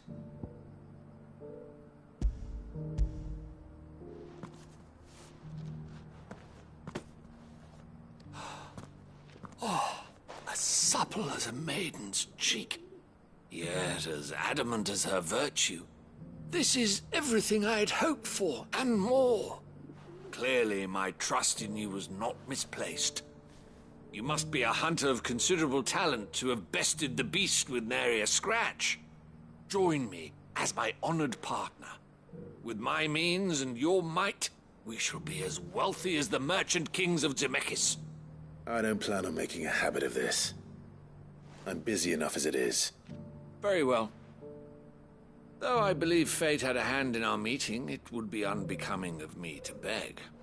Do not allow me to keep you from being about your business. Here, for the hide.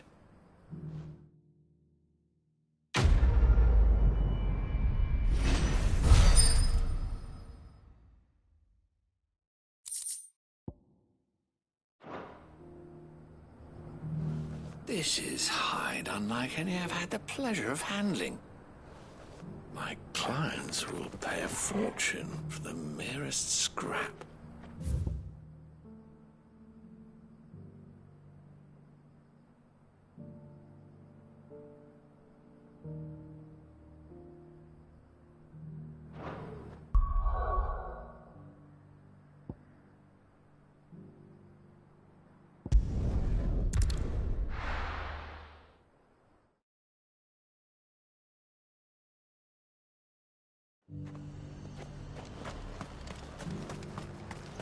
Sell anything today?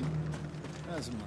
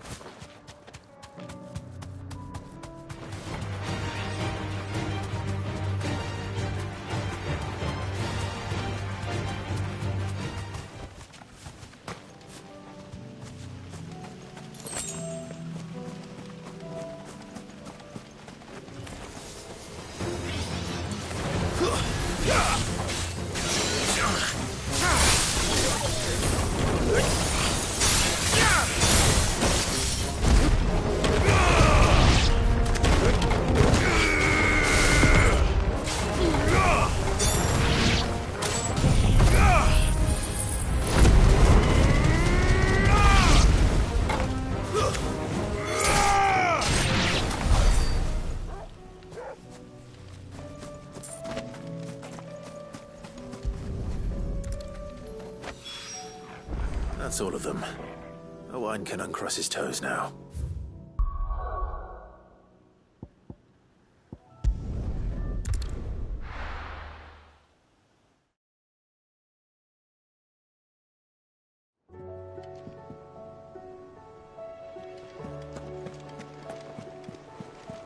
Covered in nicks and lumps.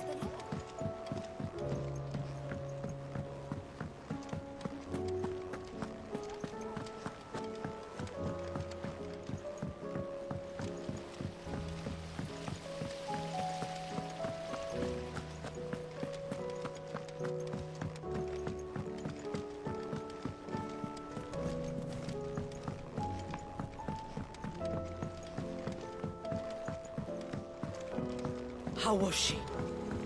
The Enterprise. Ah, Sid. Wasn't expecting you back so soon. So, is it good news or bad? Good, thankfully. Here. Ah, that's brilliant! Thanks a blimmin' million!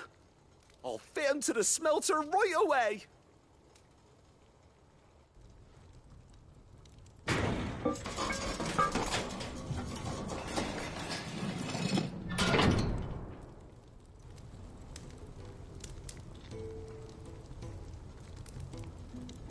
May I present to you the Telemon Furnace! Ain't bad, is she? She's a beauty. You saved my bacon again, Sid, and I ain't about to let your good deed go unrewarded. It's fine, really. My bag's flexible enough already. Oh, don't say that. I'm sure I can make a few improvements to it yet. You could just buy me a bigger... How about that clasp? Looks a bit stiff. Reckon you could loosen it up and make some more room? And I reckon I know how. With a new alloy we've been working on. The Telemon Furnace was just what we needed to perfect it. It's a metal, see? So it's lovely and strong, but it's also, well, stretchy, if you can believe it. Stretchy metal. Well, if you insist. That is the spirit. You'll love it, I promise.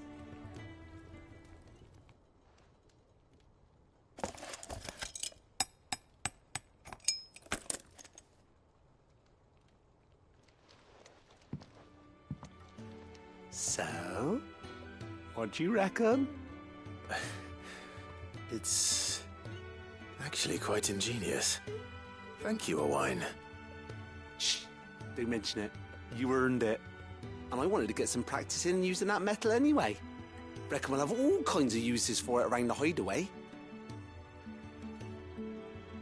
Can't think of any right now, but that's our job, innit?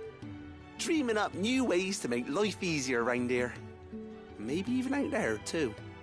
One day, the whole world's gonna know about the inventions you've helped us put together. That bag of yours will be the first of many. You mark my words. They'll hardly believe their eyes, I'm sure.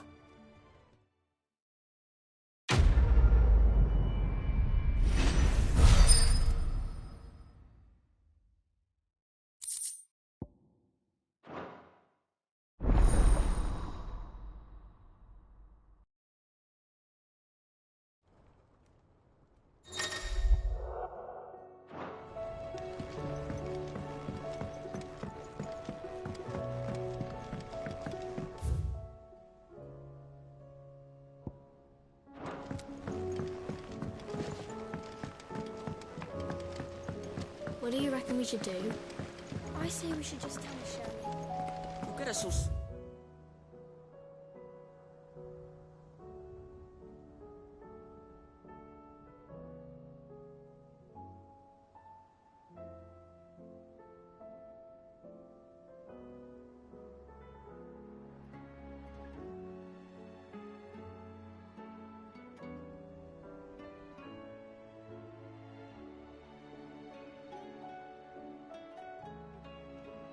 Right. I'm telling you, I can fix it. Canva lost? It can't be true.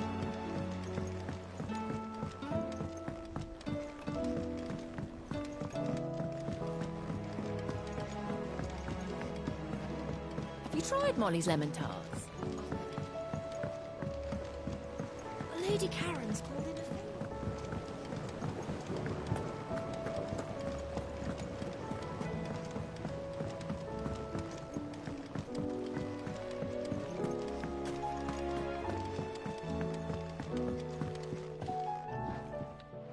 Sid, do you recall the flowers I had you bring back to the yard? Vaguely. Is something wrong? I'm afraid so. I was able to get most of the Morganbeards to take root, but they rarely flower.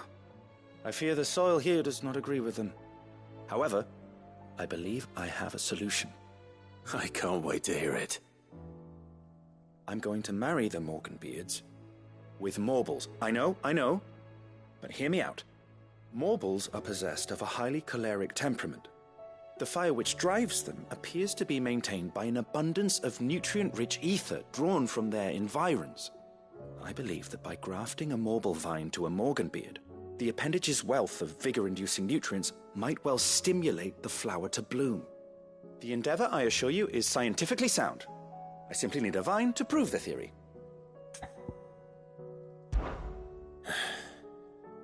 And all you need is a single vine from an ordinary Morble. That is correct. A single vine.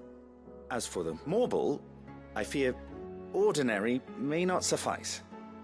But, as luck would have it, a most extraordinary specimen is rumored to haunt the swamps of Rosaria.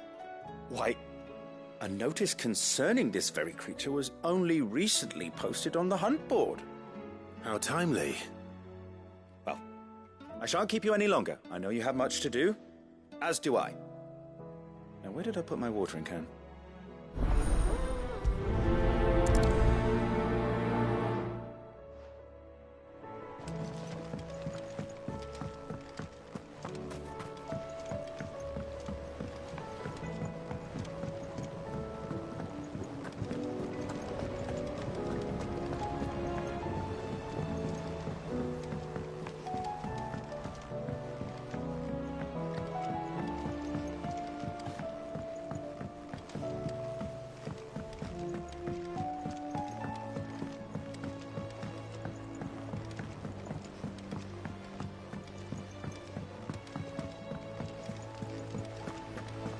What do you reckon we should do? I say we should just...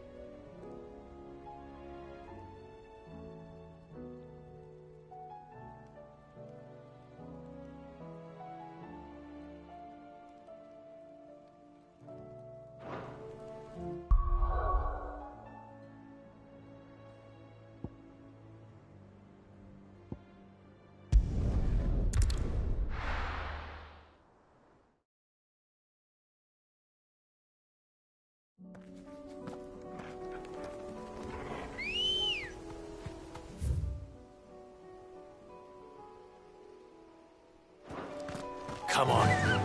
Run like the wind.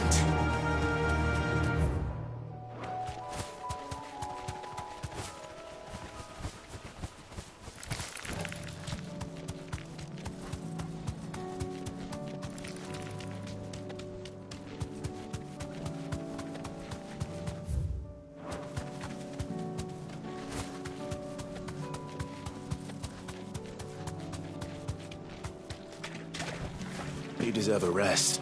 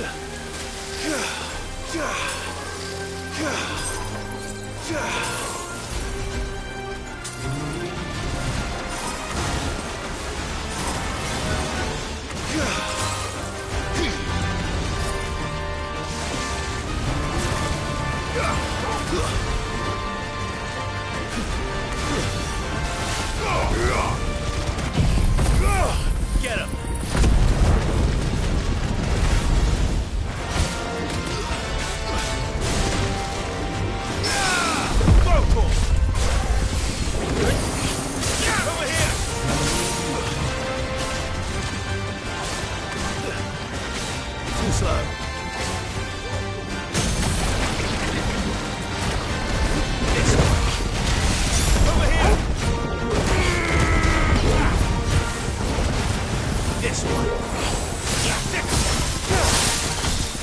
Get him. Go for it. Over here. Over here. And another.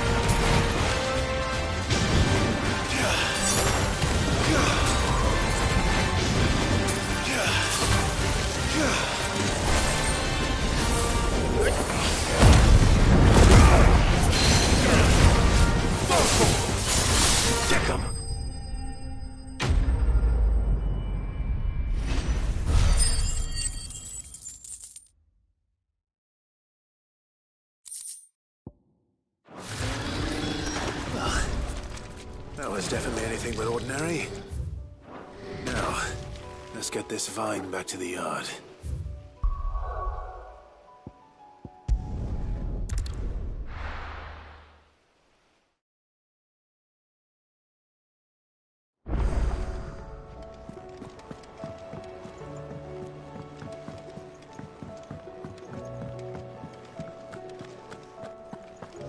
Don't tell me we've run out of Aye, it's a dangerous world out there.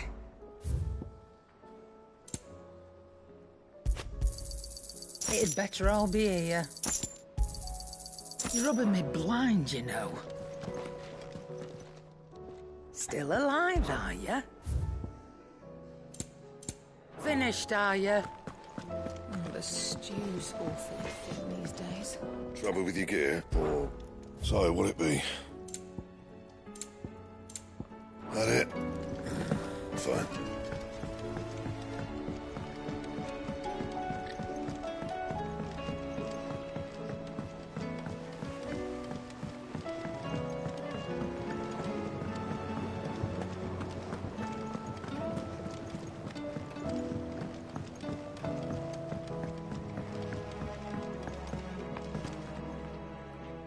Sid, I can't help but notice that your satchel is twitching in a most violent manner. Here. It's your problem now. What an amazing specimen. The flesh positively throbs with vitality. If I can successfully graft this to the Morganbeards... When I successfully graft this to the Morganbeards, I suspect the results will be immediate. I shall begin at once.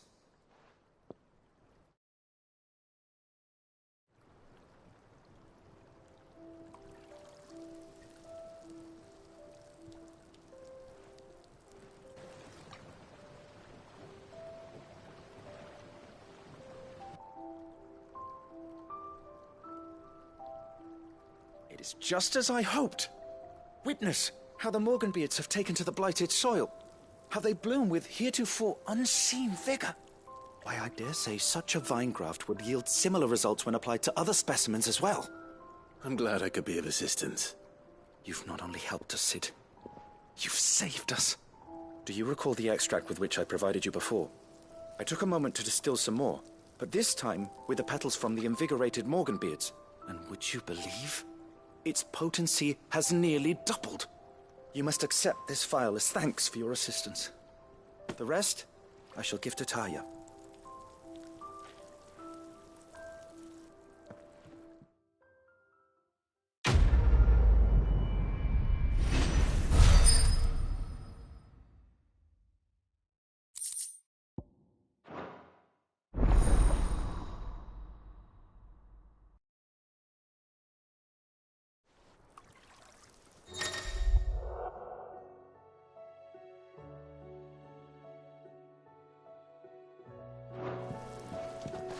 Allow me to thank you again, Master Cid.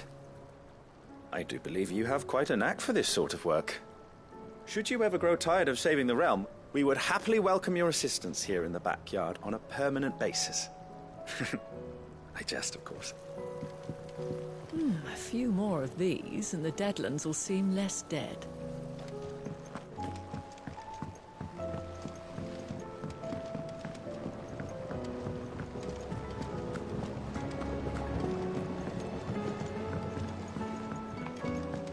Lady Karen's calling.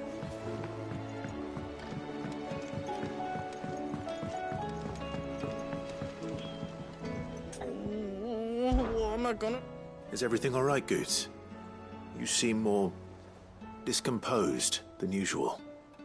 Oh, I don't know what that means, but I'm in a bit of a muddle. Oh, I think Nan might be in trouble, and she's... It's all right. You can tell me. Oh. There was a trader came by. One of our usuals, like... Said he'd heard some rotten rumours about her down Dalimil Way. Folk are saying she's been selling to bandits and cutthroats and that. I mean, she's fond of a chance to make a coin or two, aye, but she'd never do business with baddies. Especially not the kind who go hurting people who haven't done out. I wanted to ask her about it myself, but I'm scared she'll give us a tongue lashing. She'd never give your tongue a lashing, though, would she? Don't worry. I'll speak to her. Oh, thanks, Clive. You'll let me know what she says, won't you? Of course. I'm sure it's all just a misunderstanding.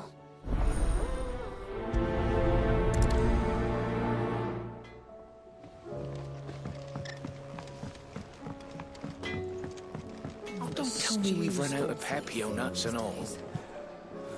Lady Karen. How's business? Not nearly as foul as the weather. You're doing good trade, then? Both in and out of the hideaway? Can't complain. Wait. What exactly are you getting at? Not once in 5 long years do you pay my affairs half a care, but here you are today, raking me over the coals like a bloody popoto? Just asking. Out of interest. All right. I'm here because I was told that certain rumors have been circulating. About you selling weapons to brigands. Oh, are you? And who was it who knows me so well as to tell tales of my evil exploits? I didn't exactly hear firsthand. All I know is that someone in Dalimil has been spreading word to that effect. And what? You believe it? You think I'm profiting off the blood of innocents, do you? Look, I've done things I'm not proud of. Might be there were a time when I turned a blind eye to the wretchedness of the world so I could line my pocket. But that woman is no more. And you'd know that. if you'd ever paid the slightest bit of notice. You're right, Lady Karen. I apologize. It was wrong of me to doubt you. No, it was. Now, I reckon you've got better things to do than pointing your do-gooding finger at a poor old woman. Of course. Good day. The stew's I spoke with Lady Karen. What did she say? That the rumors were unfounded, and that I was a fool for thinking they might hold any truth, along with some other things that made her feelings clear. And while it sounds like she may have done things she regretted in her past, she says those days are behind her. Oh, well, that's good. I knew Nan wasn't caught up in out bad. But why would people say she was? What did she ever do to them? It's not right. No, it's not. But people do things for all sorts of reasons. Perhaps we'll never know. Well, I'm going to find out. That trader, he said they were all talking about her in Dalimil. So that's where I'm going. I'll find someone who'll tell me, you'll see. Are you sure that's wise? Whoever's spreading these rumors means Karen ill. Oh, right.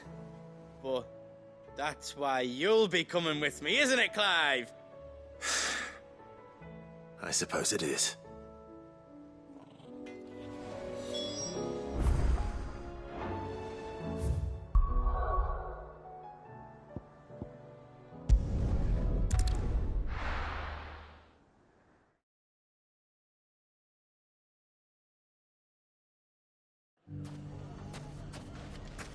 Everything's back the way it was. Fresh silks from the can. Mustard and mandrake. If there's one thing we've learned over the past few weeks... It shouldn't be too hard to find goods. Livelihood with it. We need someone who can bring the whole town together. Gilbert, take this crystal. Could be I know something more. What's it worth? Clive, listen! I found someone who says he's heard the rumours about Nan. Have you? Go on. Tell him what you told me. All right. It's like I said. A wizened old crone by the name of Karen's been selling steel to whoever'll pay her price, be they knight or knave. Says the more swords and spears she puts in people's hands, the more war they'll wage. And the more war being waged, the more call for swords and spears. And who will they all turn to keep them in steel? Why, the good Reaper herself. And you've seen this Reaper at work? Aye, it just so happens I have. You'll find her right here plying her trade most days. Here in Dalimil? Where exactly? She has a stall here in the market, but if you're not the patient type, you can probably find her at her storehouse on the edge of town. But it'd be a bolder man than me that braved that particular nest of vipers. Feeling bold, traveler? I hope so, for your sake. Now, if that's all, I have places to be. Sorry to have kept you.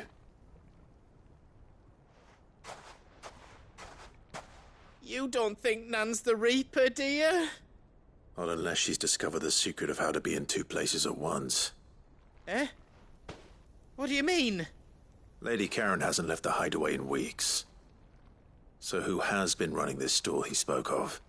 Good question. I'll go and have a look. And I'll visit this storehouse on the edge of town. All right, but be careful, Clive. You too, Goots.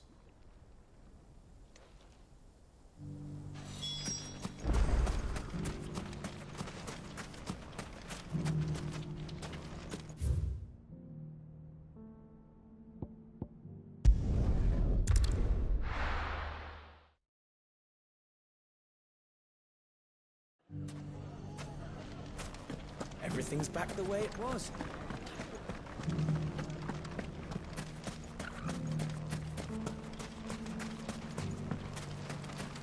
They won't stay scattered forever.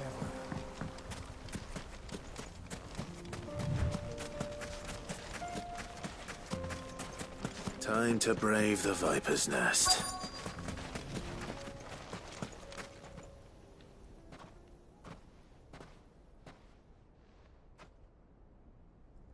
Just you, is it? Thought I might have laid it on a bit thick. It was a fairly unconvincing tale. So, what now? That's up to you. Die a slow death, or a quick one. Boys, he's all yours. But that sword is mine.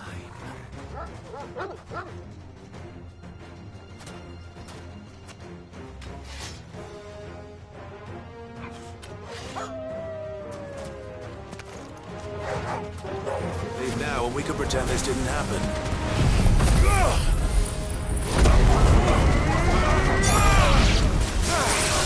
Farewell.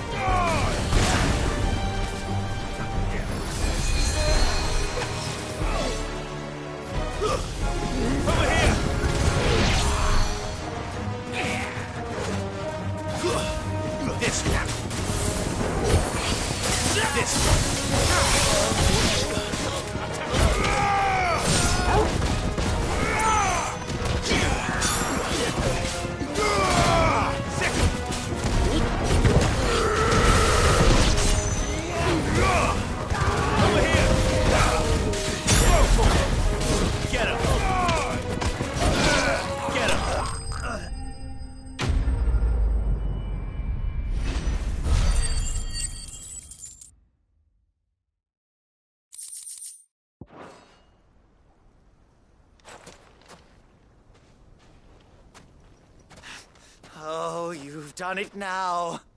Go on. Tell me what I've done. When the Borgwyn finds out you've killed his men, he'll have your head. He only wanted that bull of a manservant, the dim one always clinging to Karen's skirts. You weren't even supposed to be here. Who the hell are you, anyway? What were you going to do to him? The Borgwyn wanted him to get to Karen. I was only supposed to point the lamp in the right direction once he arrived in Dalamil. But then you turned up. Well, go on then. If you're going to end me, end me. You're not worth the effort. Now be gone, before I change my mind. Fucking coward! I need to find Goetz. Right now.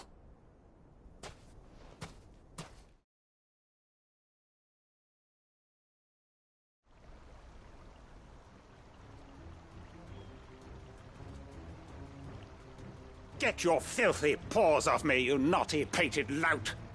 Stop calling me names! And stop spreading them horrible lies about Nan! Well, that will be easy enough. For they are not lies. Every last word is true. And she must pay for her crimes in blood. Blood? Goetz, are you all right? He's gonna kill Nan! He said she had to pay in blood! After what she did, it is only right. She ruined my life and the lives of countless others. That loathsome harpy's very existence is a crime, and I will not allow it to continue. Goetz, was it? I have no quarrel with you. Only with your employer. Run along now.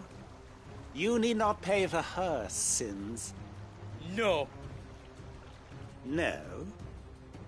I don't care what she did. I won't let you hurt Nan.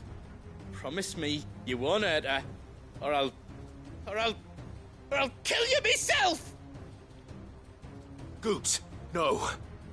Enough, all of you!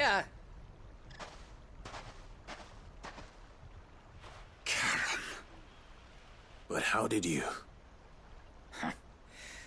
You're a sight less clever than you think you are, the pair of you. Did you think I wouldn't notice the two of you slinking off together? Well, the whole thing got me thinking, who in Dalimil might bear me a grudge? And a certain snivelling shit I ran afoul of in my fairy years came to mind. Though it was just Bogan back then, wasn't it? I thought the years might have taught you some sense, but I see you're the same pants-pissing craven you've always been. What was it we called you? Wet legs? You bitch!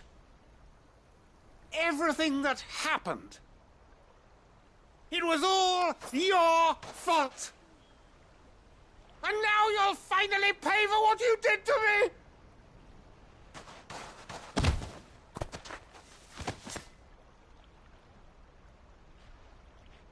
Gooch, you... If you want a piece of Nan, you'll have to go through me. Fuck! You great galoot. Out of the way, I can handle this myself. So, wet legs, you remember what you told me when we last met? An eye for an eye. Wise words, Sam. Wise words. And now, it's time to collect.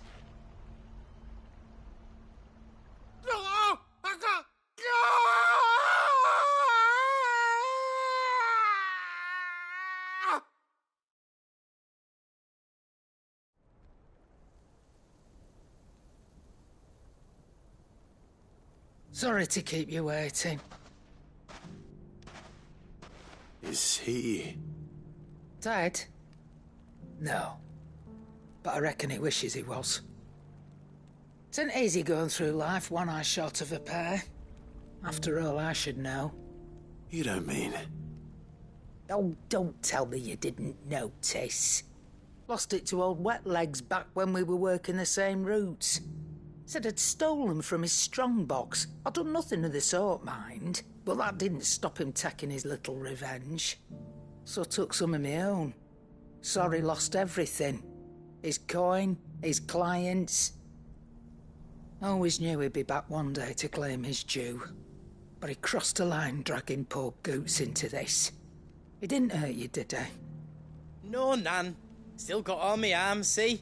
Legs too. But what if he comes back again? What if he does? First we take the other eye, then we work our way down. He'll learn his lesson soon enough. But something tells me the Wet Legs has learned it already. Right. Let's get you back to the hideaway. You've attracted quite enough attention already. Ta-ra, Clive. Remind me never to cross you, Karen.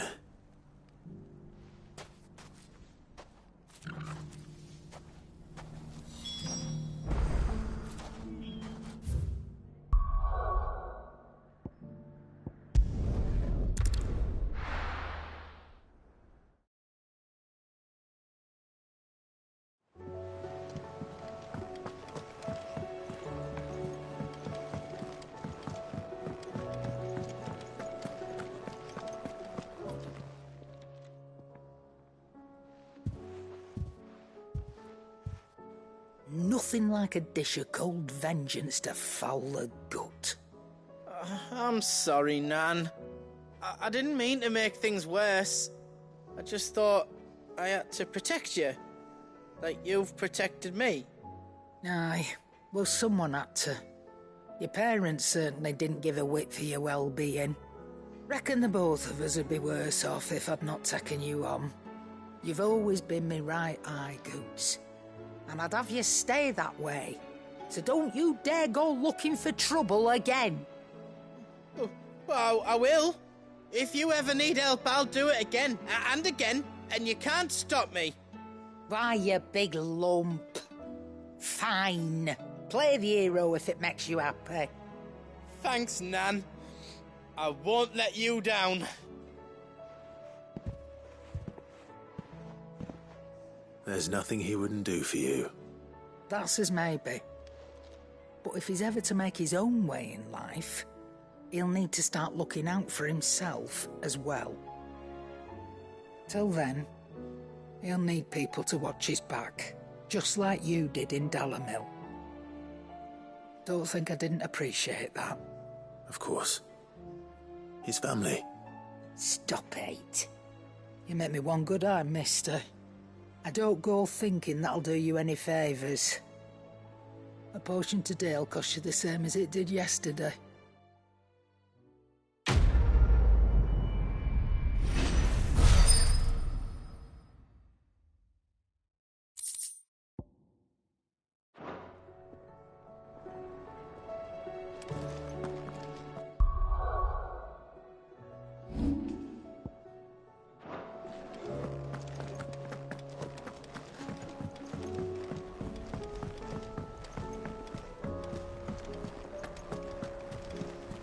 Covered in nicks and lumps, the lot of them.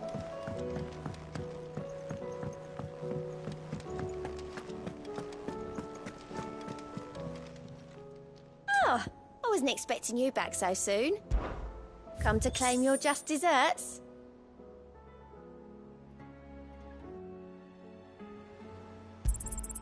All yours. You earned this. All done? How are you doing? Quick look.